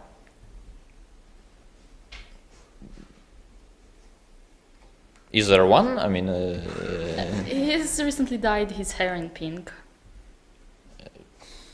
How do they say it with, what's it called? I do not remotely care, yeah? Perfect. Yeah. This is, Okay, do you care about Magnus being with beard or without beard? Or how do you prefer? Just your taste. I do not. So on. No, I actually don't care. But the fun part is that actually, I mean, when you look at him at the training session, he's, like, I would say, less handsome. So just like without all these people who make him perfect, both in chess and the way he looks, he's just a normal human being. Yeah. All right, thank you so much, Dania, Thanks. and good luck in the following games. Thanks.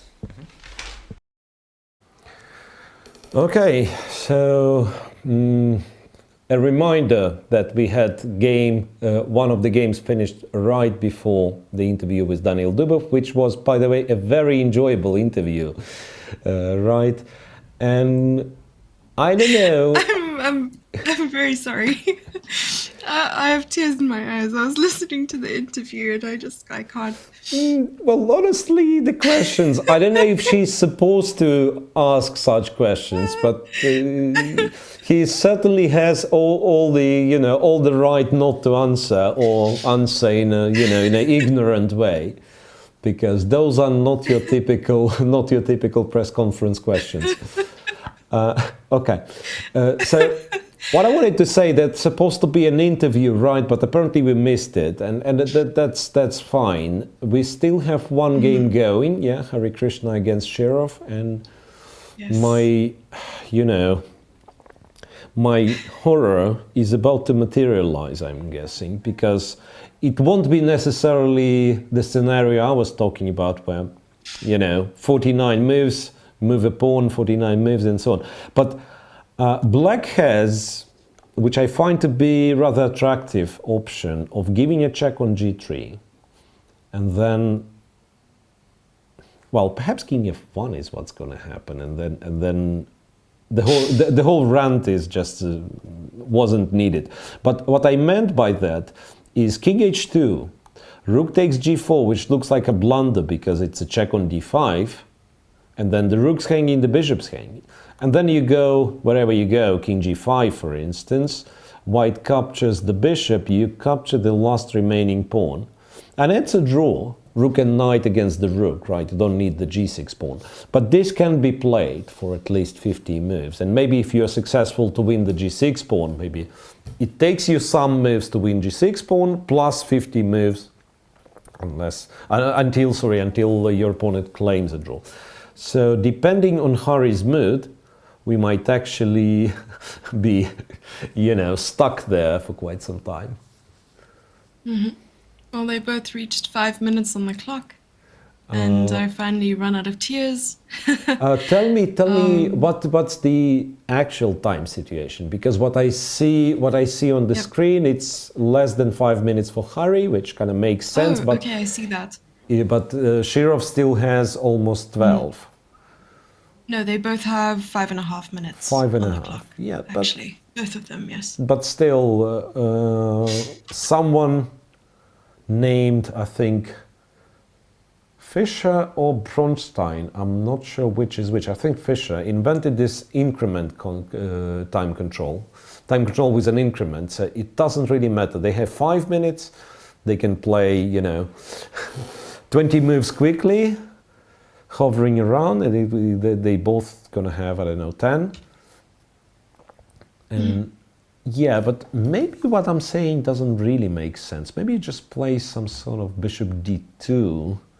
And then if knight d5 is played, you go king g5, you're playing king h4. Maybe in fact, black doesn't need to go for this rook and knight against the rook, which is a draw, but still a bit of a suffering. Maybe just play bishop d2 and bishop a5. I have a very important question, Miro. Yeah, tell me. What do you think of MVL's new haircut? Come on. Is it chat which is asking? I don't know. No, honestly, it's me. I don't. Yeah, I mean, very, very clear answer. I don't think. It's like, what do I think? I don't think at all about. Yeah, I know. Someone told me that he dyed his hair before I've listened to interview. But I wasn't that kind of. I wasn't curious enough to check. Yeah, I believe it's everywhere now on Twitter, right? But. Somehow my scope or my, I don't know, what do you call it? Perhaps the scope of interest, right? Somehow it's not. I mean, if I check, if I go on Twitter to look for some pictures of hair, yeah, pictures of hair, that doesn't make sense, whatever. I just meant that I would rather look at beautiful girl than MVL's hair. That's the bottom line. Okay, getting some. If I ever go to, I mean, yeah, that was a bit, yeah. No, but really, chess players, well, opening repertoire. If you would tell me that, I don't know. MVL exclusively plays the King's Gambit with White now against e5. That's something that kind of, goes into my feed, and I would double check on this information and find out if it's true, right? But this, okay, I mean, appearance of chess players. Who cares? Perhaps someone does, but not me. No, really. Yeah, no, neither does Daniel. Yeah, well, the beard thing. Well, that was a a tough one, because I think. No, that was a very serious question. Very serious question, and I think the proper answer was I'm not his girlfriend. I mean, why would I care? No, really, I mean, oh my goodness. It was asked in such a way, like what's your preference, Magnus with or without the beard? I mean, who cares? Okay, what's on the board? So king is marching, I wanted to say, or it's rather crawling towards the queen side. And yeah, I don't know what's going on. I don't know. We do have one game remaining, and just to update you on the time as well, Hare Krishna has 3 minutes and 50 seconds, while Shirov has 4 minutes and 20 seconds on the clock. Yeah. Shirov so makes king a move. f2. Yeah, Shirov did play something. Yeah, and it's apparently not king. It is king g5, because I wanted to say that king g5 looks like a blunder, but it's not, right? King g5. Why I thought it looked like a blunder? Now I will have to explain why I thought it looked like a blunder. Yeah, like king e6, you just go back. Sorry, knight e6, you just go back, right? Yeah, I don't think anything can be done. Yeah, but that's exactly the scenario I was talking about. And then White starts jumping with the knight. Not that he has a lot of ways to jump, on the other hand, right? Knight c5, you go bishop b6. Knight d4, you take the pawn. Knight f8. Okay, you don't care, you maybe go back to... No, you don't go back to g5. But knight f8, anyway. Who cares about knight f8? Let me check. It's interesting. The king really is sort of cut out. Yeah, it's not that easy to find, it's not that easy to find kind of a stable position for this knight, right? It's always black always disturbs it. Knight d5 maybe, not give a check, but go knight d5. And then you actually have a threat. The hard part though is what black has to do. That's a question that I like a lot, especially like when I used to have variety of students. There was a period of my life, like of different levels, and sometimes someone who is maybe not a beginner but not so strong. And then he would show me his game and he would say, and now I have a threat of this, this and this. And it specifically in some endgame, right? And I would say, yeah, it is a threat, but what your opponent has to do in order to allow that. And it turns out like any sane move stops this threat. So it's not a threat, in fact. Like, for instance, I meant knight d5, and then if, instead of knight e6, if white goes knight d5, then he kind of has a threat of rook d5 check, and then when you take on g4, knight f6 check and win the bishop. But what black has to do in order to allow that?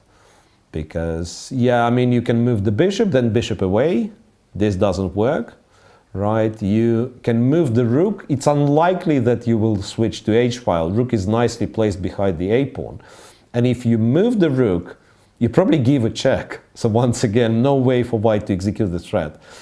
And the last option, king goes. And once again, there is no such idea, right? So technically, white has a threat, but doesn't matter what black does, he's not blundering.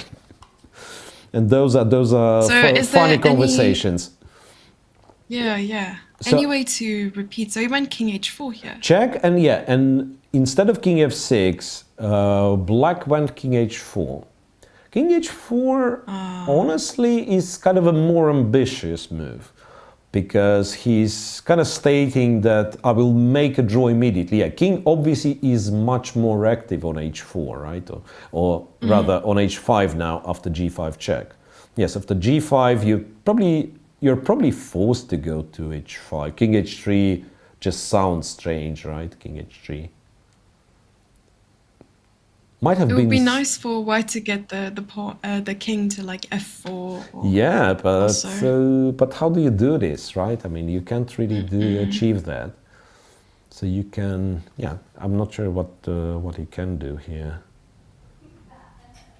It's like knight g7, black takes, rook e5, black goes king f6, you take the bishop, he takes the knight. Yeah, I think it's just a draw. Hang on, Harry played one more move, if I see it correctly from a camera view. I think he played one more move. King e2. King to e2. King e2. I think we have the clocks updated now as well. Harry with 2 minutes and Shirov with 4 minutes. So king e2. Is he trying to reach b2, maybe? To kind of push the rook away from behind of the passed pawn? And for Shirov, I just realized that on an empty board, the long-range piece, which is the bishop, right, seems to be absolutely useless in this specific position. It's not that easy to kind of point out where the bishop has to go. It's a little bit, I wanted to say a little bit, it's not a little bit, it's a lot kind of terribly misplaced on a5. A little bit, yeah. Terribly misplaced on a5. So where I want to be, where I want it to be ideally is perhaps c1, so that it attacks g5 and guards f4, right? But how do you get it to c1? So I even thought of this check followed by bishop d2, but then it runs into rook e2. What if the king goes the other way, like to f2? Wait a sec. No, but he just went king e2, right? And this check is played. Right. This check is played. Ah, yeah, I got it. So now, if the king goes to d3, no, I didn't get it. No, never mind. don't listen to me. Never mind. I didn't get it. I thought I got it, but I didn't get it. No, it makes sense. Then this check is a little bit surprising. I mean, you can give one more check, at least making sure that the king is not crossing the fourth rank. Yeah, king goes to c2, and then what? And then you probably wait, right? You give some, or maybe just swing the rook over to g3 or something, and tell your opponent, okay, win from now. Win from there. Win from now. We'll win from there, yeah. Win from there. Okay, the king did go to d3. King d3 go, yeah, he plays king d3. And he still only has 2 minutes on the clock. Hare Krishna has 2 minutes. Yeah.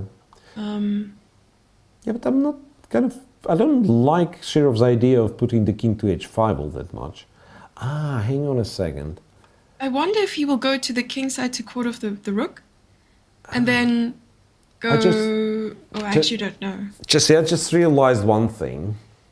Shirov's king is stalemated. So there might be those ideas when you sack the bishop, sack the rook. I don't know how it will materialize, but knowing Shirov being Shirov, he's probably thinking of this already. But also, how does white really get anything done here? Okay, king b2, and then at some point rook e5. Rook e5 attacking the bishop. If bishop has to go, knight f4 wins the other pawn. Right? It's just that with the king on b2, my beautiful concept doesn't really work. You go rook c8, and rook e5 would be a slight inaccuracy because of this check. You'll drop the rook. Yeah. No, but technically it was supposed to work like this. I go rook e5, bishop leaves somewhere, and not d2 for some... Maybe we have an agreement that you don't go to d2. Anyway, the mechanism was rook to e5, knight f4 check, and I forced the king from the g6 pawn, so I take the g6 pawn. The king went to d1. Okay, now it works. Like if I play rook c8, rook e5, bishop say b4, knight f4. Might still be a draw though. Might still be a draw, but at least it's 2 pawns now. And rook e4 is a threat, yeah? So it will all depend on this. Maybe, yeah, it will all depend on this. So like check, check, takes, but it's got to be a draw. Got to be a draw because it's kind of a, okay, whatever, forget it. I thought you were going to break out in song, you know, it's got to be a draw. It's got to be. Yeah. Well... I do have another question from chat, if you would like. Sure. Okay, chat is curious to ask. Is it true that Russian chess school methods, they learn chess from backwards, from the end game to the middle game to the opening, rather than normal approach studying the opening, then the middle game, then the end game? Well, I would not call it a normal approach, because why is it a normal approach? You don't know kind of basic things. Yeah, obviously. Okay, first of all, it's not Russian. It used to be called Soviet chess school, right? Because I consider myself to be Ukrainian, right? Even though living in Russia, and therefore, like, I don't think when Soviet Union kind of fell apart, there've been even some, some speculations on stylistic differences between various parts of the Soviet Union. But whatever, let's leave it aside. But I think that's exactly how you learn to checkmate with rooks, with 2 rooks, with the queen, with king and rook, and so on. And by learning the endgame, at the same time you're learning basic tactical patterns, which are much easier to spot on an empty board, right? And by the time you're starting to play with the entire board, you already know that if you attack the knight, king and queen with the knight at the same time, it's called the fork, because you've seen it already on an empty board, right? So it's only logical. It sounds logical to me. Right, the middle game is the most complex, right? But nobody knows. Some people pretend they know how to study and especially how to teach middle game. But let me tell you something secret. It's nobody knows. Nobody knows how to, especially how to teach middle game. I mean, how do you teach someone to play the middle game? No, it's not possible. You just that makes sense. Yeah, you either get it or you don't get it. Or no, I mean, no. Obviously, it's only makes perfect. Yeah, it's only partially serious, and most of it is a joke. But there is no methodology. No, seriously, there is no methodology that I'm aware of, because when people speak about like let's learn typical pawn structures, first of all, chess is the game with an awful lot of exceptions, right? And how do I... That's very true. I was going to say it's like learning a language. Yeah, like how do I formalize that, like in isolated pawn, you always have to do this, this and this, except a list of 2 pages of exceptions, right? And how do I formalize this? Yeah, and secondly... Here's a concept. Here's 2 more pages of the concept, but it's exceptions. Like I understand, And then secondly, now with such a broad and deep opening theory, very often, like learning the middle game in terms of pawn structures, meaning learning the opening, right? Because if it's unclear position, and there is some pawn structure, and how do you play? You don't play. You analyze it deeper and deeper and deeper if we are talking the high-level chess, right? So I believe like in most of the cases nowadays, like those guys, the 27+ guys, they end up their analysis either with one side's win, when they check the wrong lines for their opponents, and most of the analysis lines, they end up being drawish. Like 0-0-0, repetition or some dead equal position. But it still makes sense that you're checking the model games. You basically accumulate the knowledge of where to put the pieces, and this is the way you learning patterns, you learning methods in middle game, and then you just play. And I think that there is no easy kind of no cutting corners, no easy recipes for that. I mean. Yeah. Sorry if I've kind of blown up someone's, someone's fairy tale, but there is no way you can learn the middle game unless the hard way. Okay, so finally we have a live video. We have a live video. I think we've been looking at a middle game. We've been looking at the middle game video for the longest time, and I was wondering why Hare Krishna was away from the board with 1 minute on the clock. And it turns out that it was just the wrong position, and now they're both sitting there. And there's a question sort of surrounding the situation. What's it like when you're playing the last game and that's going on, and everyone else has left already? And I honestly can answer this for myself as well. It feels a little bit like post-apocalyptic. It's just the world is empty and no one's there. So I do know what it's like to have an empty hall and you're the only one playing. What do you think? Yeah, especially, I think you're right. And especially if it's, I don't think it's the case in this little round-robin tournaments, right? There were only 8 games, but imagine you are playing in a huge open Swiss tournament, and then out of 200 something boards that let's say 500 people playing, 250 boards, you're left alone, right? And your game goes for, I don't know, some queen endgame with some pawns running, and then a lot of checks and so on. It goes for 150 moves.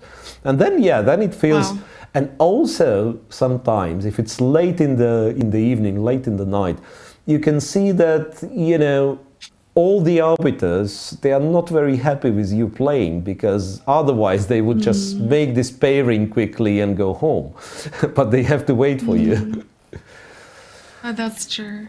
I also have a question. I think I also have a question. Why Hare Krishna is playing? Because why is he still playing? Yeah, if this is not a draw, then I don't know what is. Well, I often find that in situations where you're completely lost and you continue to play, it's completely drawn and you'll just continue to play. It's mostly because you haven't come to terms with the position that's on the board currently. Yeah, it's maybe. mostly you're still sort of, your mind is in a position where you were slightly better or there were chances and stuff like that. Yeah. So I'm not sure if that is the case now, but that's definitely something I can relate to. No, but honestly, I'm kind of confused. If I do it the idiotic way. So rook f3, you apparently play a5 because the king is cut off, right? Doesn't make sense to try to move the king, right? So you apparently play a5, and then I go rook f6, stopping the a pawn. You go with the king, I go with the king, right? Go here, I go g5. Go king b5, I probably go king h5. And I believe after a6 I can already capture on a6. If not, I can go to 8th rank, so winning another couple of tempi. So I think that's how you approach such endgames, by simply, I mean, if it's one passed pawn each, it's very often the easiest solution. You sacrifice your rook for your opponent's passed pawn, right, delaying it as much as you can, and then you win your opponent's rook for your passed pawn. And rook f3 and a5 was played already. I don't know, he can go rook f8 immediately. I don't think it affects the situation all that much. Or king h6, yeah, exactly. Go king h6. Go king h6. Oh, a6. Also fine. Yeah, a6 played, right? One of the things you can do is actually force white rook behind the passed pawn, which is considered to be a good thing, but you don't really care.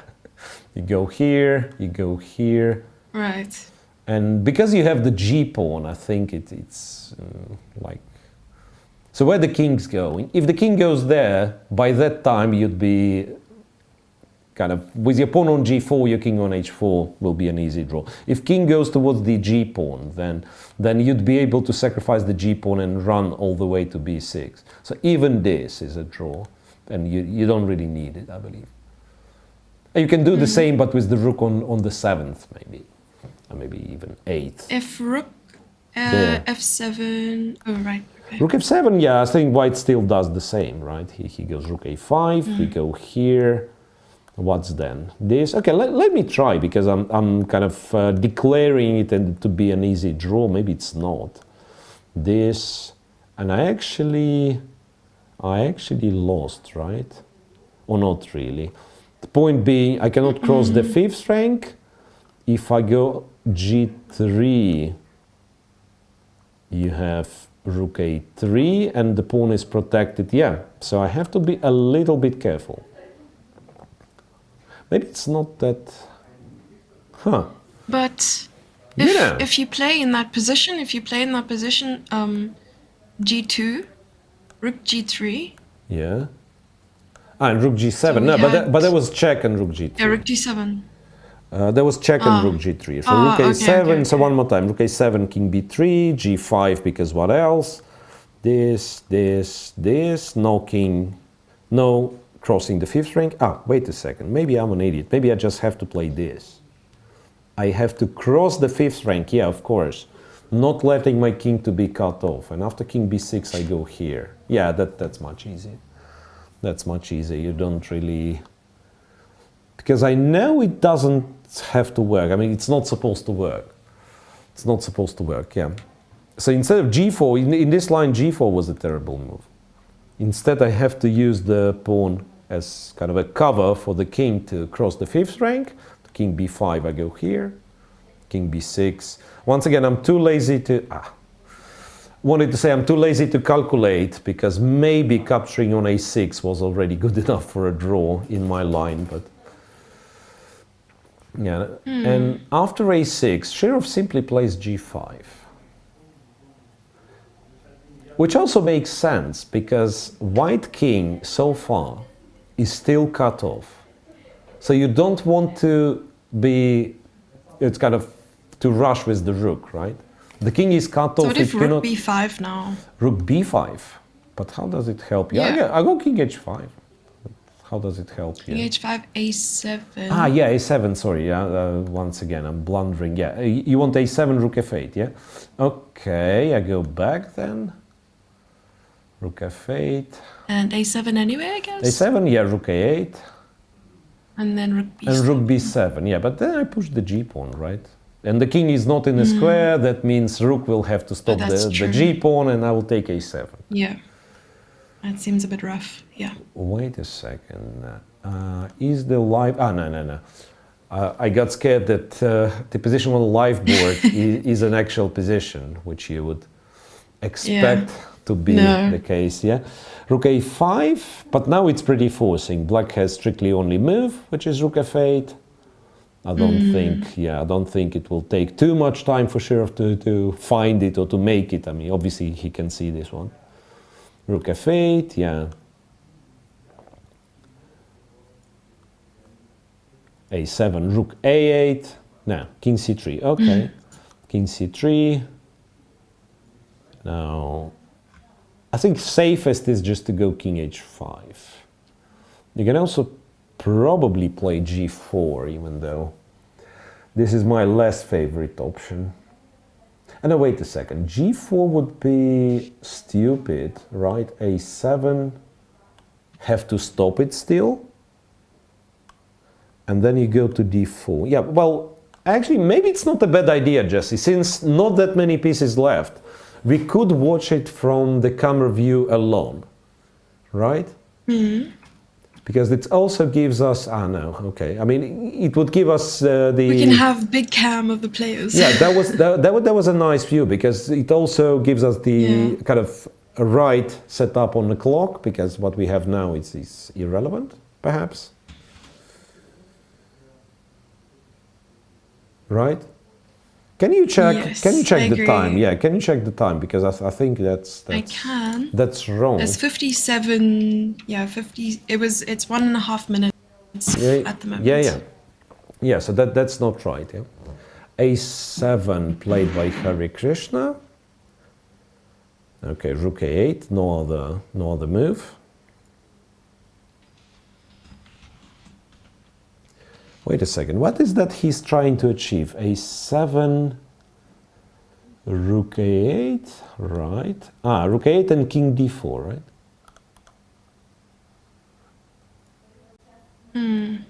So now, if I go here, he goes there.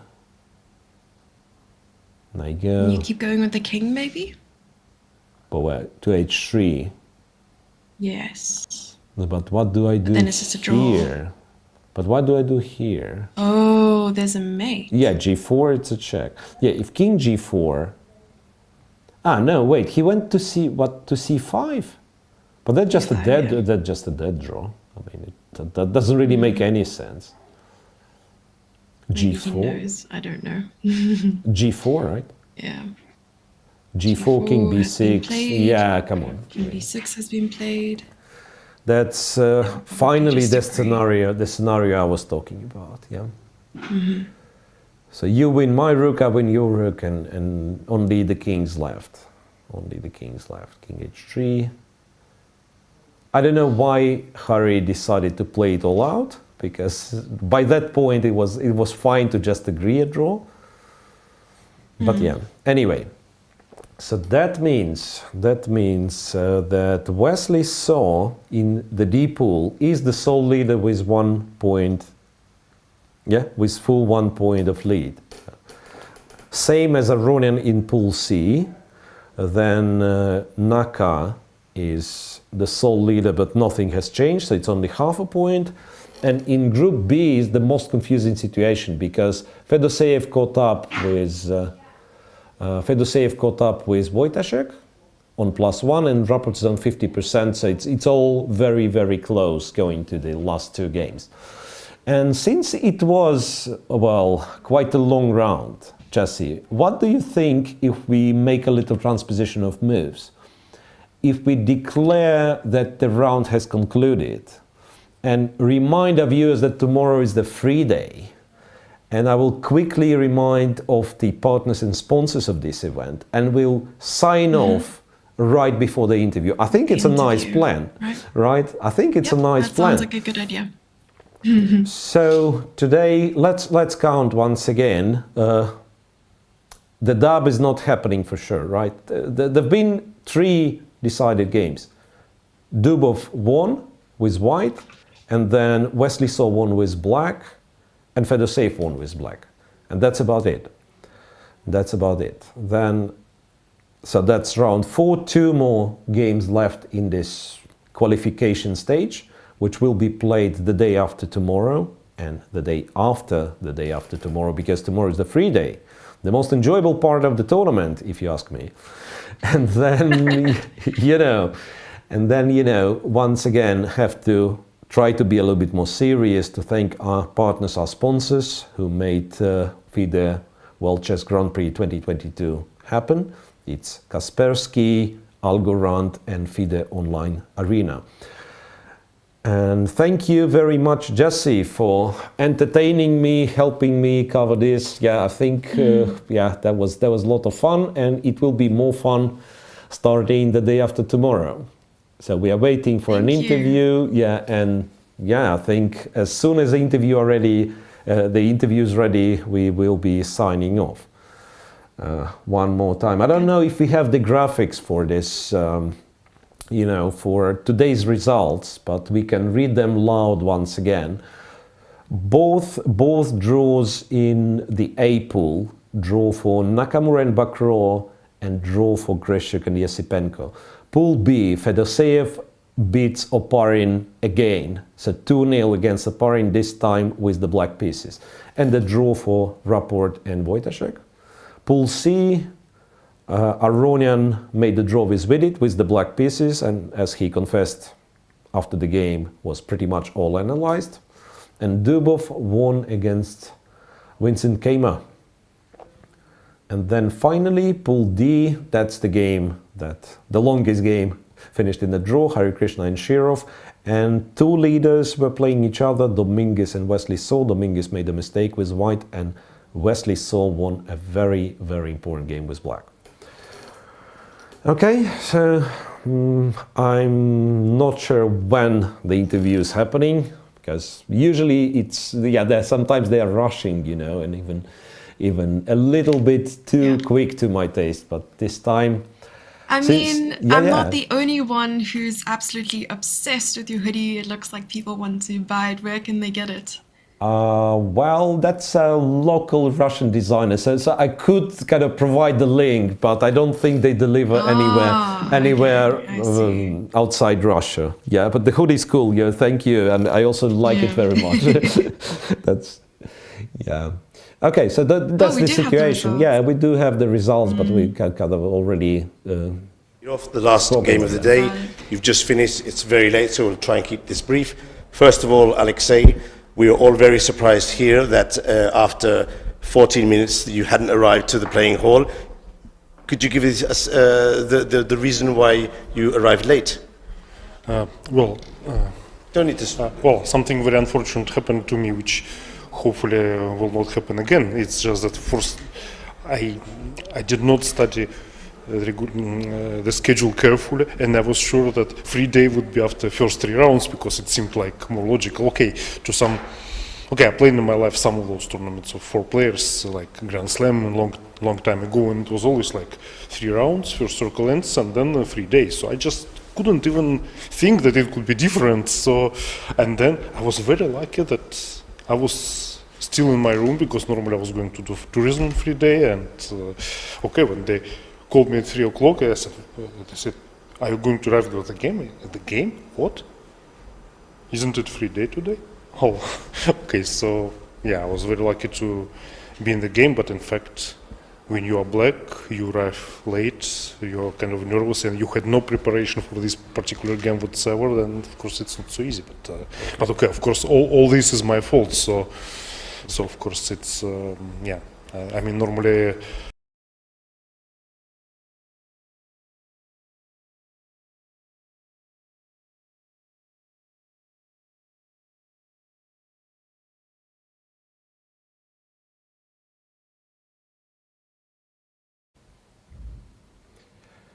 Okay, so it seems that everyone's tired and everyone's looking for the free day, even the internet connection in Berlin, because the interview is certainly going on, but we are not getting the signal.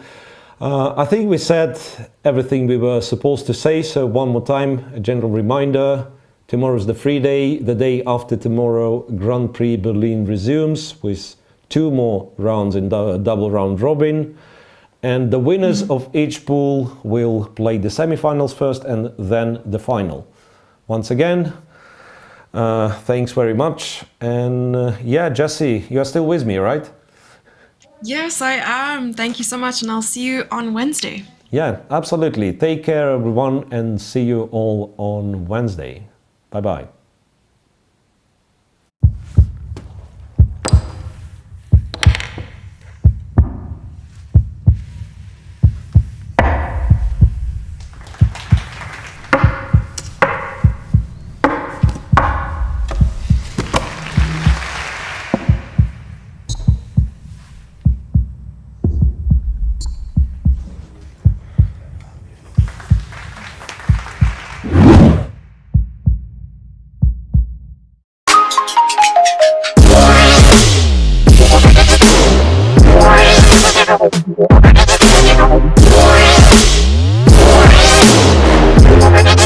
We'll be right back.